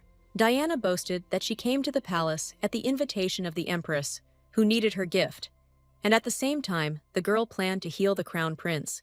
Diana wondered what brought Belze to the palace, or whether she had simply asked to come here with the Duke. Belle replied that the crown prince had invited her. After the festival, Diana's hostility became more obvious, and this message hit Diana's pride again. Why would the crown prince invite Belle? Belze explained, as everyone will soon know, that she won first place in the children's entrepreneurship competition. Kirian was puzzled as to whether Belze had taken first place. He had heard that it was the son of the head of the Galagas Guild. Belle countered that the prince had appreciated her idea and sent her an invitation. Kirian contemptuously asked what she had imagined to be the first. But that wasn't what interested Kirian. There was another point that the second prince was eager to find out. The empress said that Belle's saved Prince Caesar. Is this true or just a rumor? Belle thought that Kirian knew that his mother wanted to get rid of the crown prince, but she was wrong. The prince said that the survivors recalled how a toy possessed by an evil spirit appeared and stunned them, and Kirian asked Belle to show him this toy. The girl nodded in confusion, watching as purple tongues of flame flickered in the second prince's aura. Kirian realized that he needed to hurry and quickly said goodbye to Belle and Edwin. When he moved away from the girl, she stopped seeing the purple flame. Belle only saw this purple glow for a moment, but she would never be able to forget it or confuse it with anything else. Lately, she has been seeing this flame more and more often. Maybe someone is deliberately spreading it. Belze came to her senses first. She told Edwin that it was time for them to get away from here. It was desirable to quickly find themselves in the safety of the estate. Belze had a lot to think about. She couldn't stand aside while the ominous flames spread across the empire. The next day, at the Duke's estate, Belle conducted another treatment session for Joshua. When the treatment was completed, Dr. Gordon decided to examine the little patient. Joshua felt better and better. The boy believed that now he did not need to sleep during the day and did not need to take medication. Gordon objected. The medicines were still needed. Joshua complained that they were all so bitter and unpleasant to drink.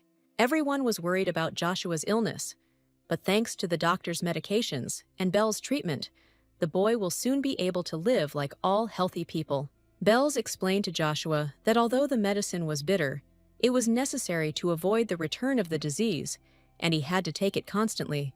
This medicine is the fruit of Gordon's many years of work, Belle stated. But the doctor replied that his work was insignificant compared to the girl's healing abilities. Belze was sure that the doctor's attitude towards her became much more respectful after she handed him 500 gold pieces. Yesterday, through the Duke, Belle received an official document awarding the prize only to her and the promised 500 gold coins. Without a second thought, Meringue gave all the money to Dr. Gordon, which surprised and delighted the old man. Gordon made a huge contribution to the creation of all the products and helped her become a saint. In addition, the doctor will be her business partner, so Belle took care of him. Joshua envied Belze. He thought it would be great to visit the emperor's palace. The boy, although he was the son of a duke, due to his poor health, never visited the emperor's residences. Belle felt sorry for the boy. Due to his weak immune system, he couldn't leave the estate. Recently, at least, he was allowed to go to the park. The girl wanted to console Joshua, and she said that the imperial palace was simply boring. There, strange people were pestering her. It was terrible. Belle suggested that when Joshua recovered, she would go with him not to the palace, but to the main shopping street. Belze is going to open his shop there. That's why Gordon calls her Madam President. Joshua liked this proposal. Joshua's illness was not yet completely cured. Belle's business was only developing, but she was happy. Someday, she would bring the boy to her store. Later, Belze went to Duke Cagliostro. He himself asked her to come. The Duke was busy with his secretary Logan, and the girl had to wait until he was free. Belle heard the Duke give instructions to Logan to deal with the issue of the demon's appearance, and recalled that Adolf was unable to appear at the palace for the same reason. The Duke congratulated the girl on winning the competition, and Belle explained that the prince liked her work more, and that was why he changed his mind. The Duke asked why she gave her entire prize to Gordon. Belle replied that it was a reward. He had helped her a lot. Cagliostro praised the girl for encouraging her subordinates for their fruitful work. Edward has prepared something for Belze that will help her pay the rent for the building on the capital's main square. Without further ado, the Duke handed Belze a checkbook made especially for her, with which Belle could buy a good building. The joy of the moment was devalued by Logan, who declared it too wasteful. The Duke had already allocated funds for the girl's sponsorship and for Joshua's treatment. The Duke didn't even give Lady Diana such sums. The secretary was indignant. And now he was giving this girl his checkbook too. The Duke was indignant. Belze is not some girl. She is a candidate for sainthood, supported by the Cagliostro family, and Logan must not be forgotten. Belle remembered that Logan was in charge of finances and felt awkward when he pointed out that she had come here to heal, just like Lady Diana, but was treated differently. The Duke replied that he saw no point in spending money on Lady Diana. She was supported by another family, and the Marquise took excellent care of her. The Duke reminded Logan that Nanny Emma and Coach Sven, for whom he was responsible, had performed poorly, and Cagliostro did not want to be completely disappointed in him. Logan apologized to the Duke and Lady Belzy and left. Defeated but not convinced, he remained of his opinion. The Duke apologized to the girl for Logan's behavior. He was sorry that she was hearing disdain directed at her again. Belle asked the Duke not to worry. She believed that Mr. Logan was also right. His words hurt the girl a little, but that was not what she wanted to talk to the Duke about. The girl said that the Crown Prince had promised to give her one of the buildings for free, so everything was fine, and she didn't need the Duke's checkbook. The Duke was puzzled as to why Caesar had offered Belle such a service, and the girl replied that in exchange the Crown Prince had asked her to create a secret fund for him. The Duke was pleased. Belle had used the information well, and the Crown Prince understood that if he could win Belle over to his side, he would also receive the support of Duke Cagliostro. Belle asked if she should refuse, but the Duke believed that such an offer could not be refused. Edward didn't like the idea of her using the prince's territory, but if he thought of it as an opportunity to learn how to run a business, it would do. The Duke promised to introduce the girl to a good manager. She could learn from him, and she should also take the checkbook. It would come in handy. The Duke sighed. It sounded strange that a 5-year-old girl needed to be introduced to the manager. He would have liked Belle to be able to enjoy herself and play like a child. Edwin grew up too early, and he rarely talks about what happens to him, which makes the Duke feel like a bad father. Belza felt strange. In fact, the soul of a young adult woman lived in the body of a little girl, but she was grateful to this man for always being on her side. Belle promised that she would always tell the Duke about her affairs. Bells asked the Duke if she could ask him one question. It had been bothering the girl for a long time. The Duke links Sven and Emma to Logan's responsibility, which he means. Cagliostro said that after the death of his wife, he was out of his mind with grief for some time. He stopped taking care of the house and children, and many servants quit. At that time, it was Logan who took charge of the estate's affairs and found several new people, and the Duke entrusted him with managing them. The Duke believed that he was solely to blame for all the incidents. He was careless and thought that he knew Emma and Sven well and did not control the situation. Emma was sure that the Duke was not to blame for anything. The girl's words touched Edward, and he was sincerely glad that she appeared in his family. Belle said goodbye to the Duke before dinner, and the girl walked and talked about the strange things that the servants for whom Logan was responsible had done. Emma became obsessed with looking after Joshua, and Sven grew resentful of the Duke. She hoped it was all a figment of her imagination, but her intuition told her otherwise. Belle bumped into Logan unexpectedly. He apologized for startling her and asked if she could spare him a little time to answer a question. Logan was interested in how Lady Belzy intended to use the Duke's checkbook. Logan looked quite friendly, but Belle sensed a dangerous undertone in this handsomeness. The girl intuitively sensed the danger emanating from this polite and respectful man and refused to answer his question. Logan tensed up, but said politely that he was responsible for the Duke's finances and asked that he be informed whenever my lady needed to use checks. Bells promised Logan she would do so and stated that she had things to do, but the Duke's secretary was not going to let her go so easily. Belle suddenly saw something that made her really sick, and she turned deathly pale. Logan took care of the girl's condition. The last thing he needed was to be blamed for her poor health. But Belle was getting paler and paler. The girl saw Logan, the Duke's confidant, engulfed in a thick cloud of purple flame. It was terrifying to watch. Belle pulled herself together and told Logan that she was okay. She was in a hurry and would leave first. The girl ran away from the Duke's secretary so fast that her heels sparkled and her heart pounded wildly in her chest. She didn't expect such a turn of events. The Duke's secretary has a purple aura on him. Why hadn't she noticed this before?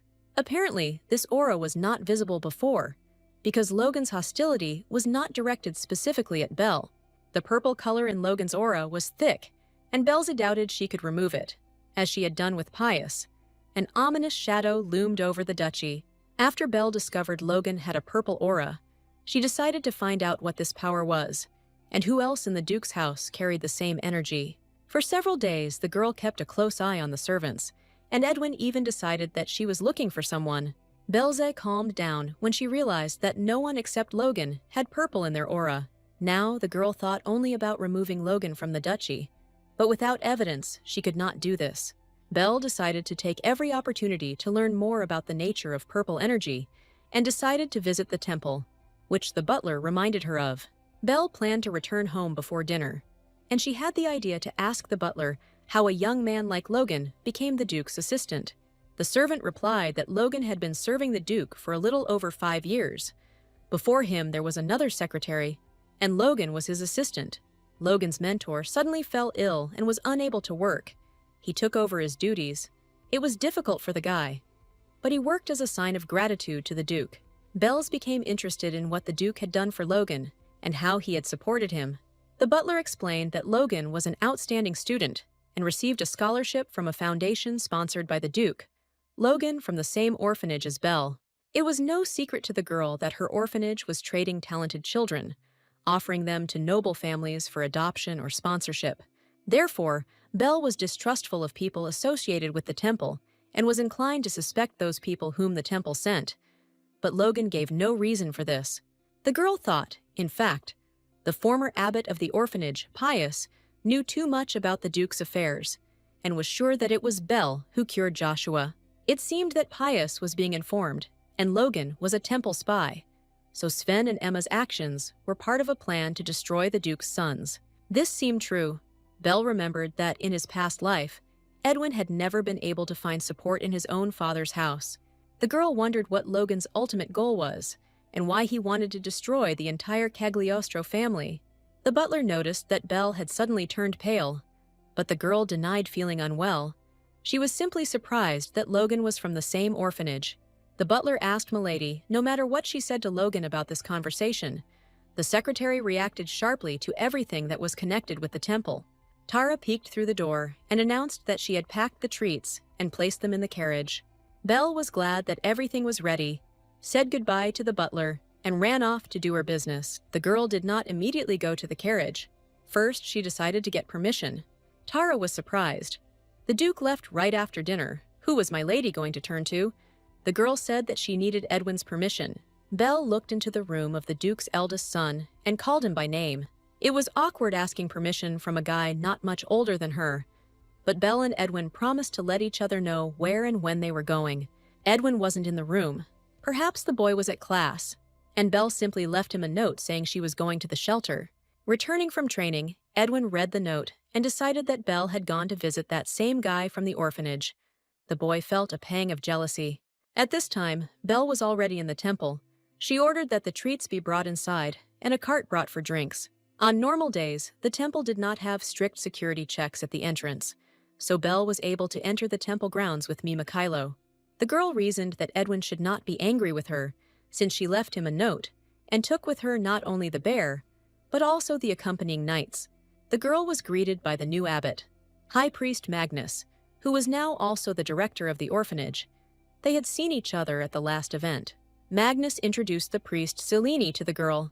This girl was now responsible for the group that Belle had once been in. Magnus and Selene looked friendly, but Belle was not about to relax. She refused to go to the meeting with the orphanage children and wanted to take a walk alone. Belle said that she had no need to advertise to the children that she had brought all this. Let them help themselves. She would find someone to see if she wanted. Belle's wasn't close to anyone from her former group and didn't want to show off. She had her own goal and too little time. Magnus did not contradict Belze and wished the girl a pleasant walk. Belle's goal this time was to find Ismail, but preferably in such a way that no one would know about this meeting. Belle's found him in a secluded place, far from other children, and the boy was frightened by her unexpected appearance. Belle asked why he was here alone. Was he still being bullied? Maybe he should talk to the new priests. Ishmael replied that even if he did so, it would not help. He was being teased by a child sponsored by the Baron's family, and they simply would not listen to the boy. Belze offered Ismail protection, which was supposed to improve the boy's situation, since the girl was sponsored by the Duke. Ismail thought about it, but still refused Belze's offer. The guy thought that this would not help. She would leave, and he would remain here. As soon as this happened, the offenders would immediately take revenge on him. Belza didn't think about it at all. Her proposal turned out to be stupid, and she asked Ishmael for forgiveness for her helplessness. The boy replied that it wasn't her fault, and asked why she had come here and found him. Belle wanted to ask him one question and check something. Ishmael was all attention, but Belle was haunted by doubts. Now they had become closer, but in the future, he would become Diana's ally, and it was worth asking him too. However, there was no other source of information, and Belle asked if Ishmael knew anything about the violet color in the human aura. The guy was surprised. Didn't Belle study the scriptures? It's common knowledge that the aura of people who worship demons acquires a purple color. Ishmael brought Belle to the library and showed her the 15th book, which said that apostates who serve demons gain a dark purple color in their aura. Such people are capable of summoning monsters, worshiping demons. Innocent people die because of them. Their spells bring destruction and disrupt the order of the world. Ishmael believed that all the apostates were destroyed during the Holy War. But does Belle think otherwise? To her shame, Belle didn't know that this was written in the Holy Scriptures. At one time, she had difficulty finishing the 5th book, not to mention the 15th. Ismail asked why Belzi had such a serious face, and if she had really seen someone with purple in their aura. Ismail interpreted the girl's silence as consent, although she was unsure of her conclusions, and therefore did not say anything out loud. Belle wondered if, given all this information, Sven, Logan, and the second prince all had demonic magic and could be renegades. The most terrible and unexpected thing is that Diana also belongs to the demon worshippers. This would explain the feeling of hostility that Belle constantly feels towards her. If this is true, then the healer's power allowed Belle to sense this long ago. Belle did not rule out that Abbot Pius and Diana were acting in concert. If he had not been expelled, everything would have turned into a disaster, and the apostates would have taken power in the temple. The situation was serious. Belle was the only one who could see this energy. Proving something and asking for help would be difficult. One thing was comforting. Belle was now completely sure that Logan was dangerous, and that she needed to urgently find evidence and drive him out of the duchy. Belle was grateful to Ishmael for the information and was about to leave, but the boy stopped her and said that he had something important to tell her. Belle prepared to listen to the guy, but he stated that he felt a little awkward talking about it right there. Ishmael believed that the obedience room, closed by order of the pontiff after the arrest of Abbot Pius, was still being used by someone. This news shocked Belzi. It meant that apostates who worshipped demons were still active in the temple. Belz didn't want to believe it. She thought that Ishmael could have been mistaken. How could he know for sure? The boy asked Belle to speak more quietly and not to shout. He watched as the temple continued to take gifted children. Only this time, none of them returned. Ishmael found this suspicious and followed them. Everyone went towards that very scary room and disappeared. Belle asked who Ishmael suspected, and the guy answered that it was the new director. He always smiles, but his smile sends shivers down your spine. Remember the ray, here is the sun, so it is with the director. Magnus suddenly appeared in the library room and was glad that he found Belzi. The director asked what the child was doing there. The girl replied that they were playing house. The teddy bear was their child, and the books were their home. Belle hoped that Magnus hadn't heard anything, and as if nothing had happened, she asked him to join them. The director asked what role he could take on. Belle replied that she was a wife and mother. Ishmael was a caring father, and Director Magnus could be the bear's older brother. The girl watched the director carefully. From the outside, he seemed like a good person, and there was no purple aura on him now. The girl decided that it was worth keeping an eye on the director, and Magnus said that he definitely heard 2 voices outside. Maybe there was someone else here. Belle realized that Magnus had heard Ishmael's voice. It was impossible to reveal the guy's secret, and the girl decided to do everything to get out of the awkward situation. Belze stated that it was also her voice. She also voiced Ishmael, but the director knows that the boy does not speak. Belle grabbed Ishmael by the hands, and Mock asked him if today's dinner had been good.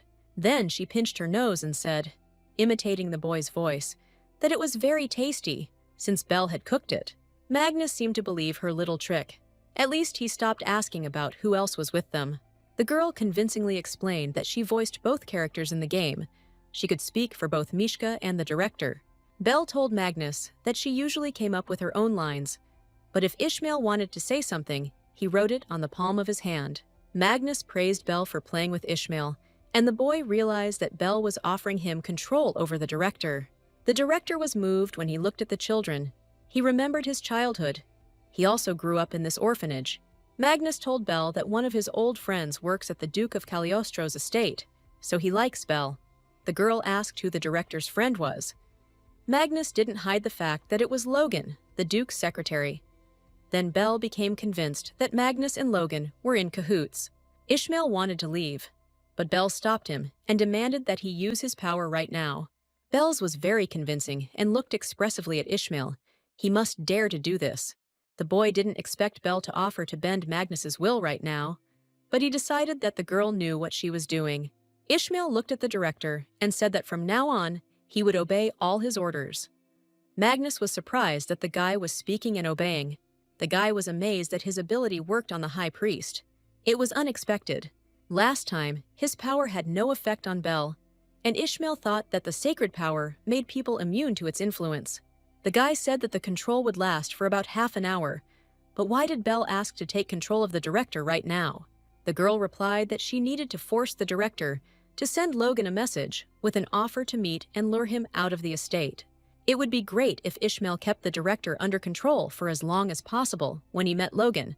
The guy agreed, but wanted to know why she wanted it.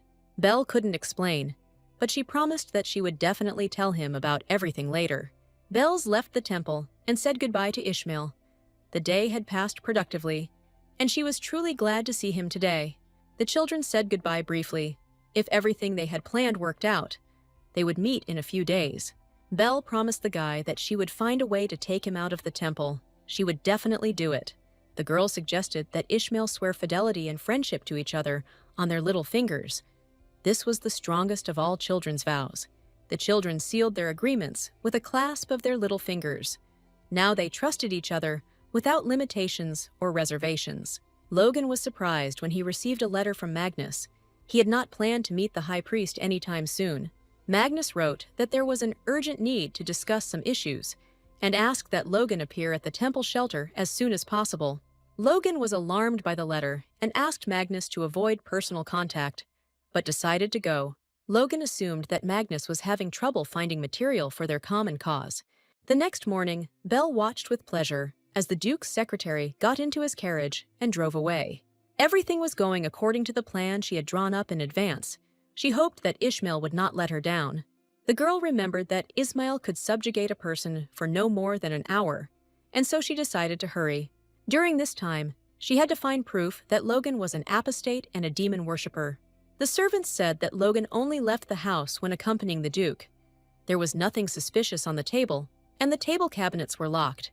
When Logan wasn't working, he sat in his room, and it was here that Bell hoped to find evidence of his involvement with the renegades. But there was no evidence. Everything confirmed Logan's piety. Only the chest of drawers looked suspicious, but it was locked. The girl was shuffling through the papers on the table again. Logan had been deceiving the Duke for a long time, so it was not worth expecting that evidence would be easy to find. Half an hour had passed since Logan's absence, and about the same amount of time remained. Belle hadn't looked at the bookshelf, so she had to act carefully. The girl's gaze fell on a painting depicting a holy war, an expression in area that referred to two different conflicts. One is the religious war led by Archaea, and the second is the war of Area, when she came to the land full of ancient evil to save people.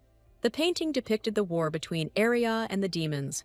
Logan probably hung it to appear religious, but it looked too intrusive. It turned out that the painting was shifting to the side, and behind it was a cabinet with jars containing floating zoological exhibits. Belze was nervous. She had taken a big risk and forced Ishmael to take a risk. It couldn't be that all this would have been in vain. The girl was sure that the evidence was somewhere here, perhaps right under her nose. But where exactly? If Belz had a heart, it would have sunk into his heels because someone was trying to open the door to the room. The girl was breaking out in a cold sweat, wondering if Ishmael had been unable to hold on to the director for long, or if Logan had returned for another reason, but she hadn't found anything yet. The girl hid under the table, not noticing that her long hair was clearly visible to the man who entered. Belle sat as quiet as a mouse, and thought only that Logan shouldn't have returned so early. or that the secretary had forgotten something. The sound of footsteps died away opposite the table, and then Belle realized that she had been found by the hair sticking out. At this time, Logan was in the temple and scolded Magnus for calling him so unexpectedly. The director should not have brought strangers with him. What kind of boy is this here? The abbot answered that the guy is mute and will not be able to tell anyone anything. Moreover, Magnus believes that meeting in front of the child looks less suspicious than if they were left alone.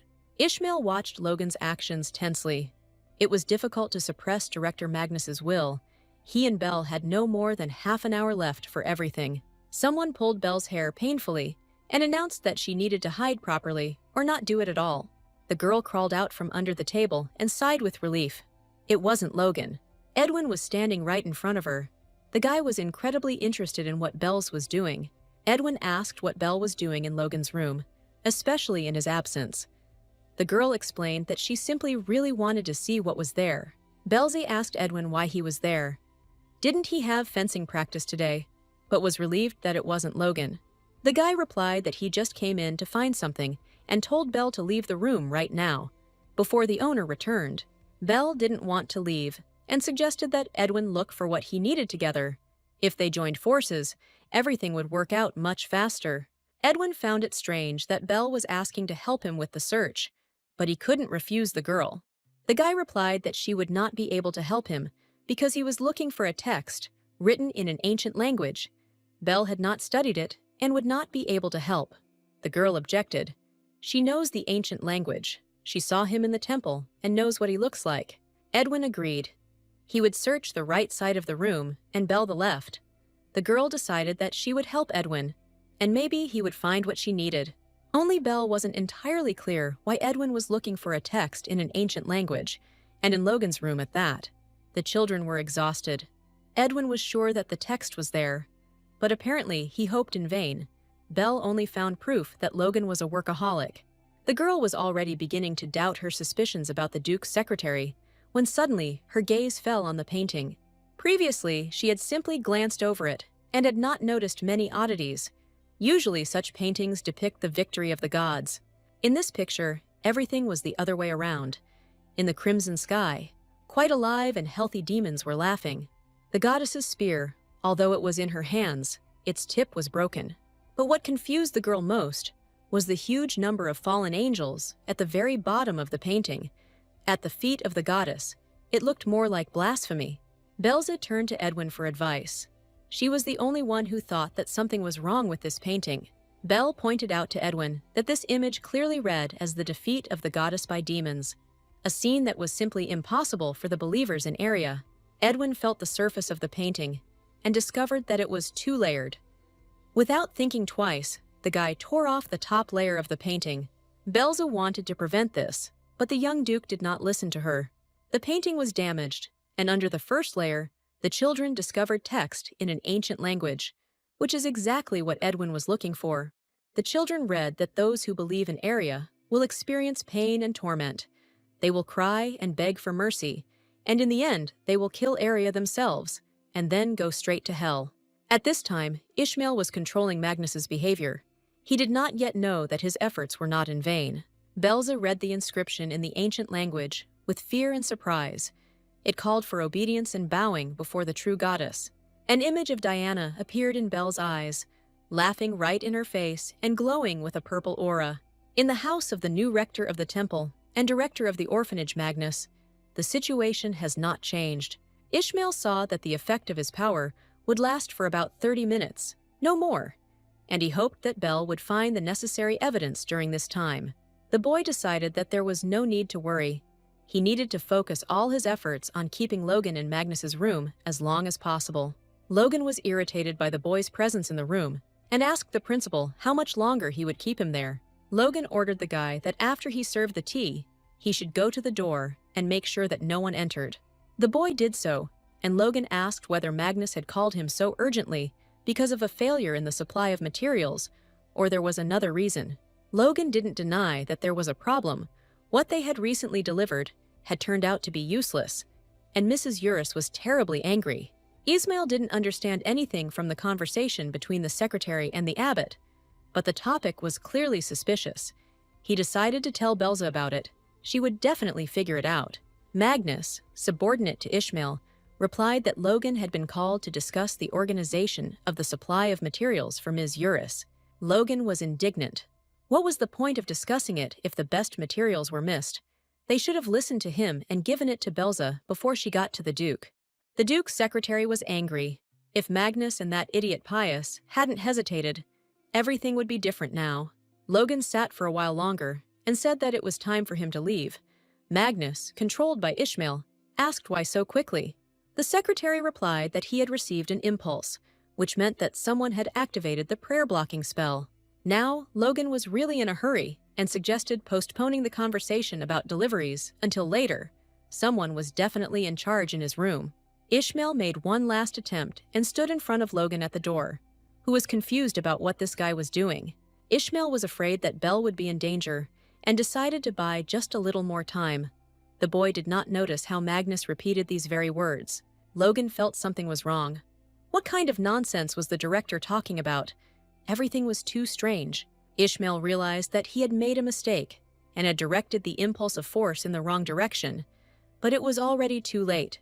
Logan became wary and asked Magnus to repeat what he had just said, how much time he wanted to buy, and why. Ishmael mouthed Magnus's words, saying he hadn't said anything. Logan must have misheard. The secretary guessed everything and grabbed Ismail. It turned out that he became wary as soon as he entered and felt the disgusting light energy. Logan shook the guy. He thought it was coming from the temple, but he almost let the little brat fool him. Ishmael lost control of Magnus, and the orphanage director came to his senses, looked around and asked why Logan was there. Holding Ishmael up in the air, Logan called Magnus a fool and said that he had been under the control of this boy all this time. The secretary said that if he was not mistaken, this was the same little rat who was said to have lost his voice and strength in the correctional room. Ishmael guessed that these people knew about the repentance chamber, in which case the supply of materials was the supply of gifted children to pump out strength. Logan and Magnus decided that it was a great success that they had caught Ishmael and that he still had some strength left, so the issue of supplying the material could be resolved for a while.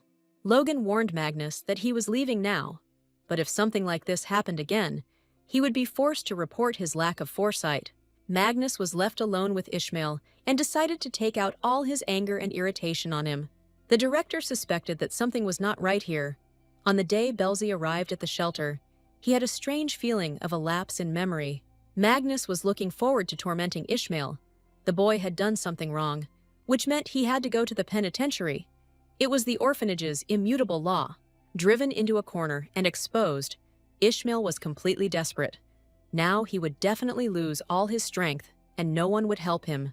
Belz read the writing on the wall and thought that it looked like a spell that could destroy all believers in Area. And the true goddess, therefore, was Eurus. It turned out that Logan was definitely a renegade, which meant he had connections with people surrounded by a purple aura, who were also renegades. Most likely, Diana was one of them. A candidate for sainthood who worshipped a demon. It was hard to believe. Belze was completely confused. It turned out that everything around was entangled in the threads of a demonic cult. Apostates were everywhere. Diana's holy power was actually black magic, and the presence of sinister energy in many people is explained by Diana's influence on people. Belle was completely at a loss as to what to do now, but fortunately, Edwin was nearby and did not lose his composure. The boy commanded that first they would remove their tracks and leave here. Everything here was upside down. Edwin ordered the girl to collect all the torn sheets. He would take them. Belle was grateful to Ed. Without him, she would never have found the inscription. The children had cleaned everything up and were about to leave. They needed to keep their visit to Logan's room a secret. They had already reached the door of the room, and Belle tried to open it. But the door did not move, as if it were enchanted. Edwin didn't expect to be locked in a room. It wasn't part of his plans. The boy rushed to the window, but was unable to open it. The mousetrap slammed shut, and the children found themselves in a dangerous situation. Edwin confirmed Belle's guess. They were locked in, and it would be impossible to leave unnoticed. The young duke suggested that there was a blocking spell cast on the painting, and Belle was completely confused. This couldn't be. The mansion stood on holy ground, and magic circles couldn't work here, which meant this wasn't possible.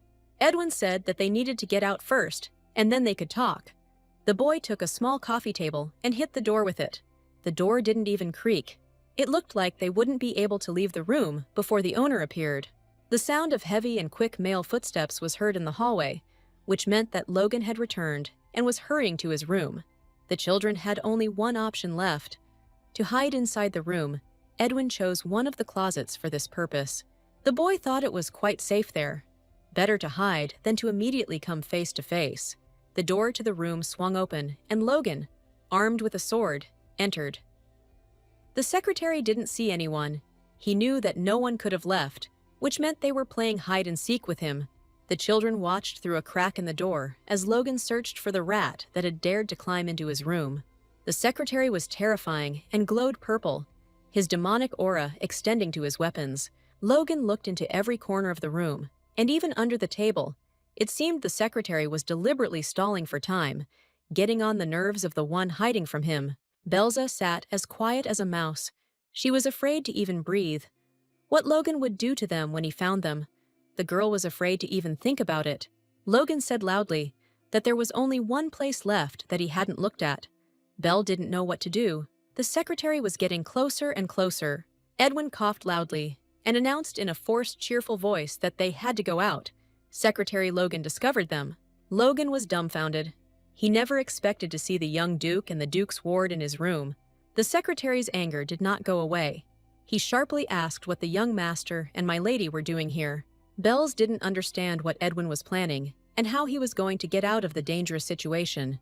Edwin announced that he and Belle were playing hide-and-seek here, and it turned out that the secretary's room was incredibly suitable for it. Logan was outraged. In the entire Duke's house, there was no other place to hide except the closet in his room. The boy smiled cheekily. Why shouldn't he and Belle play in the secretary's room anyway? This house belongs to Edwin and his father. Edwin took Belle by the hand and said that since the secretary had returned, they had better leave. Otherwise, Logan would disturb them. Belza realized that the boy was only pretending to be calm, but in reality, he was tense, like a taut string. Logan stopped the children and asked why they tore up his painting. Edwin apologized. He accidentally hit it with his cufflink when he was running away from Belle, and his father would make it up to him. Logan asked the children if they knew what the words written underneath the painting meant. Edwin replied that he had no idea. It was some kind of gibberish in a language unknown to him. At that moment, Logan was finally convinced that Edwin was lying. The young Duke could not help but know the ancient language. The secretary made a sign with his hand. The doors of the room slammed shut with a loud bang right in front of the children's faces, and the path to salvation was blocked. Logan burst out laughing. Edwin had been studying the ancient language for 2 years and couldn't read such a simple inscription. What a weak and stupid excuse, Logan chuckled. The young gentleman probably thinks his father's secretary is a complete idiot. Logan shook his head. How could it be? The heir of Cagliostro pretended not to notice the apostate. He could kill both children, but it was risky. The secretary decided to limit himself to just casting a spell of oblivion. He felt sorry that such smart children would instantly turn into weak-willed idiots. Edwin and Belle were surprised. This ritual is prohibited by law, and only apostates can perform it with the help of their cursed dark magic. Belle made a disappointing discovery. Logan knows how to use black magic. Edwin stated that Logan would not succeed. His spell would not work here. The secretary confirmed that the holy ground was terribly hindering him. Of course, the villain continued, Aria's cursed legacy would never disappear. But he could cast oblivion on the children, and Logan snapped his fingers. Belzy soared into the air and flew quickly straight towards Logan. Edwin did not have time to grab her hand. The girl found herself in the clutches of the villain. Logan was clearly planning something nasty and scary. Logan offered Edwin a choice, to leave and leave this girl with him, or to calmly go with him outside the mansion. Belle resisted the secretary's grip, trying to persuade Edwin to leave and leave her. But the guy demanded that Logan let Belle go, since she didn't know anything. Logan doubted that Belle was as innocent as Edwin convinced him. This girl had already managed to cause a lot of trouble and ruin their plans. The man's hands squeezed the girl's throat, so that she caught her breath. Logan wanted to finish with her here and now, but Belle was too valuable a commodity. Logan shook Belle and asked how she managed to use Ismail. The girl was afraid for her friend. Had he really been exposed? which is why Logan returned earlier. The name of the orphanage's pupil meant nothing to Edwin. The boy was afraid that Logan would harm Belsa. Logan stated that he had already prepared everything, and now they would not escape from him. Now when Edwin wakes up, he will forget everything that happened, and Belle first of all. Edwin tried to get Logan, but to no avail, and Belle prayed to the goddess to give her the strength to stop Logan. She could not lose him again. After these words, a bright light appeared in the girl's hands, and it grew larger and larger until it engulfed the entire room. Logan closed his eyes and screamed as if the light was causing him unbearable pain. He let go of Belle, and she rolled head over heels across the floor. The secretary clutched his face, his eyes burning as if they were being burned with hot coals. Edwin grabbed the sword and rushed at the villain, trying to inflict as dangerous a wound on him as possible. The young duke was incredibly angry that this despicable apostate dared to touch Belza with his filthy hands. Edwin combined the sword strike with a magical blow, so his opponent could not recover for a long time. The guy rushed to Belle. He was worried about her condition. Logan wheezed. The damned Cagliostro were in their way again. They should have killed everyone from that family even earlier. The secretary shouted that Lady Eurus would not need any sacrifices if he tore out the hearts of these children and offered them to his goddess. Edwin and Belza prepared to defend themselves. The children realized that they had the strength to resist and were not going to give up so easily.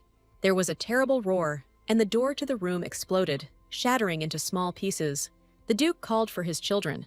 Belza looked back and screamed joyfully. She and Edwin were saved. Cagliostro burst into the room at the head of a detachment of select knights of the guard. He made it in time. His children were safe and sound. The knights grabbed Logan, and Edward Cagliostro hugged Edwin and Belza. They were alive, and the Duke praised the goddess for her help. The Duke's angry gaze turned to Logan. Unexpectedly for everyone, his secretary turned out to be an apostate and a follower of a demonic cult. The Duke asked Logan what all this meant. The secretary replied that it was a misunderstanding and said that in fact he was the victim. Belle heard Logan say with indignation that Edwin and Belzy had broken into his room and attacked him. The secretary accused the children of using black magic, and the Duke became wary. Logan justified the young Duke and accused Lady Belza of using black magic. Edwin and Belle could not understand why he was talking such ridiculous nonsense. The secretary shouted that the Duke should not be deceived in case an apostate was hiding under the guise of a child. Belle realized that Logan was simply stalling for time. Accusing a candidate for sainthood proclaimed by the pontiff was serious blasphemy. The girl noticed that a magic circle was appearing on the floor of the room, and Logan continued to shout that apostates were periodically found in temples. Belzy guessed that Logan was distracting the Duke, and that was why he was saying whatever came to his mind. The villain is simply gathering his strength to use black magic and escape beyond the Duke's influence. The magic circle was flaring up. Logan was already shouting that all Cagliostros were fools and would regret letting him slip out from under their noses. The Duke looked calmly at the behavior of his former secretary. Not a single muscle moved on Cagliostro's face. The formidable Logan deflated in an instant. His magic did not work. The lines of the magic circle faded. The secretary lost his strength and wilted. The Duke noticed the painting. He had caught many apostates, but this was the first time he had seen such an inscription. Cagliostro asked Logan if the apostates had found a new goddess for themselves. Her name was Eurus, but the former secretary was only interested in what the Duke had done to him. Cagliostro chuckled. Logan was probably feeling dizzy, nauseous, and his arms and legs wouldn't obey him. It's payback for using black magic on holy ground. Logan's body's reaction is a natural cleansing process, divine power pushing out the darkness. Logan was convulsing and cursing, and the Duke determined that this was because there was too much black mana in the former secretary's body, which was why it was taking longer to leave. Cagliostro ordered the arrested man to be sent to prison, where he intended to have a more detailed conversation with him, but this would happen later. Belle wondered if Edwin and the Duke had been too calm from the start. Had they really staged all of this? It turns out that the Duke knew who Logan was, but as he guessed, in his past life, the secretary left no evidence, and Belle herself did not believe that he was a black magician. Edward explained to the girl that Edward had discovered that Chester's successor was a renegade. At first, the Duke doubted it, but observations confirmed his suspicions. Edwin asked Belle if she wanted to check what was happening with that guy now. The girl came to her senses. Ishmael was probably in danger now. Belle needed to go to the temple immediately, preferably with reinforcements. The girl rushed to the Duke and announced that she urgently needed to go to the temple and save her friend. Edwin watched the girl gloomily. Her relationships with other boys caused him negative emotions. The new director of the orphanage and the rector of the temple received a surprise visit from Pontiff Montanus. Magnus pretended to be incredibly glad to see Pope Montanus and asked what business had brought His Eminence to their humble monastery. Magnus tried to look into the pontiff's eyes. Mentally, he cursed everything. Usually Montanus does not come to him. He barely managed to hide Ishmael. Montanus said that Magnus had been heading the shelter for 2 weeks already, asked how he was doing, and if everything was calm. The director replied that everything was fine, and the pontiff said that in fact, he wanted to see a boy named Ishmael. Magnus asked why His Holiness had suddenly become interested in this boy, and he was told that a man had appeared who wanted to take him under his wing. Montanus wanted to see the child himself before he was taken away by a new guardian. Magnus lied that Ishmael was feeling unwell today and would not be able to meet with His Holiness, but the pontiff clarified how seriously the boy was ill. Magnus replied that if Ishmael rested for a day, everything would pass for him by tomorrow, and he himself planned to take the boy out of the shelter tonight. Montanus declared that no one would wait. The new patron had arrived and wanted to see Ishmael immediately, despite any illness. Bells ran around the shelter with documents about guardianship and patronage, and called out for Ismail in a loud voice. Magnus was frightened. He guessed absolutely correctly. The boy's new patron was Milady Belzy herself. The girl called Ismail and said that she had come to keep the promise she had given him. They didn't have time to hide the guy far, and he heard Belz's voice. These were the most beautiful sounds he had heard in his life. Much earlier, immediately after she broke up with Ishmael, Belle met with the pontiff and fulfilled the promise she made to the boy. The procedure for approving the patron was complicated, but Dad quickly gave permission, and the patron's certificate was delivered just in time for Belle's departure from the mansion. The Duke's knights freed the boy from the dark and cold storeroom. They were outraged that the child was kept in such a place. Belze rushed to the guy. She was worried if everything was okay with him, if Ishmael was hurt, and how he was feeling. Belle saw that the boy had red eyes and asked if he had been beaten. Ismail was embarrassed and replied that he was fine. Montanus demanded an explanation from Magnus as to why a sick child was leaving a cold storage room. Magnus was going to get out of it and pretend to be innocent, and Belle had to stop that. The director of the orphanage said that in fact, the child had used force to subdue him, and he did not want to make a fuss, and decided to punish him in this way. Ishmael didn't let Magnus finish. He addressed Montanus directly and said that he was asking for forgiveness, but he had an important statement. The boy announced that he did not want to live in the shelter because he was being bullied there. The pontiff was surprised.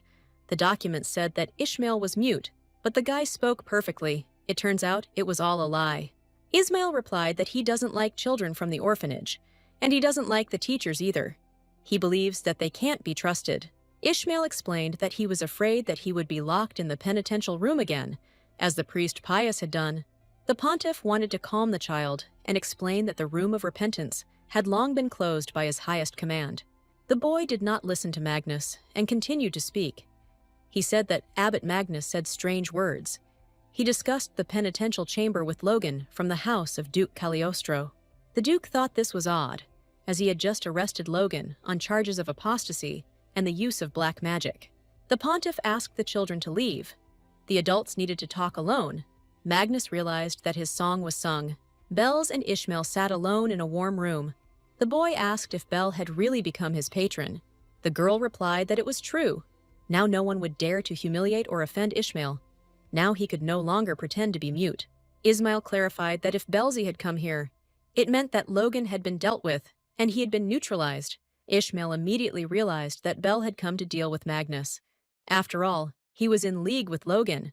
As long as there were no bad people around him, the boy might not pretend. The guy asked the girl how much she paid to become his patron. Ismail heard that huge sums of money were spent on gifted children like him, but the boy didn't want to be a burden for Belle and promised to return everything. To prove that you can provide education for a gifted child, You need to pay 10 million gold a year. Belle had to borrow a little from Edwin. She told Ishmael that he shouldn't talk to his patron like that. And besides, Belle would soon become rich, and it would be a trifle for her. The guy promised that he would definitely achieve success and become a great man, and then she should not refuse the money that he would want to return to her. Belle replied that he would definitely become great, and that she loved friends more than money. In fact, she wanted Ishmael to be her friend, not Diana's. Ishmael told Belle what Logan had said. Things were strange to Magnus. They were probably encrypted, and the boy didn't understand everything. The boy remembered that Logan was concerned about the lack of supplies of materials. Perhaps he meant gifted children by materials. Ishmael said that Logan was going to use Bells as well, but the guy didn't have time to find out for what purpose. Belza remembered Logan screaming that they no longer needed the plan with the sacrifice for Eurus. They would rip out her and Edwin's hearts and offer them to the goddess. The materials are most likely the very victims Logan spoke of. They hunted for children gifted with powers and sacrificed them to their goddess. The sacrifice meant the loss of power in the repentance chamber. But why was it necessary to take it away? Perhaps it is connected with the fact that Diana's aura also contains the aura of apostates. How Diana was able to wield both holy and dark powers at the same time, and whether she had such a combination in her past life, Belle lacked information. There were a lot of strange things around. If even Logan turned out to be a renegade, then how many such renegades were hiding around? Ishmael saw that Belle was lost in thought and asked if everything was okay with her. The girl came to her senses and said there was no need to worry the guy. Let him come to his senses first. Belle told the guy the Duke's words, that they would soon interrogate Logan, find his accomplices, and find out what they were up to. Now something else was more important. How Ismail was going to live on, he could return to the shelter. Bells invited the boy to move with her to live in the estate of Duke Cagliostro. There was no need for him to stay in the orphanage. Ishmael asked if he could really leave the shelter. Belle replied that one word from him, and he would never appear here again. The girl feared that, because Ishmael knew something about the victims and the repentance chamber, the apostates would try to get rid of him. Bells knew that Ismail would become a pontiff in the future, and she couldn't let the boy lose his future because of her, especially now that they had become friends. Taking Ismail with him to the ducal house meant preventing him from getting closer to Diana, and that was as important as everything else. The apostates have long held a grudge against the family of Duke Cagliostro, and one must be prepared to stand up for his defense. Ismail asked if Belle had asked the Duke for permission. The girl was sure that she would be allowed to, and if the guy was uncomfortable living on the estate, she would buy him a house. Belle told Ismail that when she opened the salon, the building would have many shared rooms, and he could live there, in the very center of the capital. However, the boy announced that he would stay in the shelter, a decision Bells did not expect him to make. Ismail stated that since the director was no longer there, and he had a patron, no one would dare touch him now. The boy was going to stay at the shelter to see if people like Pius and Magnus would appear there. The most important thing for Ishmael was to find out if there were any apostates left in the orphanage, and what they were going to do with the blessed children. This would also help Belza. Belle looked at the boy with admiration. It wasn't for nothing that he was a candidate for a hero. After everything he had been through, Ishmael hadn't lost the ability to think about others. The girl did not try to dissuade the boy. It was impossible. She advised him to turn to the pontiff in any unclear situation. Belle believed that Montanus was a good man. She would come too, but the pontiff was closer to him. Ismail was perplexed that after everything the temple servants had done to her, she still believed the pontiff, but the girl proved that Montanus was an honest man. The boy said that he would decide for himself whether to trust Montanus, and that Belzi should not come to him often. Belle was puzzled as to why he was saying that. Ishmael explained that if they were suspected of being friends, they would do everything to destroy them. The girl sighed and demanded that Ishmael promise to write to her at least several times a week. The oath was sealed with a squeeze of the little fingers. Now no one could break it. Otherwise, it would be death. The Duke entered the room and asked if Belzi had finished the conversation and was ready to go home. The girl had already finished everything and was getting ready to look for Cagliostro herself. Edward stated that he couldn't go home yet. Magnus's interrogation was dragging on. They were finding out who Eurus was, so another guardian would go with Belle. The other guardian was, of course, Edwin. and it would have been even more pleasant to travel with him if he hadn't interrogated Belle again. Edwin asked, "Does this mean that Belle borrowed money to become Ishmael's sponsor?" The girl explained that she had to help Ishmael. She was a little short, so she borrowed from Edwin. Fortunately, the pontiff counted her elixirs as a donation, and she will be able to pay off the debt very soon, without spending a single coin of Edwin's money. Edwin was serious. He asked Belle if she liked Ishmael, not as a friend, but in another way. Belle's was confused as to why Edwin thought she should like Ishmael. In fact, she loved another man. But it was too early for Edwin to know that. Edwin advised the girl not to be too close to him. It seems that Edwin does not like Ishmael at all, and does not want to see him often. Edwin reminded Belle how Logan said that she was behind Ishmael. The girl denied everything. She became the boy's guardian, simply out of a feeling of compassion. Edwin asked why she went to Logan's cell, what she wanted to find out there.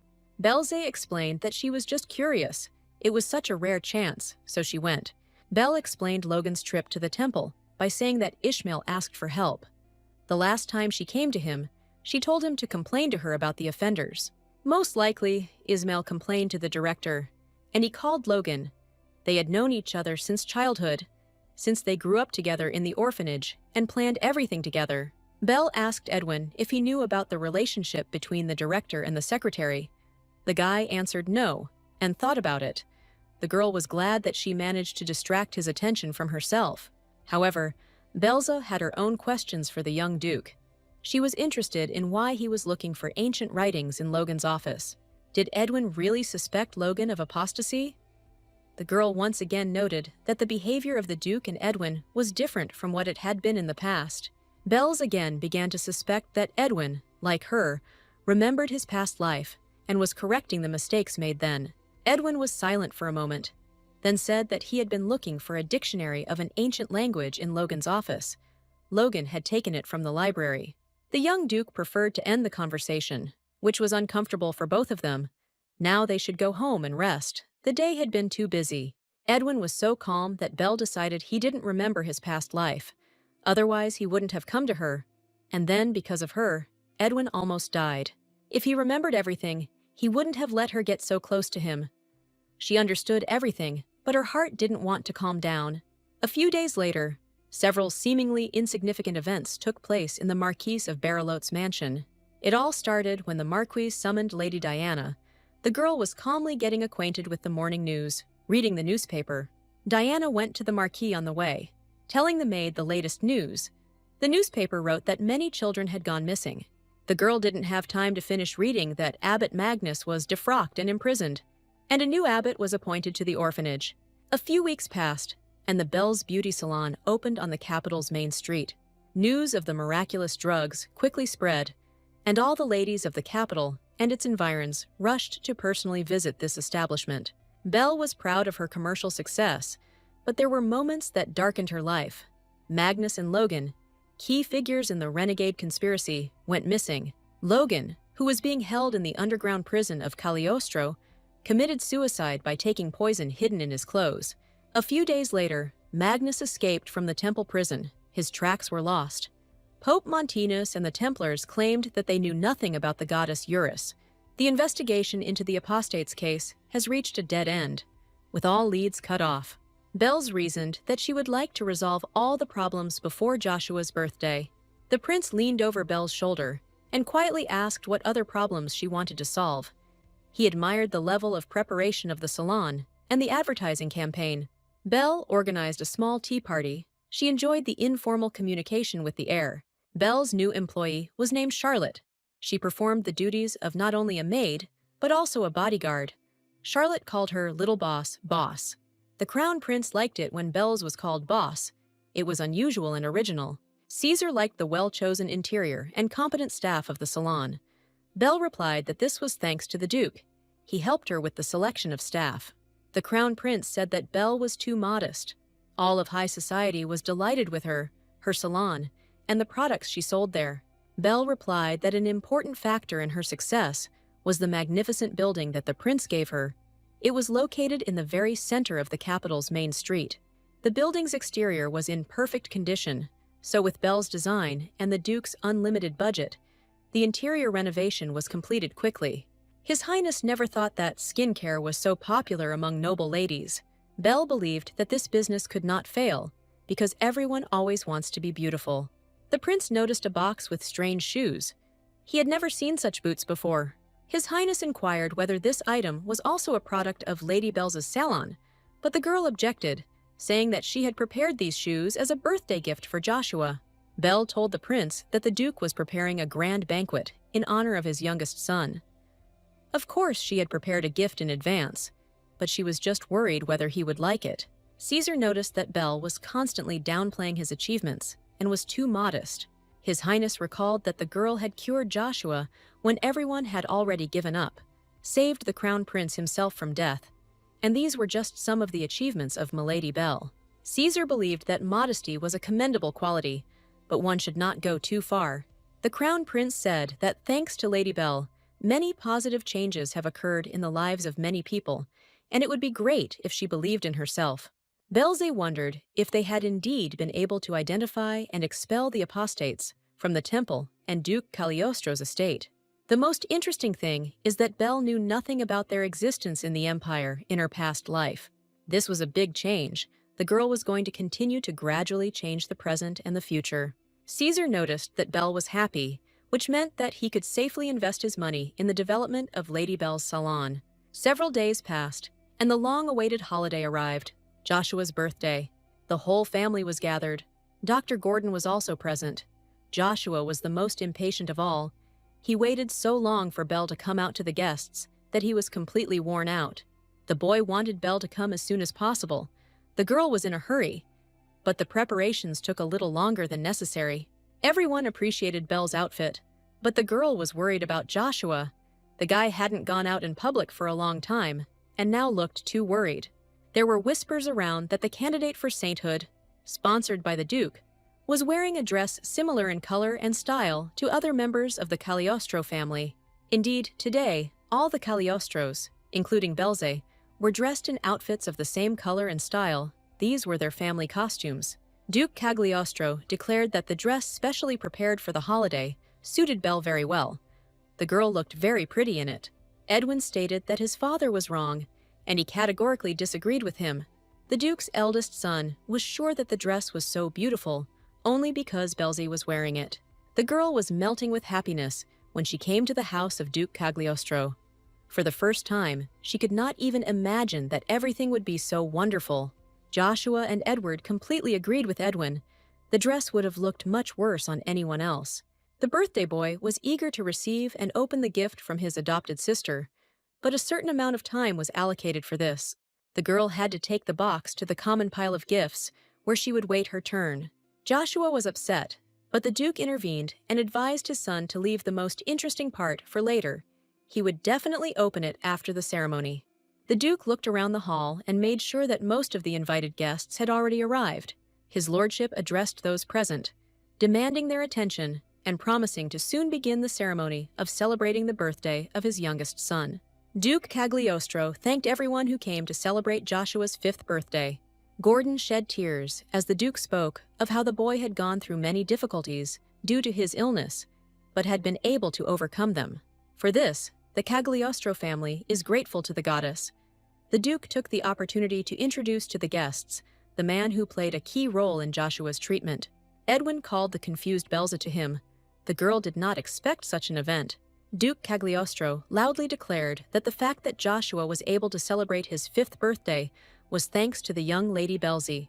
Edward said that thanks to Belze finding the cause of Joshua's illness and eliminating it, everyone was able to see his youngest son happy and active. Edward Cagliostro announced that from now on, the ducal family of Cagliostro declares its official support for Belze. Milady Belze was proclaimed by Duke Cagliostro as a benefactress of the Cagliostro family and a candidate for sainthood. The Duke's statement left an indelible impression on Belze. It was an official announcement of sponsorship, something that had never happened in Belze's previous life. The Duke continued to say that from now on, any attack on Lady Belze would be seen as a challenge to the House of Cagliostro and would be met with certain measures. Guests whispered that such a statement was a step towards open competition with the House of Berlot, which recently adopted Lady Diana. They said that the Marquise's daughter had failed Joshua's treatment, and they guessed that this statement was a warning to the Marquis of Berlot and his ward. The guests' whispers continued. Everyone was curious to see which of the two houses would produce a true saint. Belze was worried. Now the prestige of the Cagliostro family depended on her. Suddenly, she heard someone congratulating her. It was Marquis Barillot, congratulating the girl on receiving the unconditional support of the Cagliostro family. Of course, Lady Diana also arrived at the celebration with the Marquis, as always radiant and incredibly polite. The Duke was expecting the Marquis and Diana to arrive, but unfortunately, they arrived later than he expected and missed the statement he had made just for them. Edward offered to repeat the statement just for them, but the Marquis felt there was no need. He had heard enough. The festive atmosphere was becoming increasingly tense. The Berlot family and Cagliostro had been in conflict for a long time, but now their confrontation had become open. Diana tried to defuse the situation by taking the blame for being late for the appointment. Lady Diana explained that she had been preoccupied with choosing a gift for Joshua and had not noticed how late she had been, and she begged him to forgive her. By way of apology, Lady Diana asked to be allowed to personally present the gift to young Master Joshua. People were whispering that Diana was behaving like a real lady, despite the fact that she had only recently arrived in the Marquise's house. Only Belze suspected Diana of collaborating with the renegades, and perhaps she herself was one. But Lady Diana's reputation remained strong. What upset Belle was not Diana's positive reputation, but the fact that most of those present had a rather vague opinion of her. Diana approached the girl and pretended to be concerned and asked what was happening to her and why she was sad. Diana advised Belle to rest a little in a separate room if she felt nervous in such a crowded gathering. Edwin did not like Lady Diana's words and actions at all, and he became wary. Belle had something to clear up with Diana, so she had no intention of arguing with her, let alone leaving the banquet hall. Belze informed Diana that she was worried about her health. Belle was upset by the cough that sometimes bothered Lady Di. Belle said she recently read a book about various illnesses that cause rashes and coughs. In Belle's past life, the disease spread throughout the empire in about a year, and Diana accidentally discovered a cure, which became her crowning glory. Belze read about an illness whose symptoms were exactly the same as those Diana had the last time she visited the estate. Belle thought that Diana herself, or someone from her circle, might have been sick with it, and it was most likely contagious. Belze wanted to use tricky questions to find out whether Diana came from the future and knew what would happen. Diana was perplexed. Belle herself saw that it was a common allergy, and they ate that dessert together, and now she suspects that it is infectious. Diana thought that Belze was too engrossed in reading, and Belle was finally convinced that Diana knew nothing about the plague. Diana snapped at Belle to take care of her own health, turned away, and left without listening to her apology. At this time, Joshua approached Belze, and she switched her attention to the birthday boy. The girl was glad that Diana did not know the future. Marquis Barillot did not intend to stay long at the feast of Cagliostro. His plan was to say hello to a few people and then return home. Belle realized that Diana wasn't that special, which meant that Belle could be the first to get the things that Diana would get in the future and be ready for anything. Belle now lived close to her family, and she had to protect them, so Diana's ignorance was beneficial to her. The Duke and his children left their guests for a short time. Joshua and Belle were considered very young and needed rest. Edward asked if Belle liked the sponsorship announcement, and he made sure everyone heard it. The Duke stated that there was something else he wanted to give to Belze, but he needed a little more time, so this announcement first. Cagliostro wanted to adopt Belze, although most of his supporters were against it. Belle was stunned. The Duke was preparing the adoption as a gift. His wish alone was enough to make her feel happy. Joshua was for adoption. Then Belle would become a real sister to him, and they could play every day. Belze said she wouldn't be bothered if the adoption didn't go through, as she was already grateful to the Duke. This would not disappoint Belle at all. The support of Duke Cagliostro was much more than she deserved, the girl believed. Moreover, she already knew about the Duke's feelings for her from a past life, when he was preparing to adopt her as a gift for her 18th birthday. Belle's words left Duke Cagliostro puzzled, as if Belle didn't want to be his real daughter. Belze was concerned about something completely different. She couldn't get Edwin's categorical protest against her adoption out of her head. The girl was worried that Edwin was uncomfortable with the idea of her joining the Cagliostro family. On the other hand, Bells understood Edwin perfectly well. Communicating well with a person is one thing, but accepting him into the family is a completely different matter. Joshua was eager to open Belle's gift and was allowed to look at it. The box contained sneakers that Belle had ordered especially for Joshua. The girl explained that they are designed so that Joshua can run, jump, and play as much as he wants, and wherever he wants. And it is very convenient to do this in them. Joshua declared that it was the best gift in the world, and immediately asked when Belle's birthday was so that he could give her a gift too. Belle didn't know her birthday. In her past life, Edwin had once given her a gift, but she never understood why he chose that particular day. Edwin immediately announced that Belle's birthday would be exactly 6 months later, on Wednesday the 3rd. The boy's confidence surprised not only Belzy, but also the Duke and Joshua. The girl was perplexed. Edwin was naming the very day that in his past life he had designated as Belle's birthday. The Duke declared that it was not so far away, and that preparations should begin today. It would be a wonderful reception. Joshua was eager to prepare it. Edward asked the girl if there was anything in particular that she would like most. Belza couldn't become a real member of the Cagliostro family, but it didn't matter. They already gave her enough love and care. The mere fact that the Duke and his sons loved and appreciated Belze was more than enough for the girl. 7 years, 7 springs, and 7 autumns had passed since that memorable birthday of Joshua, but Belle remembered how the Duke thanked her for saving his youngest son. The girl grew up in the Duke's family, although not officially adopted, but in fact, she was the boy's sister. Joshua was incredibly attached to his little sister, and Belle looked after her little brother everywhere and in everything. Over the years, many good moments had accumulated, and Belze did not want to erase any of them from her life at any cost. Duke Edward of Cagliostro, his sons Edwin and Joshua, and the candidate for sainthood, Belzy, under his wing, lived as a close-knit family and shared all the responsibilities equally. One morning, Tara entered the young lady's room and found that Belle was already awake. Belze greeted her personal maid. The little girl had grown up in 7 years. She had just recently turned 12. Tara was doing her owner's hair, and at the same time was interested in her plans for the day, whether she would go to her salon or not. Belle hadn't decided what she was going to do yet, and asked if Joshua had had breakfast. Tara replied that he had already left for the academy. Tara replied that Joshua had recently started leaving for the academy very early, and Belle concluded that the boy liked it at the academy and was glad about it. Belle decided that she would not have breakfast, but would still go to the salon and have breakfast there. Tara ordered that a carriage be prepared for the lady. A luxurious carriage drove Belze through the streets of the capital, and very soon she arrived at the building where her salon was located. The girl looked around. It was the business part of the capital, and it seemed to her that everyone around her was doing something important, and only she was not busy with anything. Men, women, and even children were hurrying somewhere with serious faces, and only business conversations could be heard around. Belle sighed.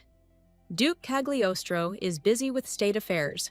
Joshua entered the academy and is busy with his studies. Every morning, Joshua hurried to class. He always promised to return soon, but even after returning, he was busy with lessons. Edwin graduated from the academy a long time ago, and, for various reasons, never appears at the estate. The Duke's eldest son rarely wrote. Belze hoped that Eddie was okay, and nothing had happened to him. Belze decided not to think about sad things. It made her too sensitive and prevented her from thinking clearly. The attendant announced that the carriage had arrived at the salon. Belle was lost in thought and did not notice it at all. The girl thanked her for the reminder. There was no urgent need to supervise the salon's operations, but she still came here every day. Belze's elegant heels clicked towards the main entrance of the best beauty salon in the empire. The Belze Beauty Salon was the pride of its owner. It was a real beauty factory, opened with the support of His Highness the Crown Prince and the Duke of Cagliostro. The Belle Salon has grown into a large-scale enterprise in just 7 years. Belle started with skincare products and anti-fatigue medications, and gradually wigs, hair dye, manicures, and even dietary meals appeared on the market. Today, this place has become the main tourist attraction of the empire, attracting guests from all over the world. It wasn't just money, but also world fame that Belle's hadn't dared to even dream of in her past life. Thanks to the salon, Belle lives a life that anyone would envy. There was just one problem left, and if it were solved, all of the girls' wishes would come true. For 7 years, Belle collected materials, tracking Diana's movements, looking for a connection between her and the Renegades. Since Logan's death and Magnus's disappearance 7 years ago, the Renegades have gone into hiding, showing no activity in Belle's line of sight. Diana, as in the original and Belle's past life, continues to act as a candidate for sainthood, but her fame is not as great as before, all thanks to Belle. Diana's main clients have always been aristocrats, but now, due to the fact that many people have started visiting the Belle Salon, the number of Diana's clients has decreased. In her past life, Diana won support by finding a cure for the plague, but in this life, Belle had created it long ago and prevented the epidemic from spreading. Diana is a candidate for sainthood. Unlike Belze, who runs a business without using holy power, she heals aristocrats with this power. Belle saved her power, believing that it would be needed to protect the ducal house from renegades who could appear at any moment. Belle's sacred power was too valuable for her to afford to waste on healing. Until there was proof that Diana was a renegade and she couldn't act, Belle was prepared to wait for her opponent to reveal himself. An alarmed Charlotte ran into the room. She was alarmed and was in a hurry to report important news to her hostess. The girl reported that the building that was being built opposite turned out to be a double of the building in which the Belze salon is located. Belle was surprised and decided to see for herself. It was clearly a deliberate copying. Who dares challenge Belze, who is under the official patronage of Duke Cagliostro? Belle came to see if everything was as critical as Charlotte had told her, but the reality turned out to be worse than she expected. The new salon turned out to be an exact duplicate of Lady Belze's salon, and this was clearly too much. Belle and Charlotte were outraged. They had no intention of letting things slide. A worker saw a 12-year-old girl on the construction site and asked her to be careful not to go where it was dangerous, which angered Belle even more. Charlotte declared that the exterior was half the problem. The problem was that the patented interior design had been copied. The main idea of Belle was copied: walls that can be removed like doors, allowing the interior layout to be instantly changed. Belze created this salon based on the memories of her life before she got into the novel, and its design could not be simply copied. There was no such style in this world, and Belle personally made the drawings. Only 4 people saw them. Suddenly, she noticed some familiar, but not very pleasant people on the construction site. Belle realized that besides her, the Duke and Charlotte, the man in charge of the interior decoration of her salon, Master Jack, had seen the drawings. It was him that Belle saw working inside a competitor's salon, and it was an unpleasant discovery. Jack didn't have time to hide and pretended to be surprised that my lady remembered his modest personality. Belle was furious. The man had forgotten that the contract between them had contained a clause prohibiting disclosure of details of the plans for the Belle salon. The worker asked to be forgiven, but Belle was adamant. She couldn't let him get away with this. Now they had to find the owner of the building. Belle could not even imagine who it could be, who could so obviously go against Duke Cagliostro. The sheer audacity of these people was astonishing. It meant that they had something to compete with her with, or it was simply sabotage. Belle heard someone greet her with unreasonable joy. She looked around and found Diana. Diana was the very definition of charm, and she chirped that it had been a long time since she and Belle had last met. Belle's did not want to answer the greeting. She asked if Diana was the owner of this salon. Diana replied that she was not the owner of the salon, but had only helped a little in its creation. A nasty voice rang out, its owner asking if Lady Diana really knew this ridiculous girl, and that Di shouldn't say that she was her friend. Belle's recognized that voice very well. It was the voice of one of her main enemies in her past life. Only outwardly this man, for some reason, was strikingly different from the skinny guy who was chasing her last time. But why was he here? It was Adolphe Galagos. Belle's never thought she would meet him here and now. Belle was sure that if this man became close to the Crown Prince again, he would be a threat to the Duke.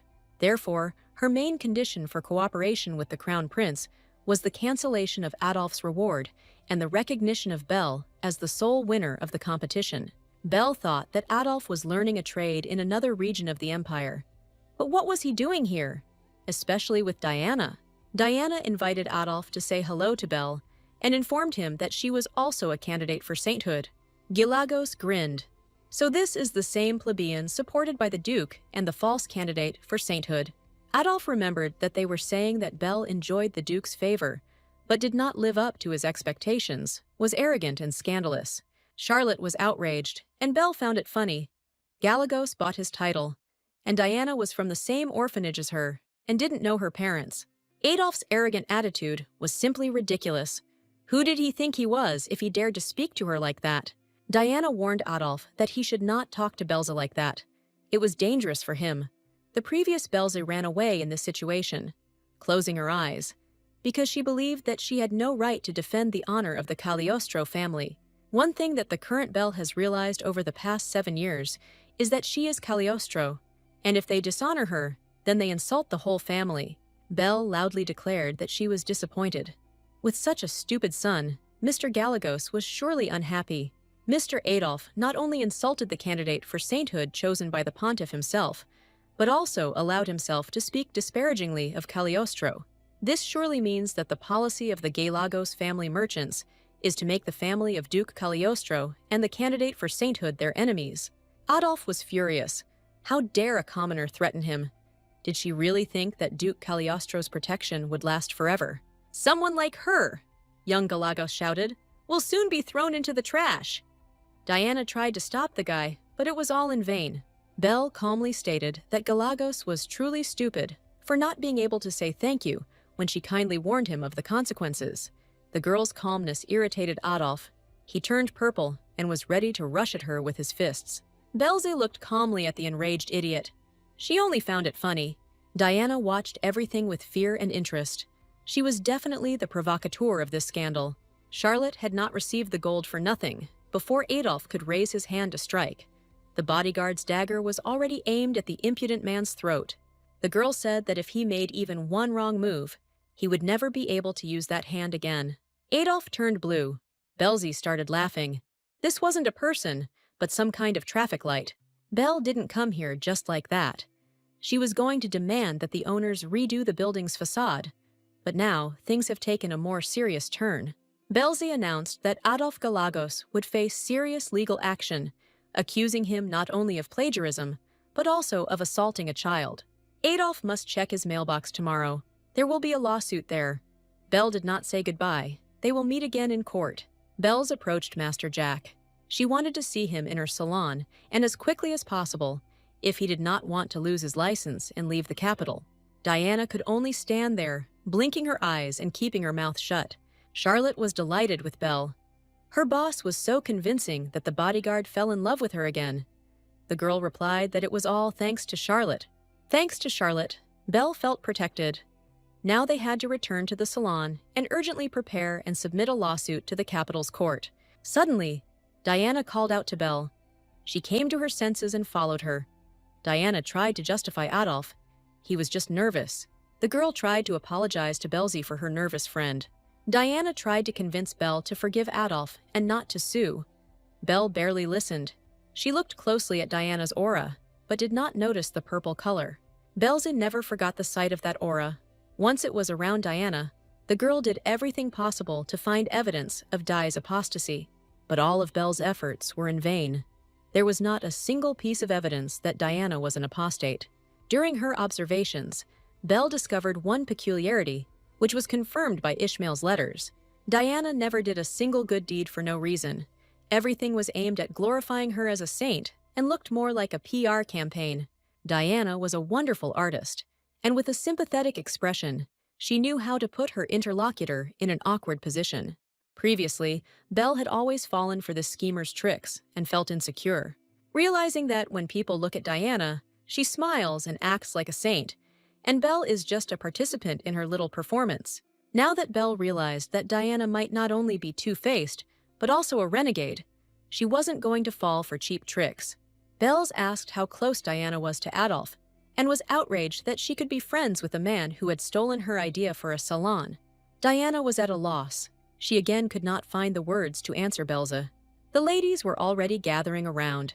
They decided that Diana was the owner of the duplicate building of Lady Belze's salon. The ladies whispered that they thought Lady Belle's salon was expanding, but it turned out that the buildings were simply a copy of their beloved salon. Belle was curious if Diana had drawn the interior of her salon for Adolf, but Di objected. She had never been inside Belle's salon. Diana made excuses, saying she had simply introduced Adolf to the most sought-after interior designer and had no idea that it would cause such problems. Belle chuckled. Diana did not deny that she was close to Adolf. Belze noted out loud that she now understood that Diana did not support Adolf. Belle stunned Diana by asking if she could confirm that Adolf had stolen her idea and that the copied interior had been custom-made for Belle's business. The girl doesn't even need to see him to understand what exactly Adolf is trying to open. He will have to close his business immediately. It is a patent infringement. Diana was indignant. Adolf did not copy Belze's business idea. A natural question followed. If she was not close to him, then how did she know this? Di replied that she was actively helping Adolf develop his business, but it would be different from Belze's business. Its main task would be caring for sick people. Belze clarified that Adolf wanted to open a hospital. Diana corrected him. It wasn't exactly a hospital. He would sell health products and provide other services. Diana said that Adolf was concerned that hospitals did not have enough specialists even to treat the nobility, so he wanted to give ordinary people a chance. Diana plans to help Adolf and heal people with her gift of healing. Dee said that she was inspired by Belze's example. She helps ordinary people, and Diana decided to follow her example. Belle realized that Diana was planning to gain support from the common people and teamed up with Adolf to do so. Belze apologized for her suspicions and said that she would ask Diana to testify to the fact that the interior had been copied. That's all. Diana was glad that there was no misunderstanding and suggested that they work hard together. She hurried to Adolf to calm him down. Charlotte thought that Belze was too kind to Adolf and Diana, and the girl thought that changing the interior of such a large house would be quite a problem. The most important thing, Belle believed, was that Adolf would be in her sight, and she would be able to control his actions. Belze watched from afar the conversation between Diana and young Galagos. The boy was clearly dissatisfied and confused. The girl didn't have time to watch these two for too long. She had a lot of work to do, and it was time to return to the salon. At this time, a magnificent carriage was approaching the Duke's palace. The coats of arms on its doors spoke of the noble origin of its passenger. An aristocratic-looking man of mature years was riding in the carriage and was worried that he would not make it on time. This man did not like to be late. Belle returned home. She got out of the carriage and stretched, loosening her body. The girl spent the entire day preparing the lawsuit and the trial against the Galagos Trading Group. It was difficult to split between preparing the lawsuit and resolving current business matters. Even if Belle had 10 bodies, she still wouldn't have had the strength. The girl saw a carriage in front of the main porch. It clearly did not belong to the Duke. Apparently, someone had come to visit them. Belle flinched at the loud, harsh voice that sounded above her head. A mature but not too old man loudly called Belle, a plebeian who lives with his grandchildren. The girl realized that this was the Marquis of Tebron, Duke Edward's father-in-law. But why did he come to his son-in-law now? Marquis Tebron was the uncle of the late Duchess of Cagliostro and the maternal great-uncle of Edwin and Joshua.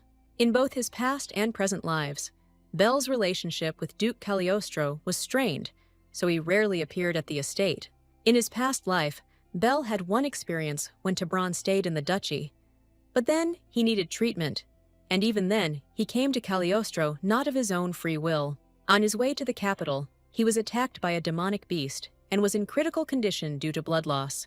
At first, Tebron was Diana's patient, but since it was impossible to call Diana that time, Belle was invited, and she had to do everything possible. Belle's hadn't realized it then, but now she understood perfectly well that the fact that the opportunity to treat the patient had fallen to her meant that Diana had refused. At that time, Belze was grateful to the Duke for getting her out of the orphanage and was ready to fulfill any of his requests. Wanting to repay Duke Cagliostro for his kindness, Belle treated the Marquis every day for 2 years. As soon as the Marquis's condition improved, he immediately left the Duke's residence, after which Belle did not see him, only hearing about Diana and Tebron's frequent meetings. In this life, Belle had never seen the Marquis, perhaps because Joshua was alive, but Tebron had never been to the capital. The demonic beast did not attack Tebron, so Belle thought that she would never meet him. Tebron still did not have a high opinion of Belle. The girl decided that she needed to play along with Tebron, and then find a moment to slip away to her room. Suddenly, Belle noticed that there was a strange energy concentrated around the Marquise's leg. Belze suggested that this might be related to the illness of the Marquise's family that was tormenting Joshua, and asked if the Marquise's right leg was hurting. The girl wanted to touch her sore leg and check it, but received a powerful blow to the forehead and recoiled. The Marquise was indignant. How dare a plebeian touch him? The girl could not believe that this aristocrat hit her with a cane. Tebron forbade Belle to call him grandfather, and ordered him to address him as a nobleman should. Belze was indignant. He doesn't love her, that's okay. But hitting a child is too much. The indignant voice of Duke Cagliostro was heard. How dare Marquis Tebron behave like this in his house, and what does he allow himself to do? Duke Cagliostro appeared, as always on time. He was not happy with the uninvited guest. Edward lashed out at Tebron, asking how he dared to use violence against his child in Duke Cagliostro's own home. Tebron was indignant. If Edward considered it right to call this girl that, then he should also take care of her upbringing. She was impudent and didn't know her place. Edward was afraid that Belze would be upset by Tebron's words, asked her not to listen to all this nonsense, and covered her ears. Cagliostro reassured the girl that she was not like that and should not tolerate rudeness, and noted that Belle's forehead had turned red from the blow. Edward took the girl in his arms and declared that they should not stay here any longer. Belle's forehead needed to be treated, and for this, the Duke decided to call Gordon. The Marquis was indignant at how one could abandon a guest, but Edward replied that someone who enters a house without permission and beats children in it cannot be considered a guest. Tebron was left standing at the porch of the Duke's mansion, confused. Diana tried to detain the Duke. This gentleman was, after all, Joshua and Edward's grandfather. The Duke noted that Belze was too kind, and that this was her weakness. The girl was glad that the Marquise would be invited to the house. The Marquise demanded that Edward throw Belle out, and the Duke asked what brought here the one who said he would rather die than see him. Edward informed the Marquis that he would only allow him in after he apologized to Lady Belze.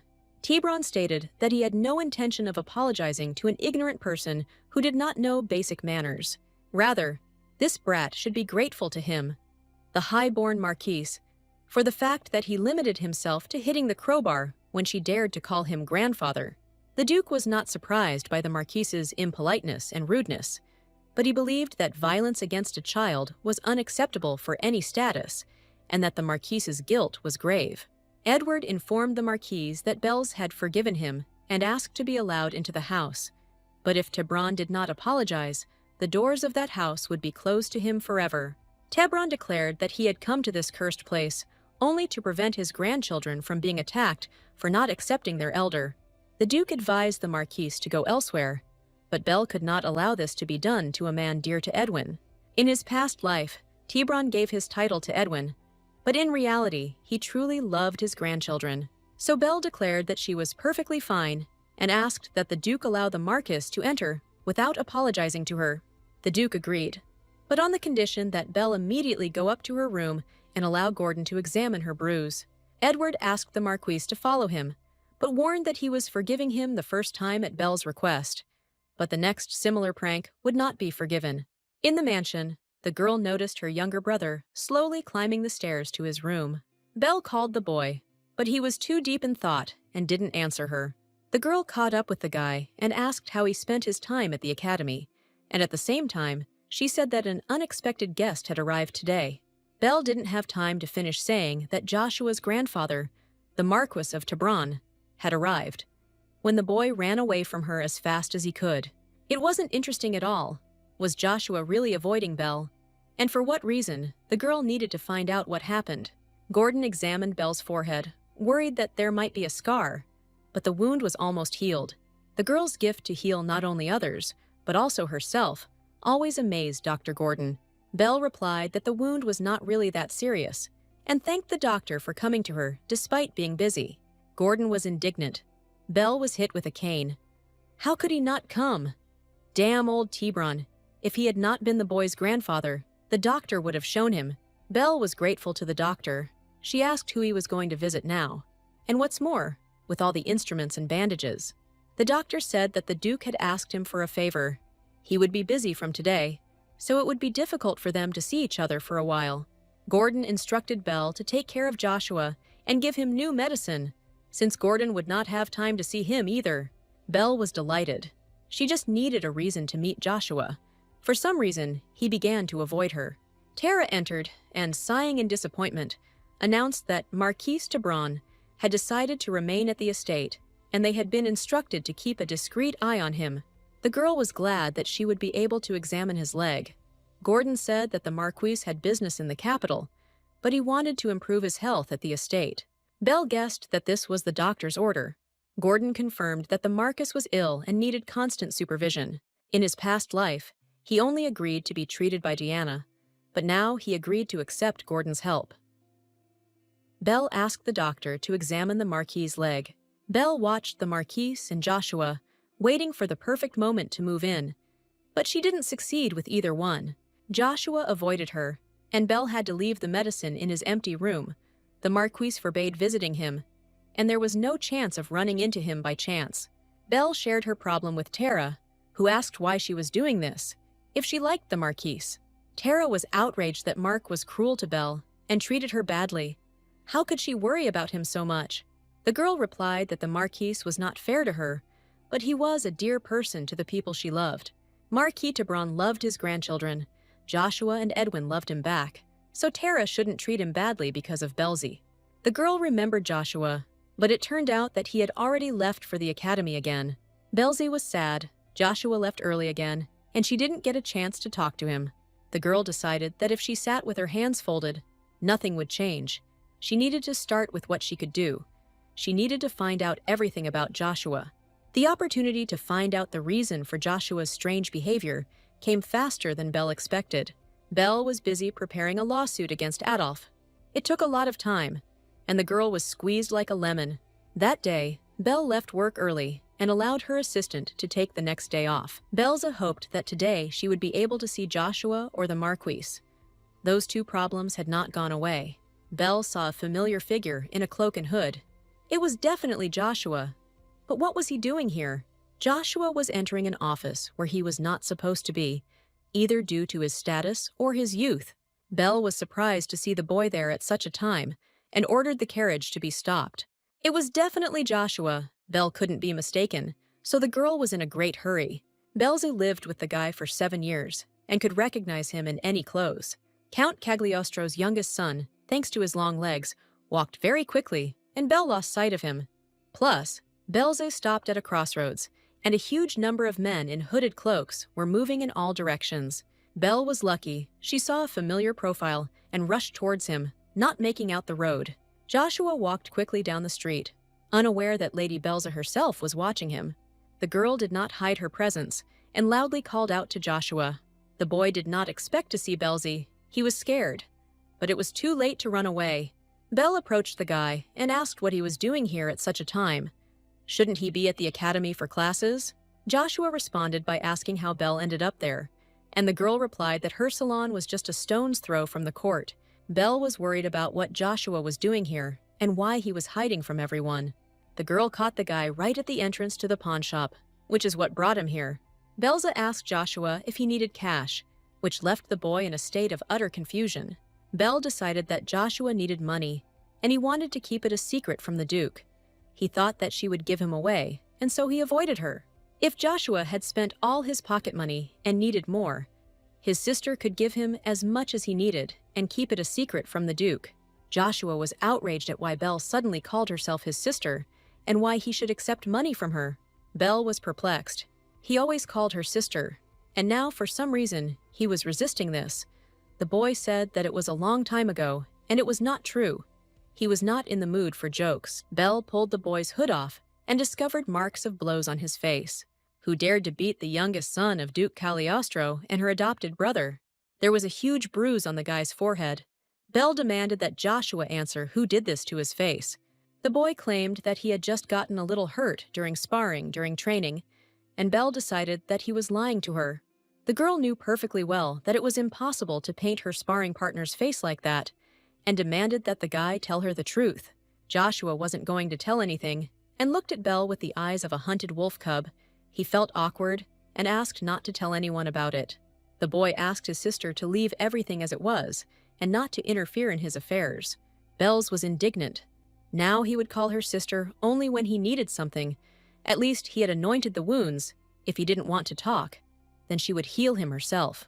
Belle's was hurt to see the wounds on her brother's handsome face, and she used her power to heal him. The girl repeated her question about why Joshua came here, and he replied that he wanted to buy his brother a present. The magical beast extermination squad is returning to the capital soon, and he came here to buy a gift for Edwin. Belle was glad that Ed was returning. The magical beast extermination squad is a special course at the academy. Only the best of the best get there, of course.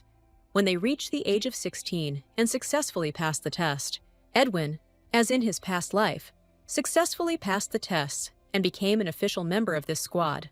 In his past life, Edwin went to the squad because after Joshua's death, it was difficult for him to stay in his father's house.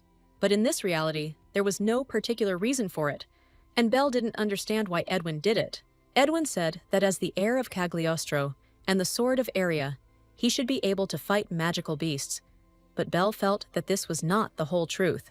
The magical beasts were created and controlled by apostates, and Belle didn't want Edwin to encounter them. But the boy asked her not to worry about him. Before leaving, Edwin admitted that he wanted to test one of his theories. Belle asked which one, but Eddie never answered. Joshua, healed and relaxed, invited Belle to go home together. The beloved mansion on the Cagliostro estate awaited its children with warmth, comfort, and various delicacies. The next day, Belzu went to the academy director on an official visit as a sponsor. Reasoning that the Cagliostro brothers never said what was on their minds, Belzi accepted thanks from the director of the academy as a generous sponsor. So if the brothers themselves don't say anything, then Belle sorts it out herself. And she told the director not to worry, she's here today on personal business.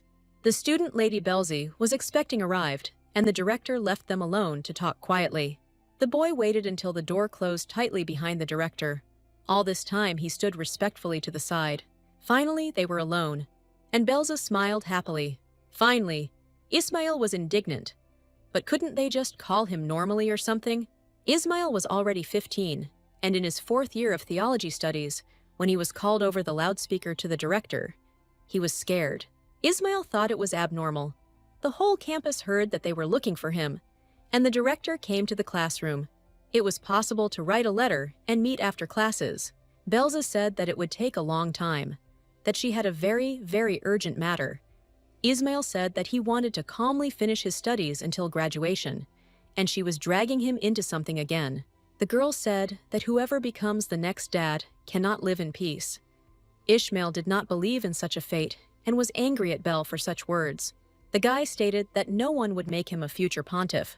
That was in the realm of fantasy. Belle's guessed that Ishmael had quarreled again with Pope Montanus I. 7 years ago, the current pontiff and Ishmael met and quickly found common ground. For a long time, Ishmael did not trust Montanus, but over time everything worked out, and the boy became attached to the old man. If everything had gone according to the original plot, Ishmael would have stayed with Montanus and become his successor. The apostates disappeared. Ishmael did not need to hide, and he entered the academy. Montanus was against it. He believed that he himself could teach the boy everything. Belle tried to persuade the boy not to quarrel with Montanus, but Ishmael was stubborn and believed that a successor to the pontiff's position would not be needed anytime soon. However, Belle saw that Montanus, the first's life, was coming to an end. The whitish aura that surrounded the old man told her so. Ishmael looked unperturbed by this message, but Belle knew that he was sensitive and simply afraid of being hurt.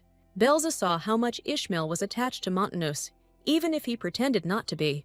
The girl advised the boy to treat the pontiff well, otherwise he would regret it later. Ishmael replied that he himself knew what to do.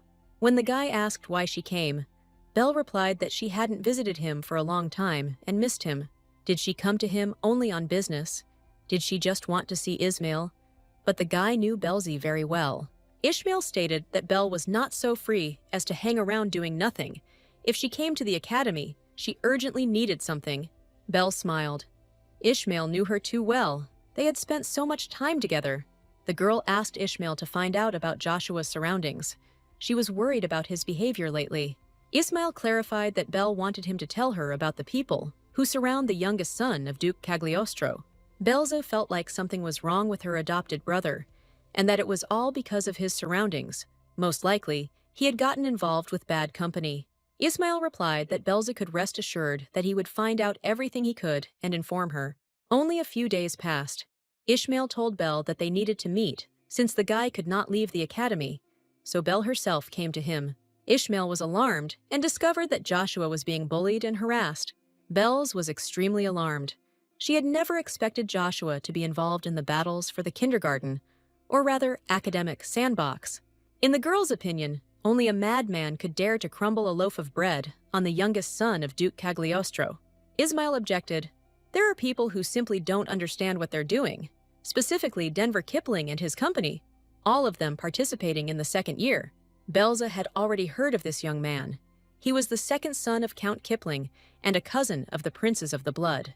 More precisely, Denver Kipling was the Empress's nephew's son, and now the picture of what was happening became much clearer for Belzy. The second prince is a fourth-year student with Ishmael, but due to health problems, he rarely attends the academy. The crown prince has long since graduated. Therefore, Kipling, under the cover of his relationship with the Empress, feels like a leader in the academy and acts with impunity. Belz was outraged by Kipling's behavior. He was a nobody on the political map of the empire and dared to touch a member of the Cagliostro family. The guy was taking a great risk. Belle lost control in anger and promised to crush the bastard with her own hands. Ishmael asked the girl to calm down and look at the situation realistically. The boy believed that Joshua was Cagliostro's youngest son and that no one could harm him. But Belle replied that the boy had recently come home covered in bruises. Bells believed that bullying a member of the Cagliostro family was a serious problem, and that Joshua might even be getting a beating from Kipling at this very moment. Ishmael added fuel to the fire by reporting that Joshua had recently been paying off Kipling and company with money to avoid violence. Now Belzy understood why Joshua went to the pawn shop. He handed over family valuables and used the proceeds to buy security. Ismail asked what Belza was going to do in this delicate situation. Belle was unsure. Without credible evidence, the family could not interfere in the academy's affairs, especially if Joshua confirmed the facts of bullying and extortion. But this is most likely impossible. The guy is ashamed and is trying with all his might to hide what is happening and avoid publicity. Ishmael couldn't help. His ability was to control people. He couldn't correct thoughts, and he couldn't be with Joshua all the time because of their different schedules. Belze regretted that the academy did not allow guards or servants to be kept near students. Suddenly, Belze had an idea that seemed quite realistic to her. The girl suggested that if she talked to Denver Kipling in the presence of Mikhailo, it could have a positive effect on the bully. It was a good idea, but there were some difficulties in its execution, and Belle needed to think it through carefully. Ismail grumbled that Mikhailo couldn't be used on academy grounds. If Belle was exposed, there would be a huge scandal. The girl had been using the teddy bear for many years, and everything was fine. The problem was to scare the bullies, but in such a way that no one else would find out. Bells was trying to come up with a plan of action and was deep in thought when suddenly a familiar voice called out to her. The girl looked around. Diana, who studied here, was standing right in front of her and was surprised how Belle ended up on the academy grounds. Diana and Belze were surprised. For both of them, it was an unexpected and unpleasant meeting. Dee's companions asked who she greeted, and the girl replied that it was her old friend, whose guardian was Duke Cagliostro. The girls immediately realized that this was the same Belza, the owner of the beauty salon famous throughout the empire, and were incredibly happy to meet her. One of them remembered that Belz was a candidate for Saints and immediately introduced herself as Sarah Travel, the daughter of the former chief judge, and offered Belz a friendship. Belle remembered how she had been treated at the academy in her past life. The same Sarah Travel shouted at Belle not to follow Diana around, and was afraid that Belle would offend Lady Diana. In her past life, Belle failed the entrance exams to the academy, but sometimes she came to see Edwin, but she was met with hostility. Belze shook off the sad memories. Here and now was a completely different reality. She extended her hand to Sarah in a welcoming manner and replied that she was glad to meet her. Belle invited the girls to her salon, promising to show them the latest innovations in skin and hair care. Diana watched the friendly conversation with hostility. Diana immediately asked Belza what she was doing at the academy and how she got there. Outsiders were not allowed on the premises. Diana assumed that Belza had come to the academy on behalf of the ducal house. Diana knows that Edwin went on a campaign. Belzy probably came to the Duke's youngest son, Lord Joshua. Di spoke of Belle almost as if she were a maid. Diana tested Belza and expected an explosion of negativity from her, but these tricks no longer worked on Belle. Belza smiled as friendly as she could, and evasively noted that she had personal business there, and asked whether Diana was going to class. Diana replied that she had theology class next, and that she felt sorry for Belzy because she had not entered the academy with her.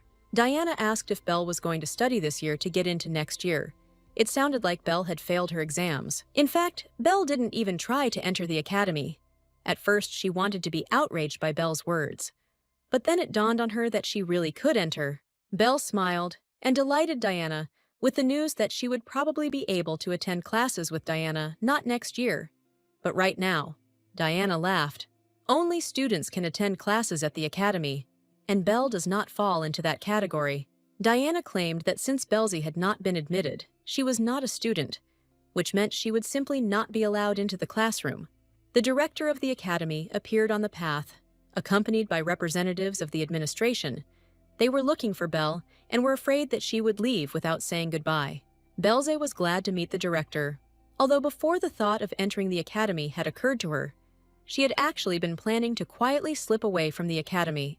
It wasn't that she disliked these people. She was just tired of hearing streams of gratitude for sponsorship, but now it all came at just the right time. The exam was not the only way to enter the academy, and now Belle was going to use the second way to become a student. Belzy promised the director of the academy that she would finance the construction and maintenance of a swimming pool at the academy. The condition of this boundless generosity must be her immediate enrollment as a student at the academy. The students who witnessed the conversation between Belz and the director were perplexed as to whether she really wanted to enroll through a donation. Diana stated that no matter how much Belle envied the academy students, she could not joke like that. It was not at all the same as her games in the house of Duke Cagliostro. To enter the academy, you needed the consent of your guardian. You had to choose a specialization and go through a lot of paperwork. Diana was sure that Duke Cagliostro would never give Belle permission to enter the academy, and she should not put him in an awkward position. Belze started laughing. This fool didn't even know that everything had been decided and agreed upon with Edward Cagliostro long ago. Edward had long ago given her permission to do everything. Moreover, he had convinced the girl to apply for admission to the academy. The Duke's sons, Edwin and Joshua, were in school, and he felt uneasy that Belle was being deprived of an education. Belza had no plans to enter the university, and she refused the Duke's offer. He did not insist, only saying that she should let him know if she changed her mind. This is exactly what she reported to the director of the academy. There will be no need to seek his lordship's permission. The director didn't have to worry about the paperwork at all. A package of documents from Cagliostro would arrive at the academy's email address very soon. The director was absolutely delighted and suggested going to the rector's office to discuss the details of Lady Belza's admission and the financing of the pool. And so it happened that Belza Cagliostro entered the Imperial Academy. By the way, this was neither in the original novella nor in her past life. And to be honest, this was not in Belle's plans either. Diana was not thrilled. The two candidates for sainthood would once again be leveled and would find themselves in close proximity to each other. While coordinating the budget and negotiating the terms she wanted, Belza spent a lot of time in the rector's office. Even classes were coming to an end. Thanks to this, Belle's journey home was no longer boring. Joshua returned home with her. The boy asked if it was true that Belle was going to enter the academy, or if it was just another rumor. Belle replied that she would indeed be studying at the academy. Joshua was indignant that she hadn't warned him about this. The guy was outraged that she could make such a decision on her own. Belle didn't understand why he was so outraged. Belza believed that the Duke would only be happy with her decision. He says that the Cagliostros always get what they want. Belle boasted that she was the first commoner to be admitted through donation, which made her a little uneasy. but the rector promised to sort everything out. Aristocrats who had failed the exams were admitted on a fee-paying basis, so there would be talk. But Belle paid her own money and had nothing to show for it. Joshua puzzled Belle by asking her why she refused to take the entrance exams with him if she wanted to study so much.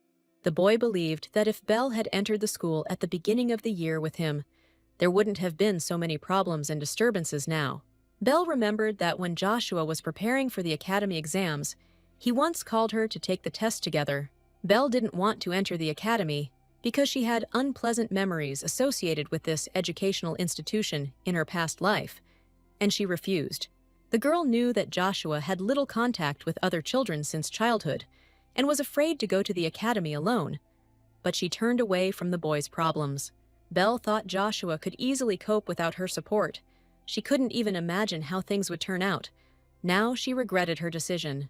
Joshua said that if Belle was doing this because of what happened a few days ago, then she shouldn't worry. She was already busy fighting the plagiarist. The girl realized that after Joshua got better and grew up, she forgot that he was gentle, kind, and attentive to the concerns of others. Joshua didn't understand that Belle was saying that she dreamed of swimming in a pile of money earned by herself.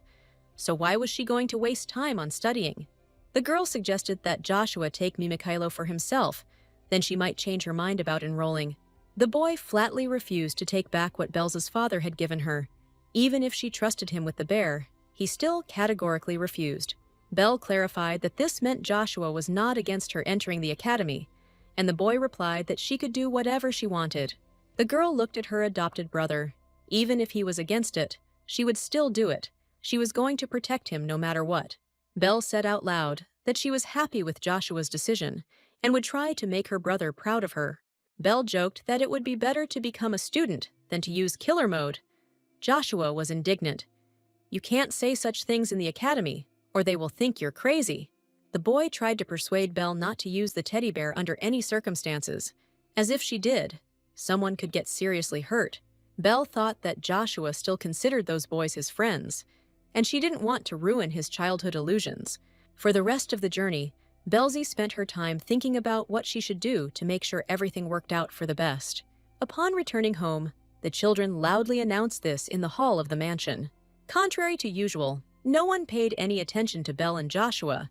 Everyone was running around the mansion and busy with some very urgent matters. The children did not understand where all the commotion was coming from. All they could hear were questions about whether the Duke had arrived and what they should do next. The girl caught one maid named Kona and asked what had happened and why they were all so worried. The girl replied that Marquise Tebron suddenly complained of unbearable pain, and now they did not know what to do. The children listened. Indeed, loud groans were heard from time to time throughout the mansion. One could only groan like that from unbearable pain. Gordon's voice was heard. The doctor ordered towels to be brought quickly. Joshua forgot about all his troubles amidst worry about his grandfather. Belle was afraid that the illness had worsened, which was not surprising. The Marquis was much older than Joshua, and his illness was more advanced than his grandson's, despite the fact that the maid forbade Belle to enter Marquis Tebron's room, and Joshua tried to detain her. Belle rushed into the Marquis's room. If things were that serious, then she definitely had to help. A depressing picture appeared before the girl. The maidservants tried to calm the Marquis, but he demanded that they immediately contact the temple. Belle rushed into the Marquis's room, but the servants tried with extraordinary zeal to detain the young lady. Belle broke through and saw Gordon demanding more towels and bandages, and the Marquis writhing in pain, with a purple aura growing around him. Unexpectedly for everyone, a huge purple tentacle grew out of the Marquis's leg. The purple aura became thicker and acquired a dark purple color, and the Marquis himself was ready to go crazy from the pain and everything that was happening. Belle's finally realized what was causing the Marquis's illness. A parasitic monster was living in his body. The vile monster grew with incredible speed, its tentacles entangling the body of the unfortunate Marquise Tebron. Gordon and Belle froze in indecision. Belle wondered why this abomination was crawling out of the Marquis's leg. And what was going on here anyway? Panic gripped Duke Cagliostro's servants. No one was prepared for the appearance of a parasitic monster in the mansion. Joshua looked at his grandfather in despair. Was this really the last time he saw him? His dear and beloved person had become a victim of a monstrous creature. Dr. Gordon did not lose his composure. He did the only thing he could: evacuated the outsiders from the room to a safe zone. Concerned about the safety of those around him, the doctor did not notice that one of the creature's tentacles had chosen him as its victim. Fortunately, Gordon was warned in time and managed to jump aside at the very last moment, and the monster missed. The monster received a powerful mental blow, and the tentacle crawled away from the doctor. Dr. Gordon's savior was, of course, Belle. The girl quickly figured out the situation and realized what needed to be done. After all the people were safe, it was necessary to urgently save the Marquis himself. The tentacles were growing more and more with each passing minute. Gordon ordered that they urgently contact the temple and call the knights here. The doctor was worried about Belle's life and asked her to leave the room immediately. Through the groans, a loud roar from Marquis Tebron suddenly rang out. The courageous old man growled that everything Gordon was proposing was nonsense. Tebron demanded to call Diana. Only she could help him and remove the monster from his body. Dr. Gordon was puzzled as to what this girl had to do with it and what connection she had with the Marquis of Tebron and his illness. Belze shielded Joshua from danger. The boy refused to leave the room and leave his grandfather alone with the danger. Joshua didn't understand why his grandfather was calling Diana if the candidate for sainthood was standing right in front of him, and he didn't have to wait for anyone. The Marquis was convinced that only Diana could solve this problem, and that Belle could only die and destroy everyone around her. Gordon armed himself with a sharp spike, hoping to defend himself against the parasite's tentacles, but would have missed the moment of attack again if not for Belle's warning. The monster knocked the doctor's weapon out of his hands and entangled him with tentacles. Gordon wheezed so that the children would not dare to approach him and try to help. The guard knights burst into the room and asked where the parasite's center was. Tara, forcibly taking Joshua away, shouted that it had appeared from the Marquis's leg. The knights tried to cut the monster down, but its skin was slippery and tough, and it was impossible to do so quickly. And besides, it grew faster than they could destroy it. Belle doubted Gordon and the Marquis would be able to hold out, while the knights fought their way through the ever-increasing mass of tentacles. Joshua was on the verge of hysteria. The boy could not calmly watch his grandfather die. Belze saw that time was running out. A little more, and the monster would destroy both Marquis Tebron and Dr. Gordon. The girl did not know what to do. In her entire life, Belze had never tried to exorcise demons or monsters. But as the purple flames flared up again, she stepped forward confidently. Tara and Joshua tried to stop Belle. They were afraid that she would also fall into the monster's tentacles. Belle knew she could destroy the monster because her abilities as a saint candidate were based on sacred energy that was dangerous to such creatures. Gordon was still trying to convince the girl to leave the room and call someone else here. Tara held Joshua tightly. The boy tried to rush after his sister and pull her out of the danger zone. Belze was confident in the power of the sacred energy with which her body was endowed. And deftly dodging the tentacles, she broke through to the epicenter of its emergence, into the light. Belze knew that Diana also knew how to control sacred energy and could help here, but she was far away, and Belle herself was nearby, and she would have to act on her own. In vain did Tara and Joshua shout for Belze to stop. The girl had no intention of retreating. Belle had a hard time getting past the thickest tentacles. They were slippery but less mobile, and the girl's goal was very close. Reaching Marquis Tebron's leg, Belle ordered him to lie still and not move. Just a little more, and she would destroy the monster. The girl concentrated and directed a powerful stream of sacred power into the very epicenter of the monster's life activity. The cries of danger from those around him, the protests of the Marquis, everything faded into the background and dissolved in the streams of powerful sacred force that filled the room. Belze heard only a gentle female voice, encouraging and supporting her. Who it could be, the girl wondered. Joshua's warning cry rang out, and Belle saw a huge corkscrew of monster tentacles hovering right above her head. The boy shouted for Belle to run away immediately, but the girl stubbornly burned the monster out of the Marquis's body with sacred power. Belle repeated the words that were inspired in her from outside. She commanded in the name of the goddess, the evil spirits born in darkness, to return to their land and perish there. The flame of purification summoned by the girl flared up with enormous force and blinded everyone present in the room. After that, all the tentacles disappeared, as if they had never been in the room, Even the slime with which they had stained everything around dissolved. Belle remained sitting on the floor. She had not lost consciousness and was still full of strength. But there was a slight disappointment. She no longer heard that wonderful voice. Gordon, groaning, rose. The first thing that interested the old man was Belle's condition. The girl smiled, and how the doctor himself felt. The doctor examined Belle. She used a huge amount of sacred power. She remembered the entire room, whether the girl was bleeding from the nose, or maybe had tachycardia. Belle replied that she was fine, but Gordon, and then Joshua, demanded that she undergo a full examination. Belle herself was surprised. Despite the huge release of energy, she felt even better than usual. But what about the Marquise? Gordon hurried to take care of the patient. The place where the parasite had been sitting was empty and heavy bleeding had begun. Apparently, the monster had damaged an artery. It was Gordon's turn to show all his skills. The doctor ordered to bring a means to stop the bleeding. The doctor strictly forbade Belle to use her power. The girl noticed that there was a small purple worm lying next to the Marquise's leg, and she realized that it was the larva of a parasitic monster. Bells carefully took the harmful creature, oddly enough. But it was the true essence of the monster. What did they do to it to turn it into a monster? The door swung open, and Edward burst into the room, having dropped everything, and returned to the mansion as soon as news of the monster reached him. Duke Cagliostro demanded an explanation from Marquis Tebron about everything that had just happened here. Belle watched the worm in the flask. Who would have thought that this little bug was a huge monster? It's interesting how they all change like this under the influence of holy powers. The girl realized that she knew nothing about demons, and this gap needed to be filled. Edward accused the Marquis of knowing who was in his body, but Belle doubted that Tebron would not bring the monster to where his grandchildren lived. Duke Cagliostro demanded an explanation from Marquis Tebron, and the atmosphere between them became incredibly tense. Edward demanded that Tebron tell him everything that happened to him before arriving at the mansion.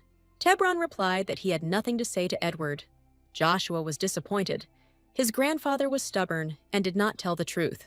Cagliostro became angry and ordered the Marquis to return to his estate. He no longer intended to tolerate the chaos he was sowing in his house. Belze and Joshua froze. The scandal grew. The Marquis's stubbornness clashed with the Duke's desire to protect his children. Tebron was indignant. Edward didn't have to worry. He would leave right now. He would never set foot here again. Bells did not at all want the Duke to drive away the Marquis, even though he was harmful. But Joshua and Edwin loved their grandfather. The girl stopped the Duke and suggested that she first heal his leg, and then they could talk calmly. Belle informed Edward that Tebron's wound looked bad. Gordon provided first aid, but the Marquis would not be able to move yet. Cagliostro could not throw a sick man out into the street, especially a relative, so he agreed that the Marquis would stay and ordered him to contact Berylot. Let Lady Berylot, whom Marquis Tebron so longs to see, be brought here at last, the Duke ordered. Edwin informed the Marquis that if he prepared a voluntary contribution equal to the annual budget of his estate for Diana's services, the Duke would not pay the Marquis. Tebron was indignant. It couldn't cost that much, but the Duke replied that this was the minimum contribution for a candidate for sainthood. The Duke said outright that Belze's services were worth the same, but given their shared past, he would not take money from Marquis Tebron. The Marquis and the Duke argued again. Tebron claimed that he owed Edward nothing, and he replied that Belze had rid him of the monster and saved him from death. Tebron called Belle a brat. He shouted that she burst into the room herself and started doing her tricks. He didn't ask for anything, which means he doesn't owe her anything. The Marquis claimed that the Duke should be grateful to him for not punishing her for her audacity to touch the body of an aristocrat. Belle's was good-natured. Tebron's treatment of her was unfair, but no matter how cruel he was to the girl, she could not treat him badly. Belle knew that the Marquis was devoted to his grandchildren, and although he had a bad relationship with the Duke, he always supported Edwin. When the ducal house was destroyed in another reality, Marquis Tebron intervened and, using old connections, helped Edwin escape. That's why Belle didn't want Tebron to be kicked out of the estate.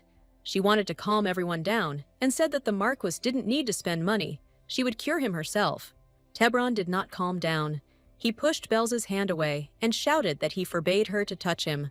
The girl fell, Edward was outraged by the Marquis's incredible behavior. Anger gripped the Duke. This stubborn old man was getting more and more annoying to him. Belze tried to calm Cagliostro, convincing him that she was fine. But the Duke believed that the Marquis had finally crossed the line. Edward declared that he had turned a blind eye to Tebron's rudeness, only because the children had asked him to. But now his patience had run out. Belle saw that Tebron was simply afraid, but Cagliostro was adamant. He was not going to help those who considered the candidate for sainthood, Belze, his enemy. Edward ordered the Marquis to leave his house immediately. Belze asked the Duke not to hurry. The Marquis must not move. The stubborn old man declared that he was perfectly fine and that he would immediately leave this damned house. The Duke was seething with indignation, and now even Belze was unable to calm him down. Tebron was indignant. Did they really think that he himself wanted to come to this place? To the place where he lost his daughter and where he hates every stone? Marquis Tebron looked almost insane, as if he did not understand the meaning of his words. Joshua rushed to Tebron. The boy wanted to hug him. He felt sorry for his grandfather. The Marquis pushed him away and began to wail that if the curse spread to his grandson, he would not survive it. Belze was cut by the word curse, so that's what was troubling the old Marquis. The Duke calmly asked what curse Tebron was talking about and who had cast it. If there is a curse involved in the situation, then there is no time for emotions. Doesn't the Marquis understand this? Edward calmed down himself and asked Tebron to calmly tell him what had happened to him. Tebron replied that he was ashamed to admit everything and his powerlessness, but he would still have to do it. The Marquis said that several months ago, children began to disappear on his lands. Tebron mobilized all the knightly troops and searched all his possessions, but not a single missing child could be found. A few days before the next kidnapping, Marquis Tebron was informed about suspicious people and that their lair was in the forest near the village. Tebron and his knights set out in pursuit and soon discovered only 2 criminals. But the impression of the bandits' weakness proved deceptive. The purple magic circles created by the attackers made the Marquis and his men work hard. Belze was taken aback, and purple magic was involved here, meaning the apostates had finally come out of the shadows. Tebron reported that they managed to free the children and capture one of the kidnappers alive, but he was slightly wounded in the process. The wound, which should have healed quickly, did not heal and eventually began to fester. Nothing helped to cope with the infection. The Marquis was going mad with pain. Then he interrogated the kidnapper, who laughed and announced that Tebron was cursed and only one person could lift it. During the investigation, Tebron learned about Diana and understood why the bandit was laughing.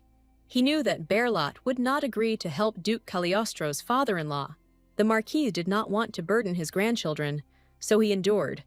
But the pain became unbearable, and he had to come to the capital to meet with Diana. Belze was alarmed, finally. After 7 years, a new lead had emerged, and her name was surfacing again. This was not the case in the original. In his past life, the Marquis received treatment for Belle, but he treated Diana tenderly and actively sought her engagement to Edwin. Belle assumed that something similar had happened in that reality, and Diana had saved the Marquis, which explained his strong attachment to her. Although all this could have been a cunning maneuver by Diana, another step helping her get closer to Edwin, Belze decided that it was best not to let Marquis Tebron meet with Diana. This was not only unprofitable for Belze herself, but also dangerous for the Marquis. Belle asked the Duke to entrust the treatment of his father-in-law to her. She really wants this. However, Duke Cagliostro was categorical. He did not allow Belze to treat Marquis Tebron under any pretext. Edward was worried that the girl had already spent a lot of sacred power, and he was afraid that she would overexert herself and faint again. Belle objected. She had become much stronger and had not fainted for a long time. The Duke clarified. She was trying so hard because she did not want Lady Diana to be called. Belze had to admit that this was indeed the case, and in fact, this was the main reason. Belle openly told the Duke that she did not want Diana to come to their mansion. It was not a lie, although things were not quite as the Duke might have supposed. Edward agreed to Belle's proposal and promised that he would not invite the Marquis of Berlot's daughter, and that his father-in-law would remain in their house until his wound healed. Tebron began to protest again, but the Duke cut him off and declared that they would discuss the details in private, without the children present. After a short silence, The Duke added that this did not mean that he allowed Belle to treat Tebron. The girl claimed that she could handle the wound in a couple of minutes. Edward didn't want Belzy to get overtired and decided to entrust the treatment to Gordon. He could handle it perfectly. Bells was forced to agree with her guardian and retreat. She hoped it was temporary. The Duke waited until everyone had left the room, and he and Marquis Tebron were alone. Edwin allowed his father-in-law to stay in his house until he had fully recovered and regained his strength. The old Marquis doubted what would happen if his curse spread to the children, but the Duke believed that since the demon was removed, the curse was lifted. Edwin called a priest to check, but apparently the curse was cast to keep the monster in the Marquis's body, meaning it was finished now. As for Diana, Edwin was adamant that Tebron would only be able to see her after leaving his house. The Duke said that he did not mind expelling his dear father-in-law right now, but he did not want to hurt the children, and therefore gave Tebron one last chance. Edward asked the old man to at least curb his nasty temper for Joshua's sake. The Duke said that he would send an investigative team to the territory of the Marquisate of Tebron. Perhaps they would find some traces. If the criminal is someone who can control the monster, then he is a renegade, so it is necessary to find a clue at any cost. The Marquis gave the Duke the go-ahead. Belze looked out of the room. She had to quietly carry out her plan. The corridors of the mansion were quiet and empty. The girl was glad that her plan would be easily carried out. Now that the curse was lifted, the Marquise was unlikely to go to Diana, but she needed to check if the purple aura had completely disappeared. In addition, Bells was very worried about the Marquis's condition. Gordon was an excellent doctor, but Tebron's hereditary disease could greatly slow down his recovery. The girl did this secretly from the Duke, so as not to cause him unnecessary worries. He was too protective of her. The girl tiptoed to Marquis Tebron's bed, wanting to quickly patch up the old man's leg and return back to her room. It turned out that Tebron was not sleeping. He sat up in bed and asked the girl why she was quietly sneaking into someone else's room at night. The old man said that he could not sleep in such an uncomfortable place, and asked why the girl had come to him, whether she really wanted revenge. The Marquise came up with a good excuse, but Belle understood that it was the wound that was keeping him awake, and said that she had come to heal him. Tebron stated that he did not have such a huge amount of money to pay Belzy for her services, so she was trying in vain. Bells replied that she would never accept money from the Marquis of Tebron. She did not need it. The girl explained that she had come secretly from the Duke, and if he kept her visit a secret, then no one would know anything about it. Tebron grumbled that her actions would not change his attitude towards Belza, and that she had miscalculated in this. The girl stated that she didn't need that either. She didn't come here for his good opinion. The Marquise clarified. Then why was she here and trying to treat him? Belza began the magotherapy session and replied that she simply didn't want to see Edwin and Joshua sad, because their grandfather was sick. The girl lived by the mood of her adopted brothers. If they were sad, she could not have fun and enjoy life, and this is what she tried to convey to the Marquise. Belle told Tebron that he could consider that this treatment was not for him, but for those who were dear to her and to whom she was dear. The Cagliostros did not waste their kindness. The session ended, and Belle announced that the treatment was complete for the day. Tebron was surprised. She was going to come again. The girl said that if she were to cure everything at once, the Duke would immediately understand whose doing it was. So she was going to cure little by little and would come tomorrow. Bells wished the old Marquise good night and went to her room. Tebron was left alone. The wound really stopped hurting, and he looked at this impudent girl with completely different eyes. Several days passed, and that long-awaited time arrived when Belza went to the academy for the first time as a student, and not a sponsor. The girl put on a brand new uniform. It suited her to such an extent that Tara naturally predicted that Belle would be one of the first beauties of the academy. The Duke completely agreed with the maid. Belza looked beautiful. He specially went down to the hall to see her off on the first day of classes. Bells was glad to see the Duke, but she thought he was wasting his time on his own affairs for her sake. Edward felt sorry that he couldn't organize a party to celebrate Belle's admission to the academy. The girl wasn't offended. It was just enrollment, and Edward was busy right now. The Duke advised Belle to remember her last name and not to discredit it, either in her studies or in her relationships with people. Edward warned that if any difficulties arose, Belzy could contact him at any time of the day or night, and the girl was grateful to him for his concern.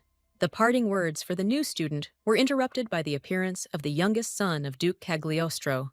Joshua greeted his father and asked if he was in a hurry. Edward replied that he was in a hurry as always, but he stayed behind to escort him and Belle to the academy.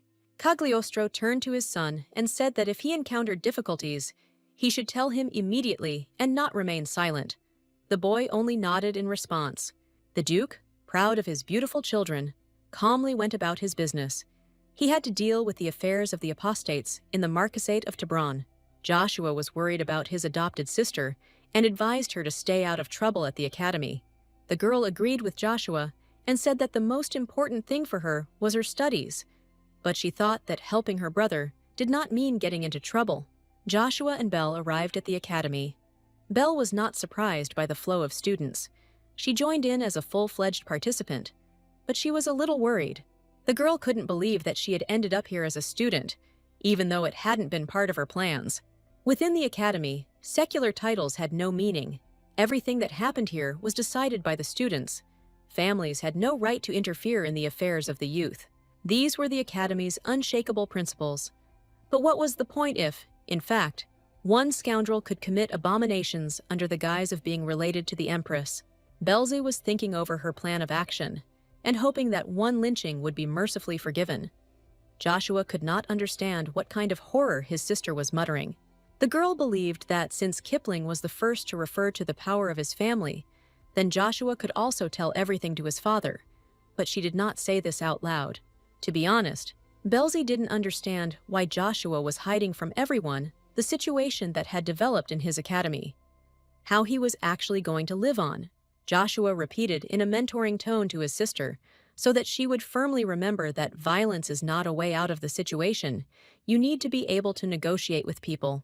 Belle replied that everything was fine, and that she would try to control herself. Joshua sternly remarked that she should not get into trouble.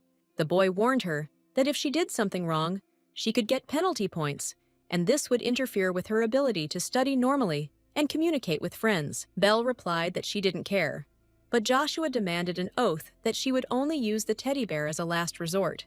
The girl swore that she would not activate Mimakailo unless absolutely necessary, and sealed her words by clasping her little fingers together. Belle took the oath with complete calm, by her standards. The situation with Joshua was the very extreme situation, so everything was fair. Belze invited her brother to have lunch with her today, but the boy replied regretfully that he had already arranged to have lunch with another group. The girl realized that it would most likely be Kipling and his hangers-on, and she wanted to get him away from Joshua. The guy suggested that Belle was also eager to make new acquaintances, and therefore should have lunch with the others, and everyone would have some time on their own. Belze realized that she had no other choice, and she began to cry dramatically right in front of her brother, wondering if he really didn't want to have lunch with her. The boy was confused. He didn't intend to avoid Belze. He just had his own boyish things to do. But why was she so upset? Belle explained that she was seen as a commoner who had come in for money, so she was afraid that the other children would be hostile to her, and she needed support. The girl waited for her brother's reaction to her complaints, but Joshua only sighed and looked away. After a very long pause, the boy finally agreed to have lunch with his sister. Belle was delighted. This was her first victory in the battle for Joshua's honor. Belze promised to pick up her brother from class during lunch and quickly ran off. She had a lot of organizational work to do. Joshua wanted to detain Belle. Where would she go if she didn't know his schedule or the location of his office? Belze shouted to her brother that she had a lot of ways to quickly find out everything she needed. He didn't have to worry. A few minutes later, Belle was already at the rector's office, but he was against the girl attending the same classes as Joshua. Belze insisted that she be sent to her brother's class. If she were to study in a different class, then her whole idea would be pointless. The rector stated that now that she was a student, she was obliged to follow the academy's regulations, according to which the curriculum was determined by entrance testing. Belle's entrance testing showed her to be highly educated in all areas of knowledge, except art. That's why the rector insisted on the Waldorf method of teaching, and couldn't even imagine sending Lady Belze to study with the first-year students. Belze was shocked when she wrote the test. She thought that a high result would give her the right to choose the group herself. Apparently, she overdid it. The girl admitted to the rector that she had no particular academic ambitions. She just wanted to study with her younger brother, and nothing else mattered to her. In this case, the rector suggested that she choose several specialties and create a mixed schedule, which would include group classes with her brother. Belle was offered a variety of different majors to choose from, but she didn't care what schedule she followed. That wasn't why she came here. The girl looked with fear at the teacher's shining eyes. They saw great potential in her, which could be used for her own career growth. Belle realized she wouldn't be left alone and agreed to a mixed schedule across 3 specializations, which delighted the entire faculty. An incredible race had begun. The schedule was tight, and Belle had to be everywhere on time. Theology irritated her. They forced her to take these classes only because she was a candidate for sainthood, and the theological building was located far from Joshua. The only consolation was that while studying at the Faculty of Theology, Belze could calmly observe Discernier. For the first time in 7 years, traces of the apostates had appeared. Diana's name was mentioned in the thick of things, and such a chance could not be missed. Next up was the Faculty of Business Administration. And why was it so hard to find? But that's where Joshua studied. The girl entered the classroom. She apologized to her brother from the doorway for being late. This classroom is located at the very end of such a long corridor. A sharp voice cut off Belze's excuses, and the girl witnessed a rather unsightly picture. A brazen-looking guy invited the girl to come in. He said that he was glad to meet her. She must be that same Belze, the owner of the beauty salon. He introduced himself as Denver Kipling. Belze looked at the guy with interest and hatred, a kind of pimple out of nowhere. I wanted to take revenge on him right now. My fists were itching, but for Joshua's sake, I had to hold back. He definitely wouldn't like it. Denver looked Belle up and down without any hesitation, and declared that since she was now the center of attention, he wanted to look at her himself. Kipling began to say that he was the second prince's cousin, but Belle did not listen. She took her brother by the hand and tried to take him to the dining room for lunch. The girl pointedly ignored Denver and his company and asked Joshua if he knew what was on the menu today. She wanted something tasty. Denver's reaction was not long in coming. He became angry at Belle. How dare she, a commoner, ignore the Empress's nephew? Kipling squeezed the girl's shoulder tightly and angrily asked how she dared to ignore him. Belle was outraged that the guy was trying to stop her with brute force and was about to repay him in kind. But suddenly she discovered a familiar ring on Denver's finger. Belze grabbed the ignoramus by the hand and squeezed his fingers so hard that the boy was pierced by unbearable pain. Kipling's scream echoed throughout the entire floor. He demanded that Belze let him go, and he cursed like a homeless person in pain. Belze had already gone off the rails. She was not interested in anything except the ring that once belonged to Joshua and Edwin's late mother. The girl increased the pressure on Kipling's wrist and demanded that he answer where he got this